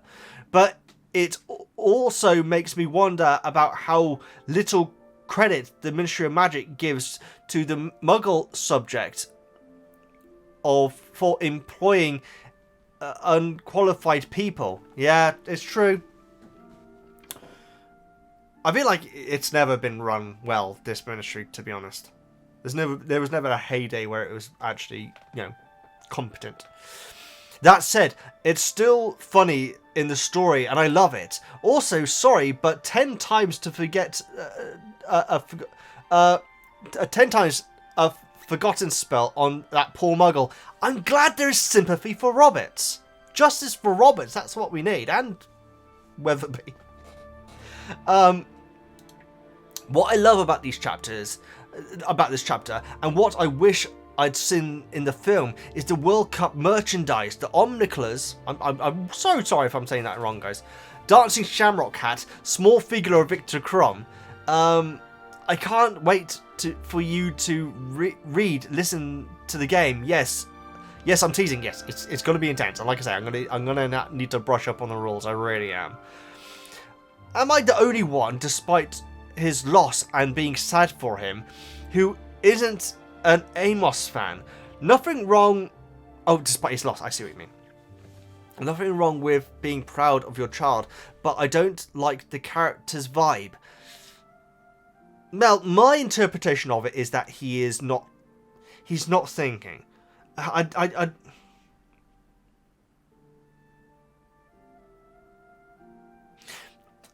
would put that down to ignorance rather than him being malicious. That's my interpretation of him. Then again, I've only seen him in one scene so far in the book. So, yeah, very different from in the movie. Very different. Although we do hear about him talking about Cedric pridefully, don't we? Not much, though. I think we do. Nothing wrong with being proud of your child, but I don't like his character vibe. Love from France. Mel, thank you so much for your comment. Greatly appreciated, and I hope France is doing well. It's been very wet over in the UK over the last couple of days, and so it might be the same there. Thank you so much for making your comments. I have just noticed something, guys, and it is actually great. Thank you, everyone in the book club this time, because the comments I've noticed have been noticeable. There have been very few chunky comments. And, you know, that does help me out a lot, guys. It really does. It also means I get to talk with you guys more about your points and everything when the comments are smaller. But we're getting through this book club at a good pace because they're very good length. And so thank you all so much for that. That is greatly appreciated. Karen. Hi, Veggie. I am recording, aren't I? Yes, I am. In regards to your last book review, Charlie was mentioned in the first movie by Ron, and then in the picture in the Weasley family in the Daily Prophets from the visit to Egypt. Absolutely, yes. Now for these chapters, you will really see how different the movies really are. It's nice to learn more about apparating in the books. It's true. It does. It feels like it just comes out of nowhere, really. In ironically, in the movies, doesn't it? It's yeah, out of thin air, as you could say. But yes, we're hearing a lot about different travel and everything. Great to have Arthur comparing it to different travel as well. As for characters you meet, I find Amos Diggory unlikable. But knowing Cedric dies, I do feel sorry for him. Now for Ludo Bagman. He is an interesting character and I find him pretty funny. For some reason, I picture his face similar to the actor who played Amos in the movies, but with blonde hair. That's interesting. That's very interesting. Same as playing the actor who played Amos. I gotta say, that's very different from mine. I don't really know what I'm seeing him as. I see him as like a retired rugby player sort of, but wasps and everything. Rugby player sort of build of a person, quite a large guy as well. Yeah, that's very interesting, Karen. But you know, we all see these things differently, though. Very interesting. Karen, thank you so much for the comment. Thanks for the clarification with the Charlie thing at the start. Basu. I'm so sorry. I'm sorry, Basu. Veggie. World building beyond the walls of Hogwarts. I completely agree. That is a summarization of Chapter 7. Plenty of tiny but important details. So make sure you go through the chapter very closely. Apparating tests and splitching weren't explained in the movies. Love that it's difficult. Otherwise, the alternative transport wouldn't make sense. Yeah, the movies needed to clarify the fact that this is a very difficult thing to do because it solves so many problems that that our heroes come against.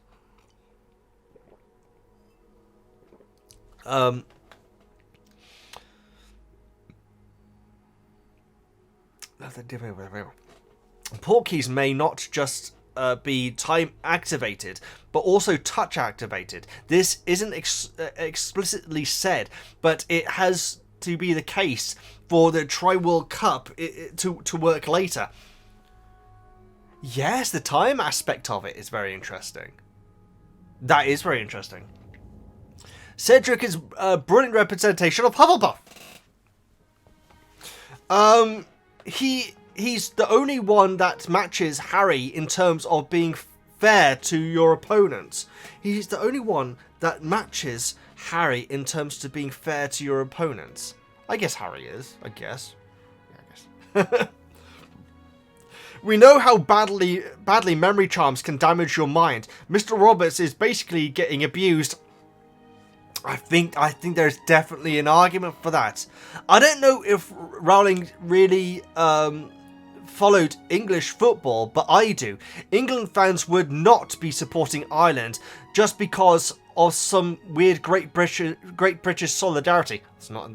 They're not in Great Britain. In fact, this sentiments would be quite opposite. Okay. So this is my opinion from an English person who watches a bit of football and is an England fan whenever they're in it. This is just my opinion, so this isn't everyone in England thinks this. I very possibly could be the minority, and also the fact that my dad was like half Irish as well, and the fact that I have a very Irish name, and also I like Guinness as well. So yeah, that's good timing. I absolutely would support Ireland. I absolutely would, and I know that that many English people would. I'm not saying it's the majority, and I'm not saying, certainly not saying all. When you say about it being the opposite, I want to read that part again. England fans would not be supporting Ireland just because of some weird Great British solidarity. Northern Ireland is in the United Kingdom, not Great Britain. But I see what you mean. But that's Northern Ireland, not the Republic of Ireland, who are actually playing here. In fact, the sentiments would be quite opposite. I don't want to put words in your mouth, Basu, but if you're talking from a political history standpoint, I don't think that is that much of a thing when it comes to sport. I don't think it is. Oh, I don't want to say the wrong thing, quite frankly. I'm going on my own experience and the fact that, I am part Irish. And also, Ireland is kind of just a lovable country anyway. They kind of are, guys. I think that if Ireland got to the World Cup final, which is, granted, unlikely to happen anytime soon, and England were already knocked out, I think a lot of people, probably in a very patronising way, English people, would support England. Now, I'm not talking about the hooligans here, guys, and there are, unfortunately, a lot of hooligans in English football. I've already given my opinion of that. I don't understand why it's less of an issue that you smash up someone's shop just because there's a football game going on. It bothers me. It really does. Not to mention the abuse, the domestic abuse numbers. What is it, going up by something like 38% whenever England lose a football match or something? Harrowing. It's something like that, guys. I don't know the exact numbers. And I don't know if you're talking about a political, politically historical take on it, which I don't want to get into, obviously, because it's like I say light-hearted. I'm usually moaning, but Harry Potter book review. But I think that a lot, maybe even the majority, would have no problem with Ireland being in the final and want them to win against Bulgaria. I know that I absolutely would be Team Ireland. And quite frankly, in the pubs, you'd probably have a lot of people wearing massive shamrock hats and everything, to show their support for it. That's my interpretation. When you said it would be the opposite, that makes me think that you're thinking more from a political history standpoint. If that isn't what you mean, I apologise, and I've just completely misrepresented your comment.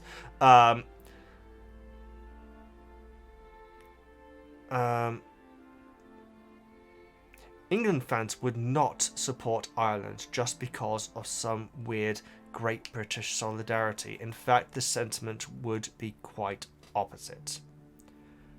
I think I can safely say I disagree with you, Basu, because I know that I would. And I personally wouldn't be afraid to show that support publicly. There are some English fans who would agree with your sentiment, but there are English fans who wouldn't, because quite frankly, and I know not an English fan, because I am an England fan, guys, but I as in I sometimes watch it. If I was massively into football, I still don't think that would change. And so yeah, let's move on. But I think that there would be a lot of England fans who would be supporting Ireland in that final if it was to happen. That's just my interpretation. And it sounds like you follow football a lot more than I do. A lot of people tried to make out that Cho Chan is a racist name. It's a Chinese name for a presumably Chinese descended person. Get over it. That's odd. Yeah, I've always assumed... Masu, I've always associated that name as just being a Chinese name. It certainly reads like a Chinese name. How interesting. Wow, those people are wrong. The people that you're talking about, saying that it's a racist name. Yeah, that surprises me. That's very interesting.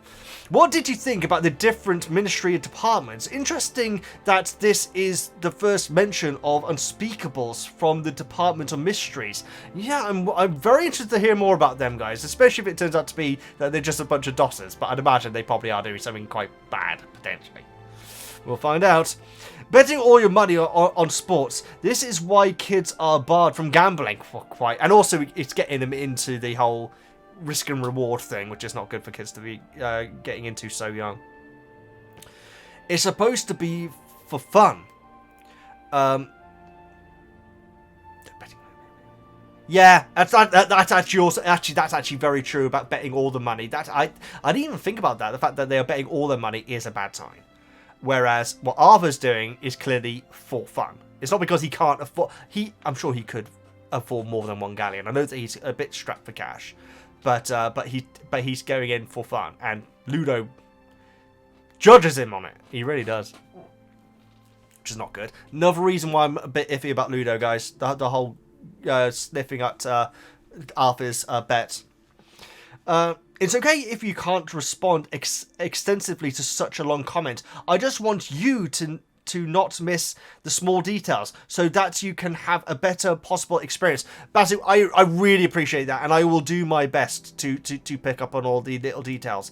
And there were a lot of little details in Chapter 7. It was such a good point. I'm hoping that I didn't misrepresent your point about England fans and Ireland, but I can say, for myself and the football fans that I know, that they would support Ireland in a final like that.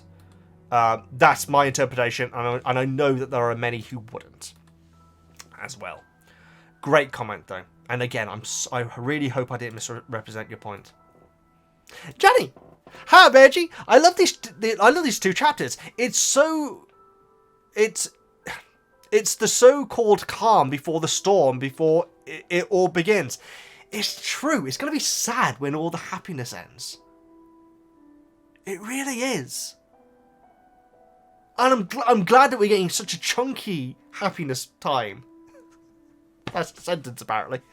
I never understood why the Weasleys had to be up so early. Why didn't they take a later Portkey? Especially since Percy, Bill and Charlie arrived around noon.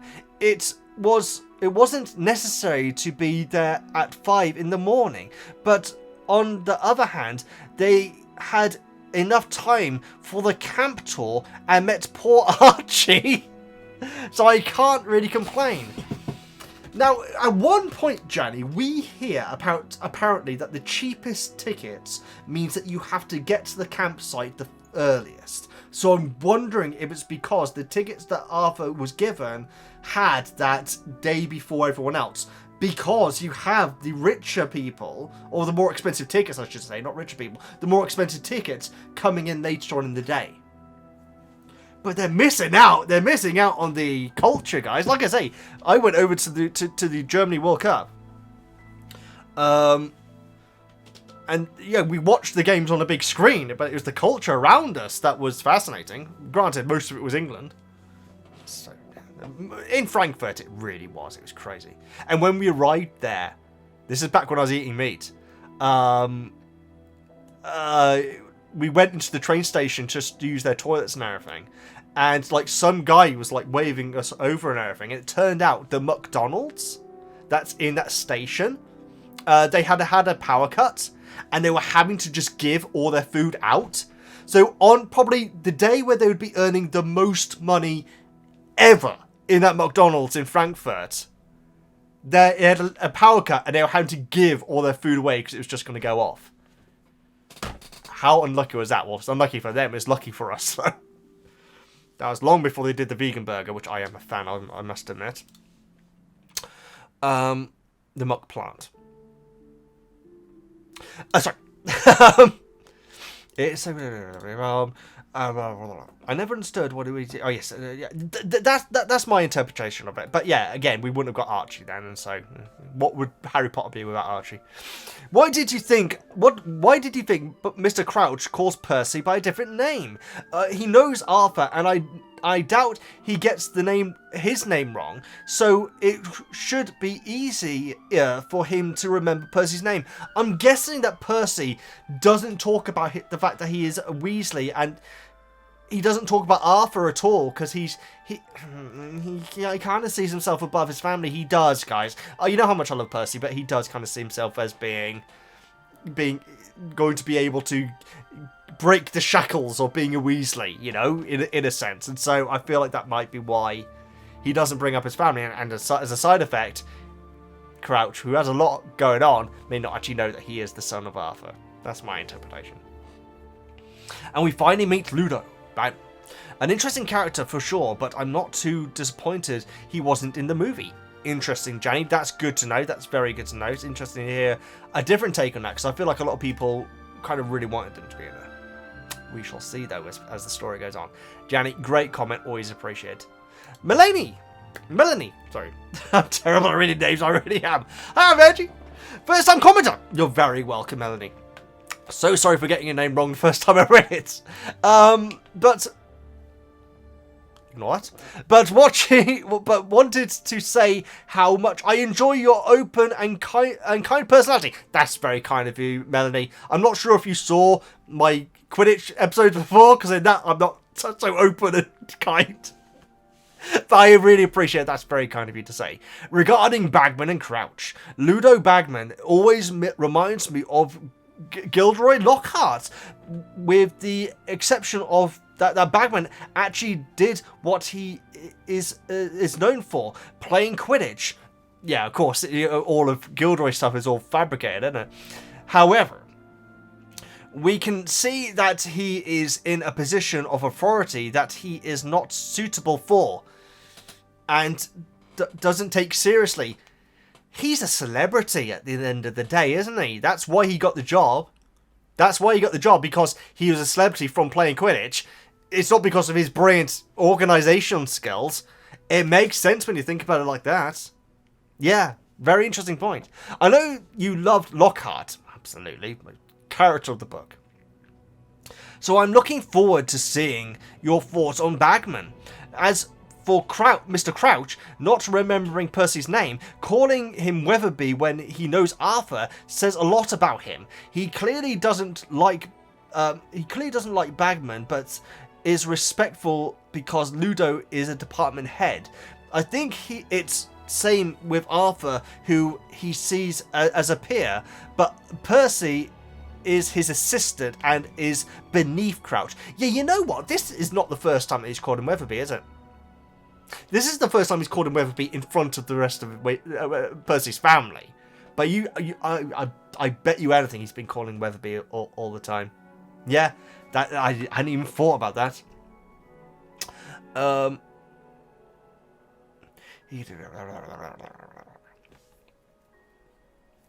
Assistant beneath Crouch. That's how I always read the scene. Crouch doesn't know Percy's name because he doesn't see him as important, and it made me instantly dislike Crouch. That is absolutely possibly it. That's another possibility. The fact that even though it's the same name as Arthur, he hasn't taken the slightest bit of effort to remember his name. Wow. And that does make him a meaner character, I guess you could argue. But he deserves to have his boss know his name, especially when he works so hard for him. Oh, absolutely, Melanie. It's respect, you know, it really is. Showing that respect to whatever level the person is in is so important. It really is. Great first comment, Melanie. Thank you so much for making it. I hope to see you next time as well. However, isn't it interesting that the wizards apparently can't use magic to help them with foreign languages? I agree. In fanfiction, they commonly use translation spells. There we go. But those don't seem to be a thing in the canon books. If you want to speak with a foreigner who doesn't speak your language, either learn their language or you have to rely on an interpreter, exactly like us Muggles. It's so true. It's a limitation which I didn't see coming for the wizard folk. Yeah, that's very, very interesting. Which, you know, limitations help. Help a story, I should say, you know? It's like Final Fantasy VII. Favourite video game of all time. And, like, you know, the start of the game takes place in this massive, like, really futuristic city. But no one on the planet's ever been to space. Arcane takes place in this place where science and technology is just, like, going into an absolute overdrive. But there's no CCTV cameras.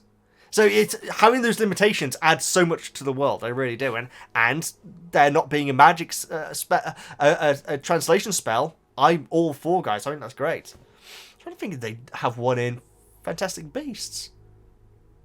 No, they absolutely don't. They absolutely don't. Now to old Archie. One thing the movies get completely wrong is Wizards' clothing. Absolutely, particularly Fantastic Beasts. In the books, wizards don't wear pants, trousers.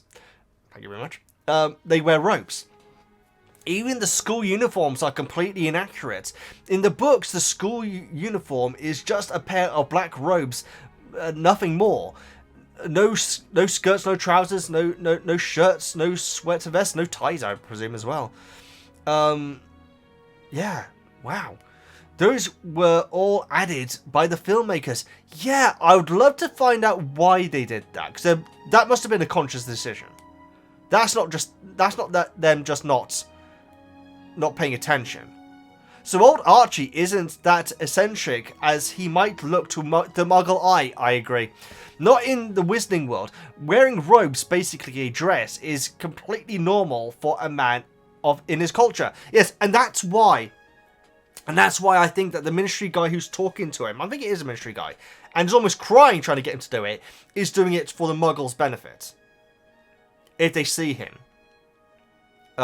Whereas in the Wizarding world, I think it might be more common.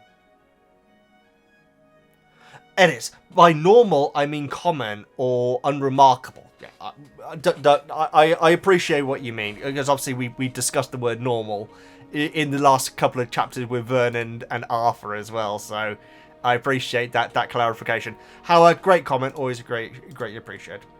Gothic. Hi, Veggie. I really like the detail that there are 2 tents, and that the trio met some of their friends from school, and Oliver Wood is there too. Yeah, I was so glad that we got a bit more Oliver. Seriously, that was awesome, and the fact that he's doing so well as well. Also, I wonder why is Ludo's nose broken? Why is it still not reset and not healed? Oh, is it a what do they call it? Like a scar that someone has, and they think it makes them look really cool. Like, oh, a badge of honor is basically what I'm trying to say. I'll say this, Gothic. If Ludo, and I know that the chaser always has to have the glory, but if Ludo was the one who caused the winning moment in a tournament, I don't know if England's ever won, actually. That's a very interesting question. But maybe if England won a tournament, and it was all down to a moment where Ludo sacrificed himself and got hit, and it broke his nose then, if someone who lives for the sport wouldn't reset his nose. If it's not causing any discomfort or breathing issues. This is the great thing with magic, guys, is that you can write away anything with any theory. He's a wizard, and if he got it while playing Quidditch, the healers should dealt with it. No, unless are there healers in Quidditch? I guess there must be. On a international level, I guess we might find out next time. Unless Ludo didn't want it to be healed, made him look more rugged. Going on his personality, Gothic, I think that might be the reason. But I also think it might be like a battle scar. There we go. That's the term which I was trying to find. Like, you know, it's something which is like, you know, like an orc in like some fantasy thing. It would like say, yes, my scar from when I, you know, you see what I mean? That's a good voice then. Yes, my scar. Yeah. I feel like there are several reasons now we think about it. Not something which I thought about for a second before. Last thing for me. As a person with a family from Bulgaria, my grandmother is Bulgarian, and we visit him. My grandfather, sorry, is from Bulgaria, and we visit him and my grandmother every summer. I really love that there is a Bulgarian representation in a famous fantasy series. That must be rare for Bulgaria, mustn't it? Yeah, Gothic. What's it like? I'd imagine it's a beautiful country. It's not one which I know much about, though. Very interesting. A few years ago, when visiting my grandparents, we watched TV, and there was an interview with the actor who played Victor Krum, and he talked about his experience on set and stuff. Fun fact: he actually went to school with Dudley's actor. When I always get confused with Dudley. When he lived in the UK for a couple of years. Very interesting. That is very interesting. Is he from Bulgaria? I mean, your comment doesn't confirm or deny if he's actually Bulgarian. But if he is, I have all the respect in the world for that, guys. That's great casting, and he's very good in the role as well. Not that he says much. He doesn't say anything, does he? But he is good in the role, though. Very dashing at the ball. Great comment, Gothic. Always appreciate it. And yeah, that's great. I'd love to learn more about Bulgaria. It is like you say, this fictional story that has representation for Bulgaria. You know, I mean, you know, I live in England, guys, and we get reference in blooming everything, and so it's cool that I've got. It could have been. You know what they most likely. I reckon that it would have been more.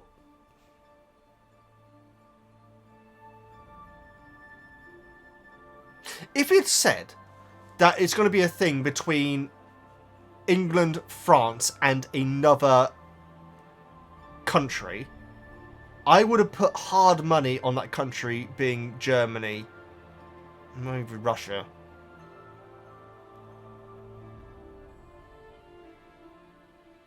But the fact that it's Bulgaria is actually an awesome choice. And so I'm really glad. I don't know if you say that you take pride from it. Not particularly. You don't use the word pride, but the fact that you love the representation, that's actually awesome. That is great, and that actually makes me smile, Gothic. That really does. Thank you so much for making that comment. That was awesome. Raider Max, famous of the summaries. I really like how in the Portkey we actually see some tension in the Weasley household. Absolutely. Fred and George having an argument with their mother just before leaving shows that even the perfect families aren't perfect. Oh, absolutely. I think like okay, to Harry, the Weasleys are the perfect family. But you think about Ron's opinion of his family, you know? So yeah, it's true, and there's always going to be this tension in families, even when Harry and Hermione are there. Molly's laying down the law, and you know, maybe questionably. We've had this discussion today, which I really appreciate, because it was a big topic last time. The movies display them always being happy together, but the books show more of what a real family is like, just like how Harry in the movie is a babyface. Great reference there, that's a wrestling term. But Harry in the book is a real teenage boy. Could not agree with you. That is absolutely spot on, Raider Max. It really is. So a babyface is like a good guy in wrestling, guys. You get babyface and heels. Are the bad guys. And now I think about it, Fred and George, there's never any tension apart from Ron sitting between Harry and Ginny. Oh, that made me laugh when I got to that bit in the book, in the movie. Sorry, that was good. That bit. Yeah, you're right. We're seeing the real life sides of it. A special shout out to Yelsi in hoping her and her family are staying safe. Yeah, absolutely. Yelsi, I'm so sorry that I always say your name in a weird way, but yeah, I really hope that you're staying safe and everyone's doing well. And Max, thank you so much for saying that as well. Great comment as always, Max. Maria, these chapters are so fun. I really enjoyed the descriptions of all the different tents and the wizards from all over the world. Seeing wizards and witches as young children is fun too. Yeah, I didn't even think about it until we got the comment earlier on. It's really the first time we've really seen that. The magical souvenirs are also great. We learned so much about the wizarding world in these few chapters. It's always an absolute treat, isn't it? The best part is getting to see witches and wizards act like muggles. It's so entertaining, although I'm surprised they allowed any muggles to work at the campsite at all. They do say that he is the site manager, don't they? I assumed that he owned the field. And the fact that they refer to him as Mr. Roberts. And he says about how people normally just turn up whenever they want rather than booking. He's just the guy who owns a campsite.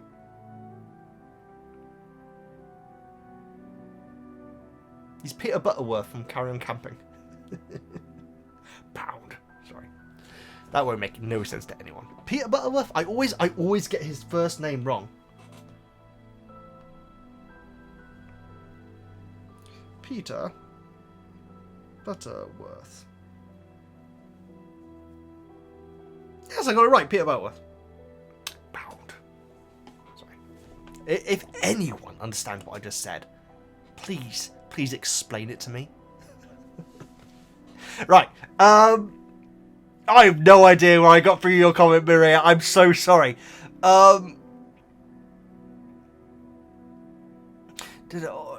Entertaining. Although I'm surprised they Muggle working the campsite at all. I feel it's a bit unethical to have them there if they need to erase their memories constantly. I completely agree with you, Maria. I actually do. I'm glad you finally get to meet Ludo Bagman. I think it was a big mistake to leave him out of the movies. Yeah, well, we're seeing different opinions on that. So it's just, I'm looking forward to learning more. The mention of flying carpets is so interesting. I think riding a carpet would be a lot more comfortable than riding a broom. Oh, Maria, but would you not feel a lot more safe on a broom, though? Unless there's handles, which there would be, wouldn't there? Because there's handles on the brooms as well. Like footholds and everything. So you'd imagine that the carpets probably do have. They may even have safety belts. Although that might be quite dangerous. Less dangerous than not having them. I'm not sure. I'm not sure. Maybe we'll find out more about the carpets. Oh,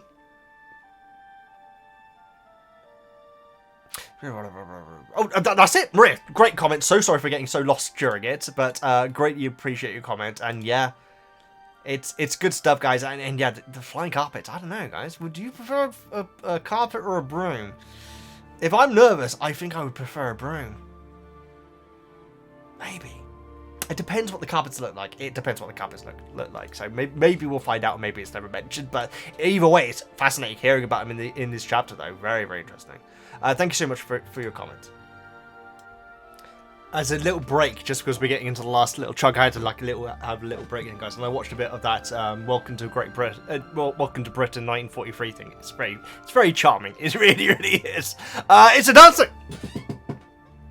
Apologise in advance for the chunkiness. That's okay. It's a dance thing. The vast majority of comments have been like very good size this time, so it's fine. Mrs. Weasley mentioned you must be of age to pass the test to apparate. 17 is considered of age in the wizarding world. I know you had been curious about this in the last book, so even if someone turns 17 before their 7th year begins, they're legally considered adults. That's like driving, again, like the driving test. That's very interesting. It's another thing. On that note, You had wondered about Hermione doing magic in Diagon Alley to fix Harry's glasses.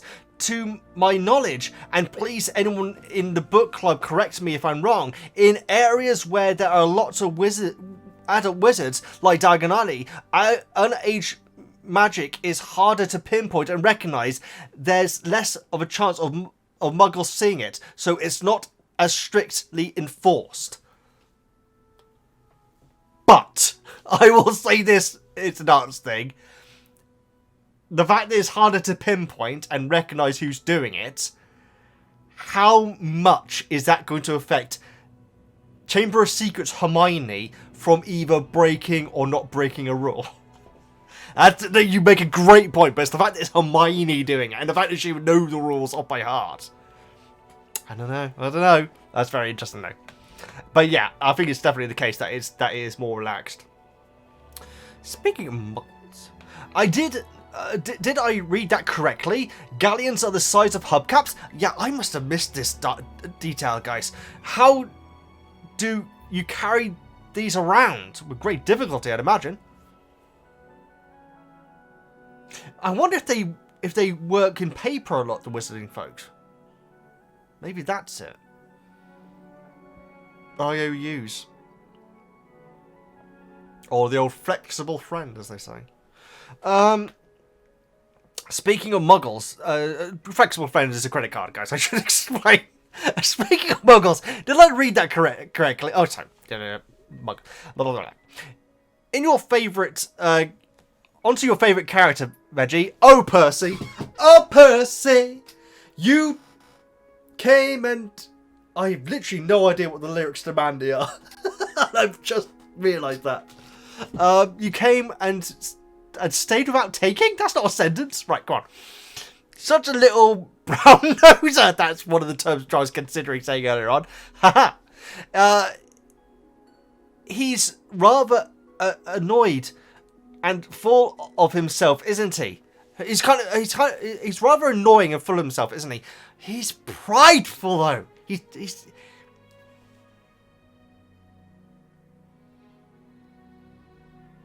I reckon I see Percy on a different level, guys. I really do.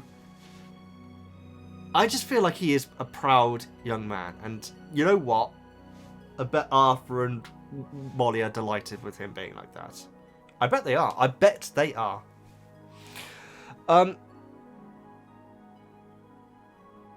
I can see why the twins mess with him. And to me, it never came across as bullying. Just typical sibling behaviour. Okay, let's get on to the rest of your comment. Granted, I don't have any siblings, but I've heard plenty of stories about siblings absolutely tormenting each other. I agree it's a dance thing. The mailing of dragon dung is pushing that a little bit. Just a little bit. And this is the Wizarding world, guys, so getting rid of that sort of thing can be very, very simple. And also, to be fair, Percy thought it was for a legit reason that he was receiving it. So, finally, fun fact, Percy and I share a birthday.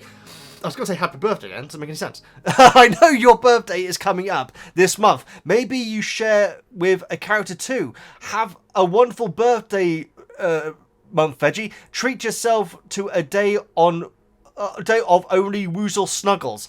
My birthday was extremely busy. In fact, I think I went to hospital. Yeah, a relative had to have a hospital appointment, which is basically the story of my life over the last 3 years, guys.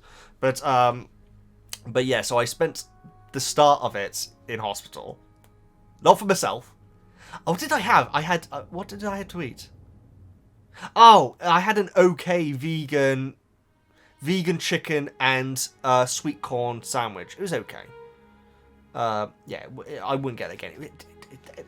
The meal deal didn't work because the drink had to be a very specific thing, and so instead of like paying for like £4.50, it ended up being over £7. Hospital food for you, though, guys.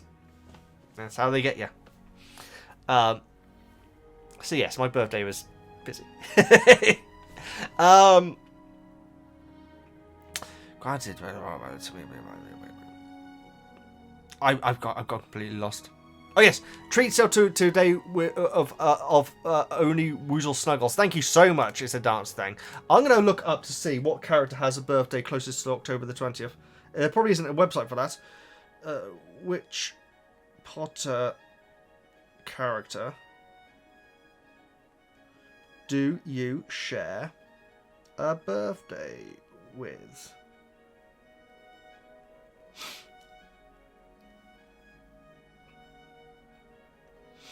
The good thing, guys, is that this video is going to be under 6 hours. I've already checked that, unless these last ones are going to be huge. October. Oh, we've got some good ones, guys.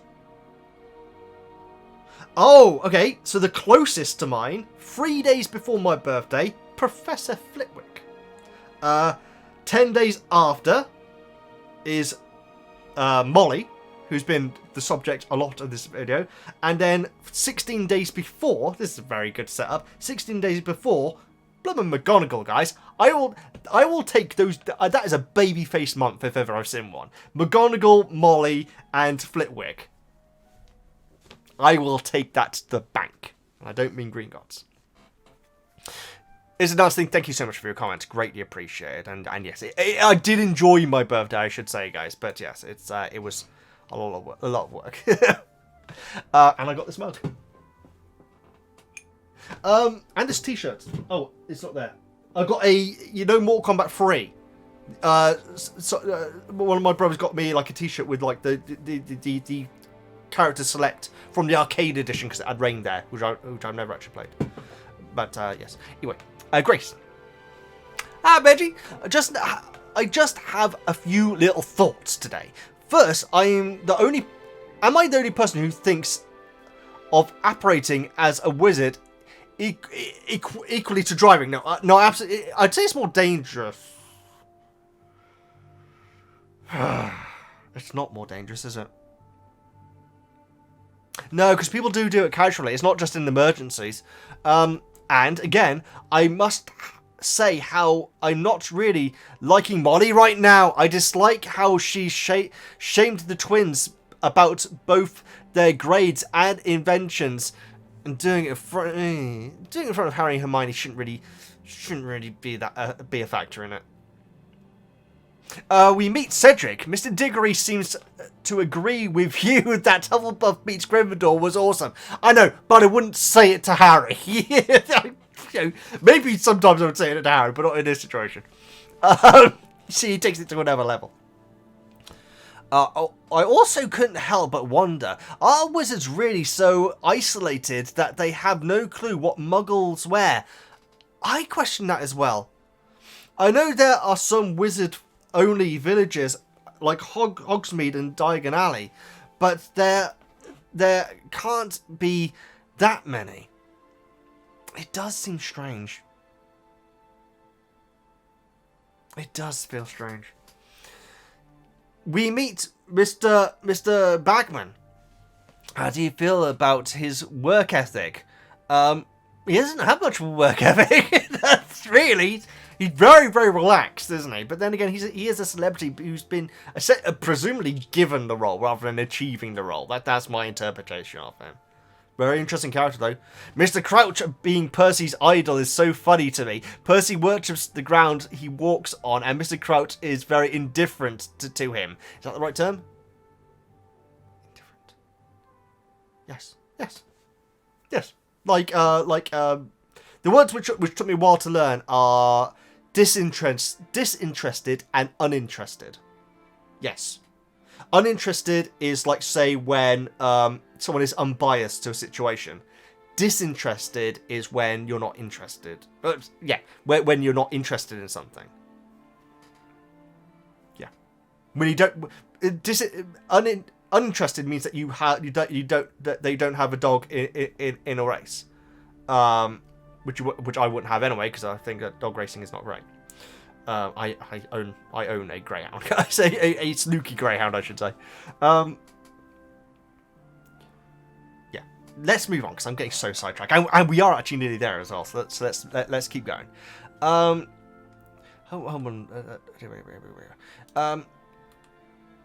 Lastly, we are so close to the Quidditch World Cup. We've written the next chapter. That's the name of the chapter, I think. I can't wait to discuss it. Have a very happy birthday this Friday. Thank you so much, Grace. Greatly appreciated. And like I say, I did have a happy Friday, but it was busy. Jonas of the side panels, thank you so much again. These are my favourite chapters in the whole series. These are my favourite chapters in the whole series. They are not really action-packed, but they are like your favourite episode of a sitcom you watch countless times. I know exactly what you mean. If you were to change if you were to change the HBO series, who would you cast as Ludo? I never really had an image in my head while reading, but maybe Peter Crouch with a fat suit. It would have to be a big fat suit. Okay, the fact that you've named a footballer that I know the name of, Jonas, good on you, because I don't know many footballers. But Peter Crouch, any like 7 foot tall or something, he is very, very lanky. And so giving him a bodysuit would be surreal. He's a tall guy. That is Crouch, right? Peter Crouch. I'm sure it is. I'm sure it is. I'm thinking like an ex-sportsman, guys. And I am thinking more rugby as well, because you know, he has those battle wounds and everything. Whereas a lot of footballers are quite pretty, aren't they? Yeah. I'm honestly not sure. I need more time with Ludo to make that decision. Although we did get the description this time. I never really had an image in my head while reading, but... Oh, yeah, I just read that part. Jonas, thank you so much for your comment. I'm glad you enjoy these chapters so much. Unless you mean these are the kind of chapters. But no, you say these are my favourite chapters. So, yeah, and they are great. They are great. Thank you so much for your comments. So I am. Hi, Veggie. I love the tidbits we learn in these 2 chapters. A few notes and thoughts. Chapter 6. You'd think Arthur would have better idea of how to dress incognito since he's met Hermione's parents and seen how they dress. Speaking of Hermione's parents, I wonder why the Weasleys, Arthur especially, never made an effort to befriend them. They may have done. It's not something that Harry would be particularly aware of. And also, I get the feeling that Hermione's parents are kind of like blown. You know, they take a while to comprehend what's going on. The thing is that you could argue that Mr. Weasley, Arthur, is doing a good job, but he's just not quite there yet, and so he's wearing the golf jumper with the oversized jeans, and it's like an uncanny version of what a Muggle would wear, and so he's doing an okay job. Yeah, I'd imagine her parents are much more friendly and receptive than the Dursley. Oh my goodness, yeah. I completely agree with that. Although, as I remember, the scenes that we've had with them, they've always been quite scared about what's going on around them. Heartbreaking to hear Amos talk about Cedric's future grandchildren. You're not... Yeah, that is something which I did not think about. My goodness. Love the mention of the love goods. I love it as well. Just goes to show how much intrinsic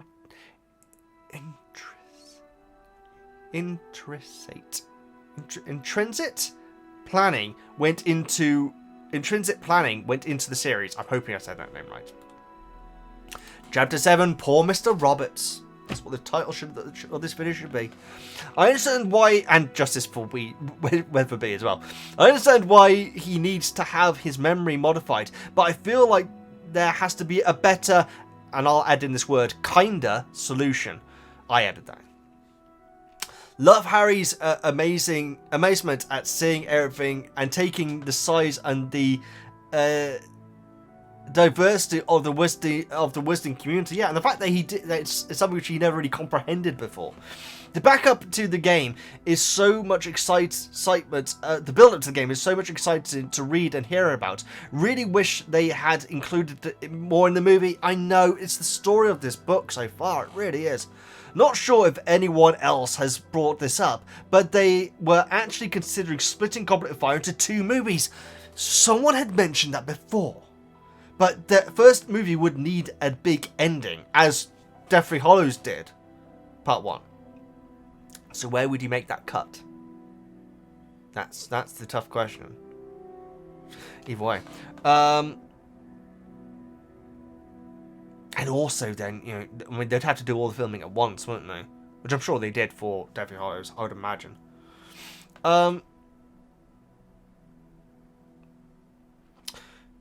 If you could buy one piece of the merchandise mentioned in the World Cup, which would you choose? I think it's got to be the binoculars. If the binoculars work outside of Quidditch matches, I think it's got to be the binoculars. Yeah. The flag would... No, you don't want any of the noise-making stuff. You really don't. Yeah, I'm going to go with the binoculars all day. If they are considered merchandise, I guess in a sense they're not really merchandise, are they? Yeah. They're like an upgrade, really. Sam, thank you so much for your comment. Greatly appreciated. Carmen. Hi, Veggie. I'm so excited to finally join the book. Carmen, you're very welcome. Thank you so much. And thank you for making such a wonderful space to relive the magic of these books. Thank you, Carmen. That's very, very kind of you to put. That's very nicely worded, actually, as space. Chapters 6 and 7 are so immersive. It's always amazing to see magic used in everyday activities of witches and wizards instead of in the school setting. Yeah, and also in a situation where they're not meant to be doing it as well. It's kind of like everyone is being very, very cheeky. Which is something I really enjoy about Fantastic Beasts. Well, yeah. Absolutely is true. I mean, the thing is, the great thing with Fantastic Beasts, guys, I love the fact that we go to other countries. I really do. And you know, you see like the ministry in each place and everything. Oh, it's my stuff. It really is. It's my stuff. I love it. I find it strange that Ludo and only Ludo can send someone out looking for Bertha. Now that is interesting. Wouldn't her family be worried and notify the authorities? Why can't Mr. Crouch send someone? I'm so sorry we didn't see Archie in them. Oh my god, that would have been amazing. Just as, like, you know, in the World Cup, you know, like everyone, all the crowd, you just see one person in like one guy in a woman's night dress. That'd been amazing. Wow.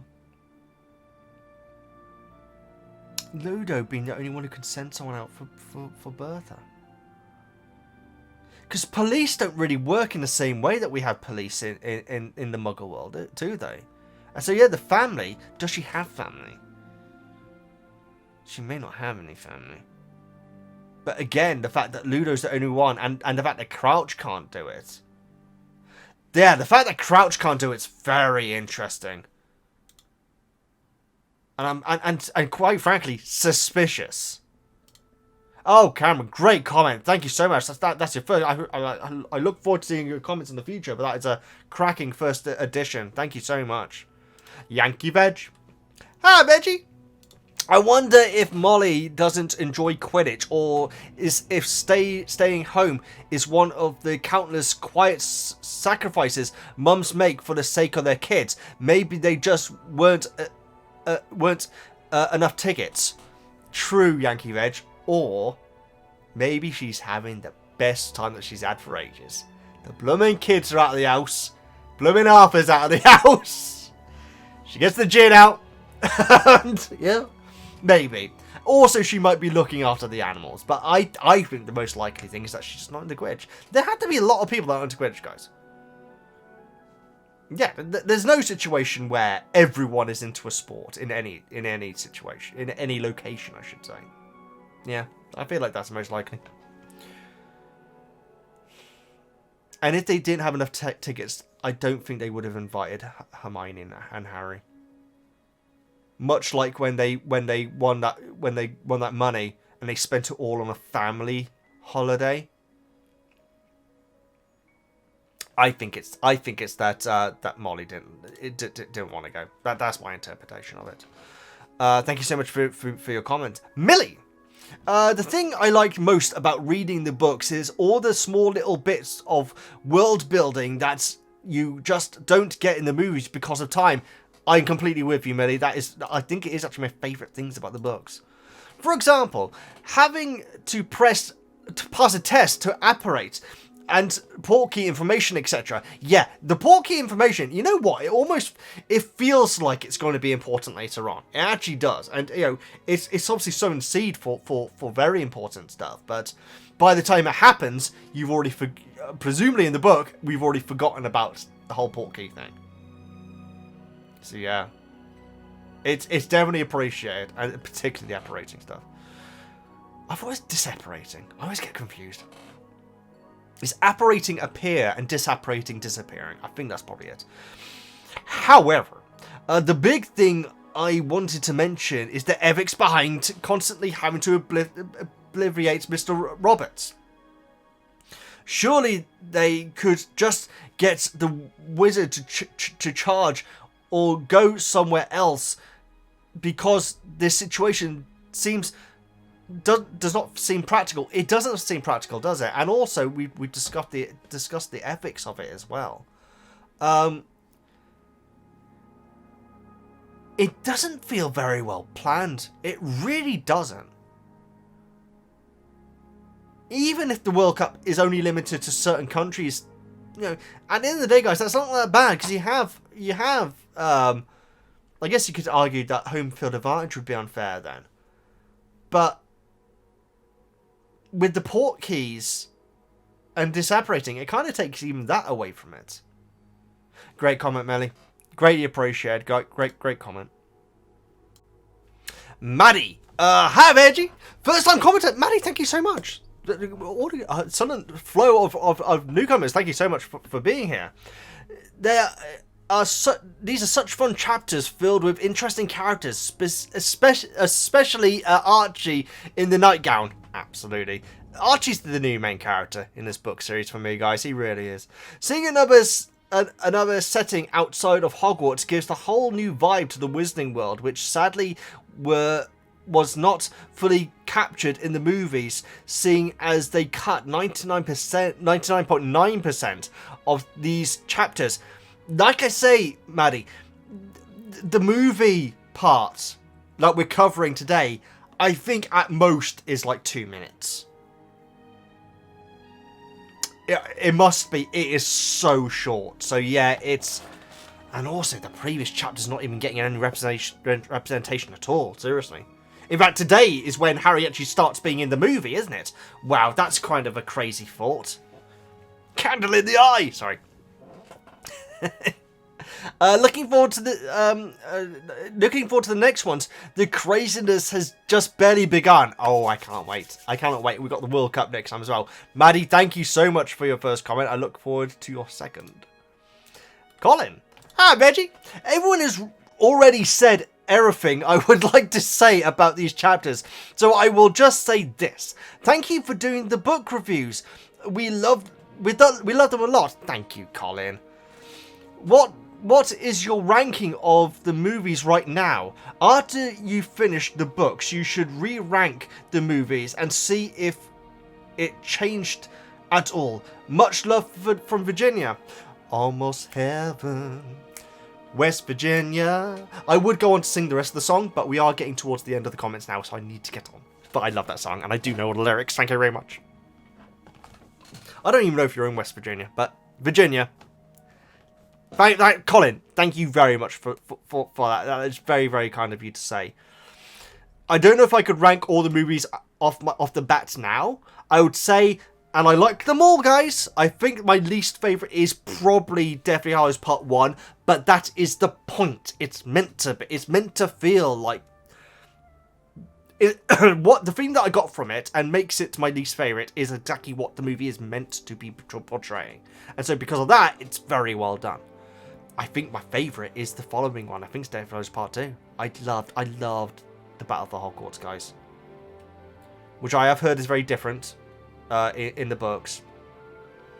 But if I'm able to, Colin, I will rank the movies based purely on the movies, and then, like you say, rank the books. That will be difficult. That will be difficult. And see if my movie choice has changed. Because, quite frankly, I won't be able to see the start of Goblet of Fire in the same light ever again. My goodness, the amount of stuff that we missed. And so that would definitely probably affect the scoring. the ranking, I should say. Colin, thank you so much for your comments. Liz! Right, so Amos Diggory annoys me here. No one understands Harry's past and pain, but some at least try to. Very true. I love Mrs. Weasley. She's the mother I aspire to be, but I feel like she doesn't know Fred and George at all, or chooses to ignore who they really are. Maybe not intentionally, though. It's definitely not from a... It's definitely... I guess you could say it's intentional, but it's trying to keep them on the path of most likely success. But she's not seeing the fact that they are actually very talented at what they are doing. Speaking of Fred and George, I love the bet they made with Bagman, with adding in the fake wand and Bagman's response to it. I'd love to have seen those wands in the films, and my word, I really enjoyed Ludo Bagman's character, especially in this chapter. That moment was actually very sweet, because it's the first time that an adult, because quite frankly, most of the Weasleys are probably kind of annoyed by Fred and George's hijinks, even though it is done from a place of love, which we've discussed before. So it's the first time, especially the fact that it's an adult doing it. And it kind of makes sense that it's a person who's basically given their authority as well. Who gives them a compliment is actually really cool. And actually says what money he would spend as well.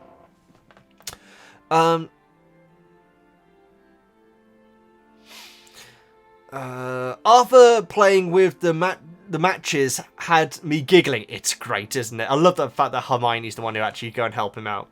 Loved the appearance of Hogwarts students, even Oliver Wood. Absolutely. Must say the conversation the trio overheard with Archie whilst waiting to get water for the first time I read it.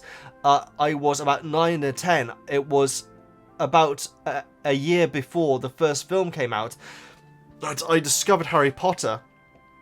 I burst out laughing so hard I had no idea what my parents must have thought at the time. It's pretty amazing. Archie seems like a real character. He really does. I'm getting lost. I apologise. And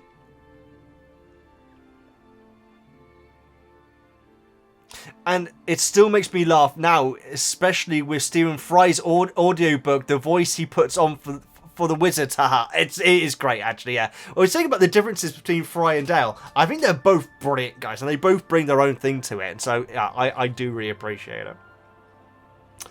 I feel a bit sorry nowadays for Percy, though. Imagine your boss not remembering your name. It is disrespectful, isn't it?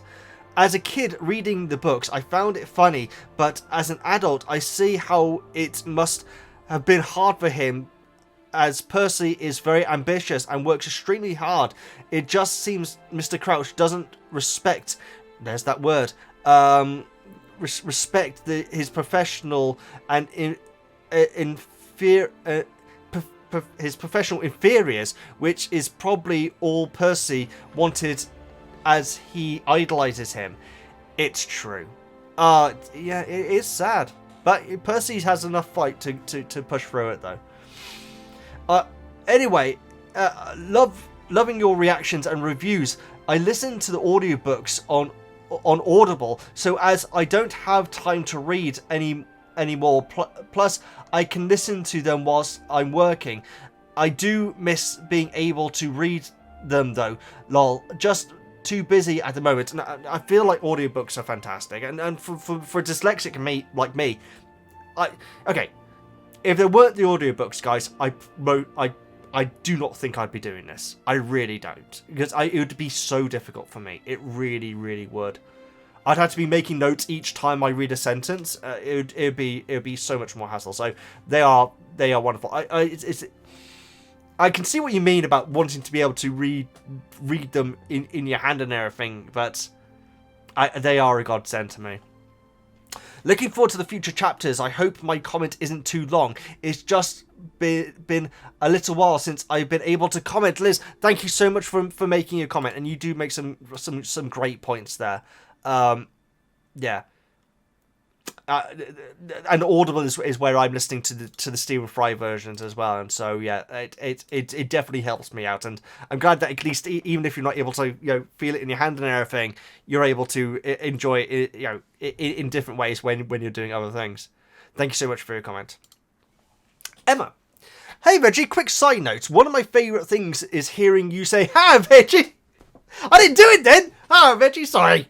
Hey Veggies, because he said "Hey Veggie." Hi Veggie so many times during the book clubs. Yeah, well, I appreciate you appreciating it. Splinching. Harry imagines Splinching, Splinch eyeball. Ugh, it's a horrible word actually. Splinching. Splinch eyeball makes me giggle every time. Really? It makes me horrified. It's a bit morbid, but I just pictured two lonely eyeballs blinking on the pavement. And that makes you giggle? Oh, Emma, it's a scary image to me. Not judging, of course. Defending Percy. That's what this video should be called. I think apparating downstairs every morning is a good idea, especially when you've only just passed your apparations test and the skill is new. Could not agree with you more, Emma. Absolutely. Apparating is tricky, as we've just learned. It's like driving a car. You gotta keep driving right after passing your test so you become confident in your skills. Completely agree. Cedric and Amos. There we go. Reading chapter 6 got me thinking. What were the reasons behind Cedric's decision to enter the tournament? Did he do it purely for himself, or did he feel like it was expected of him? In this chapter, Amos didn't listen to what Cedric had to say, but instead went with his own perception of what his own perception of what had happened during the Quidditch match. That is so true. But the Goblet chooses you, though. So when you say the tournament, I'm guessing you mean the Goblet of Fire. The Goblet does choose you. Yeah, because it chose Harry, didn't it? No, Cedric put his name into the Goblet of Fire. Of course he did. The famous line. Okay. Maybe it was pressure. What's expected of him. You know what? I'm going to be keeping an eye on that, Emma. That is a great point. He's allowed to be proud of his son. I just hope it's not negatively affecting Cedric's image of himself as a person. Oh my goodness. Emma, that is food for thought. Lastly, what would your magical tent look like or smell like? Well, it would smell like cats. The bird bath in the front yard and a big fluffy bed inside for Woozle. Oh yeah, that would be a given. It would be Hufflepuff. It would be a Hufflepuff tent. It'd be a Hufflepuff tent, but I like to feel like I would be one of the smarter, not smarter, but more considerate. I would be worried about Mr. Roberts. So my tent would be like a tent, Hufflepuff colours, inside, very comfortable, very, very comfortable. It would basically not be camping inside my tent, quite frankly. Although maybe I would enjoy. I do not think I'd enjoy camping now. To be honest, it's been a long, long time. But yes, that's what mine would be like. Let me know what yours would be like. Great comment, Emma. Thank you so much for making it. Last two comments, guys. Simon, whenever you are near me, I'm murmuring. Whenever you're in town, my trousers, they go brown, girl. You know what? I'm not even going to say what that's a reference to, but Simon knows. Having watched these videos, it is something that I know well. Yes. You know what? Okay, I'm going to spoil it a little bit. There's a new online animation. It's great, guys. It is absolutely brilliant, called The Amazing Digital Circus. You may have seen that I've posted a couple of videos on it. I highly recommend going to check out the pilot episode, guys. It is so much fun. And I decided to do a theory video about my favourite character, who's called Jax in it.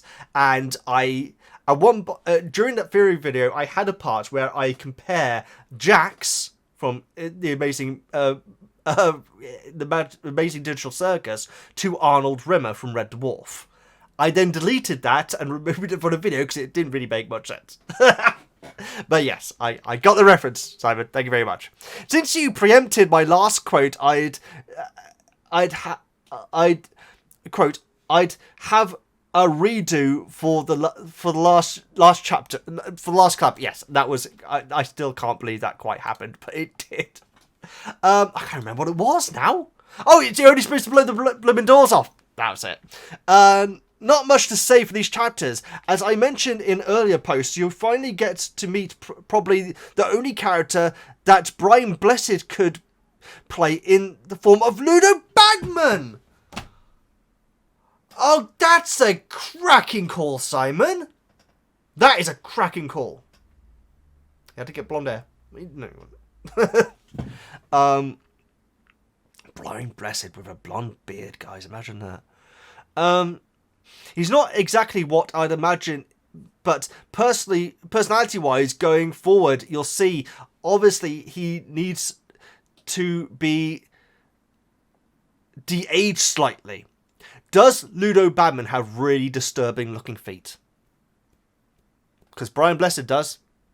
You may question how I know that, guys, but I've seen footage of his feet, and his feet are warped.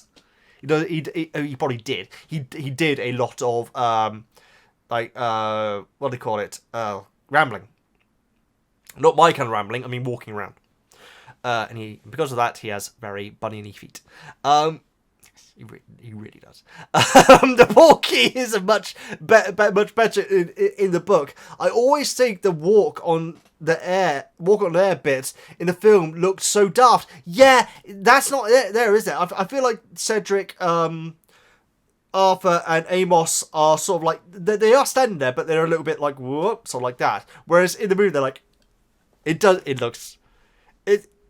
quite charming. It has a Mary Poppins feel to it. That's probably why they did it. It's quite charming. But it does look daft, though. Also, I also thought I'd finally add a profile pic of one of my... oh my goodness. Infant pets, since I know how much you adore cuddly, fluffy animals.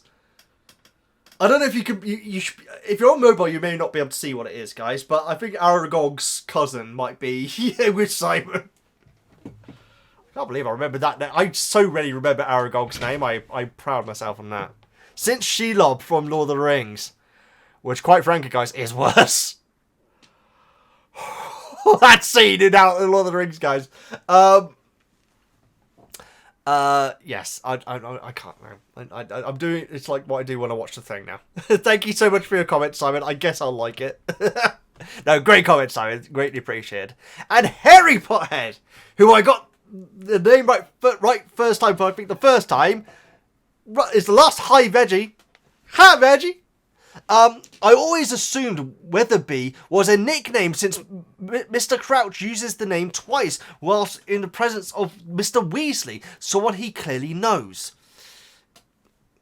Yeah, it could be, but again, that seems disrespectful because it's a play on Weasley, isn't it? So I think it's disrespectful even if it is a nickname. I like that wizards are just humans and are as my brain is finally giving up the ghost, guys. It is the last comment though. I like that wizards are just humans and are as bad or worse than muggles when it comes to social, political things, etc. Absolutely, yeah, it's true. I'm glad it isn't seen as this basically ideal life where everything is right in the world, because, you're just never going to get that, guys. them being terrified, them being terrible of dressing like Muggles is what I imagine I would look like if I tried to act like someone from a culture that I had seen people from, but not interacted a lot with them.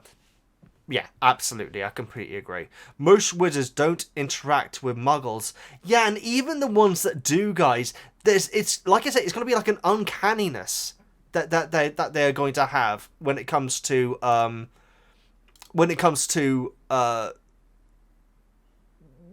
getting their dress code right and everything. I believe that is the last comment, guys. I will quickly do a quick refresh. It is, so thank you so much, Harry Potter head,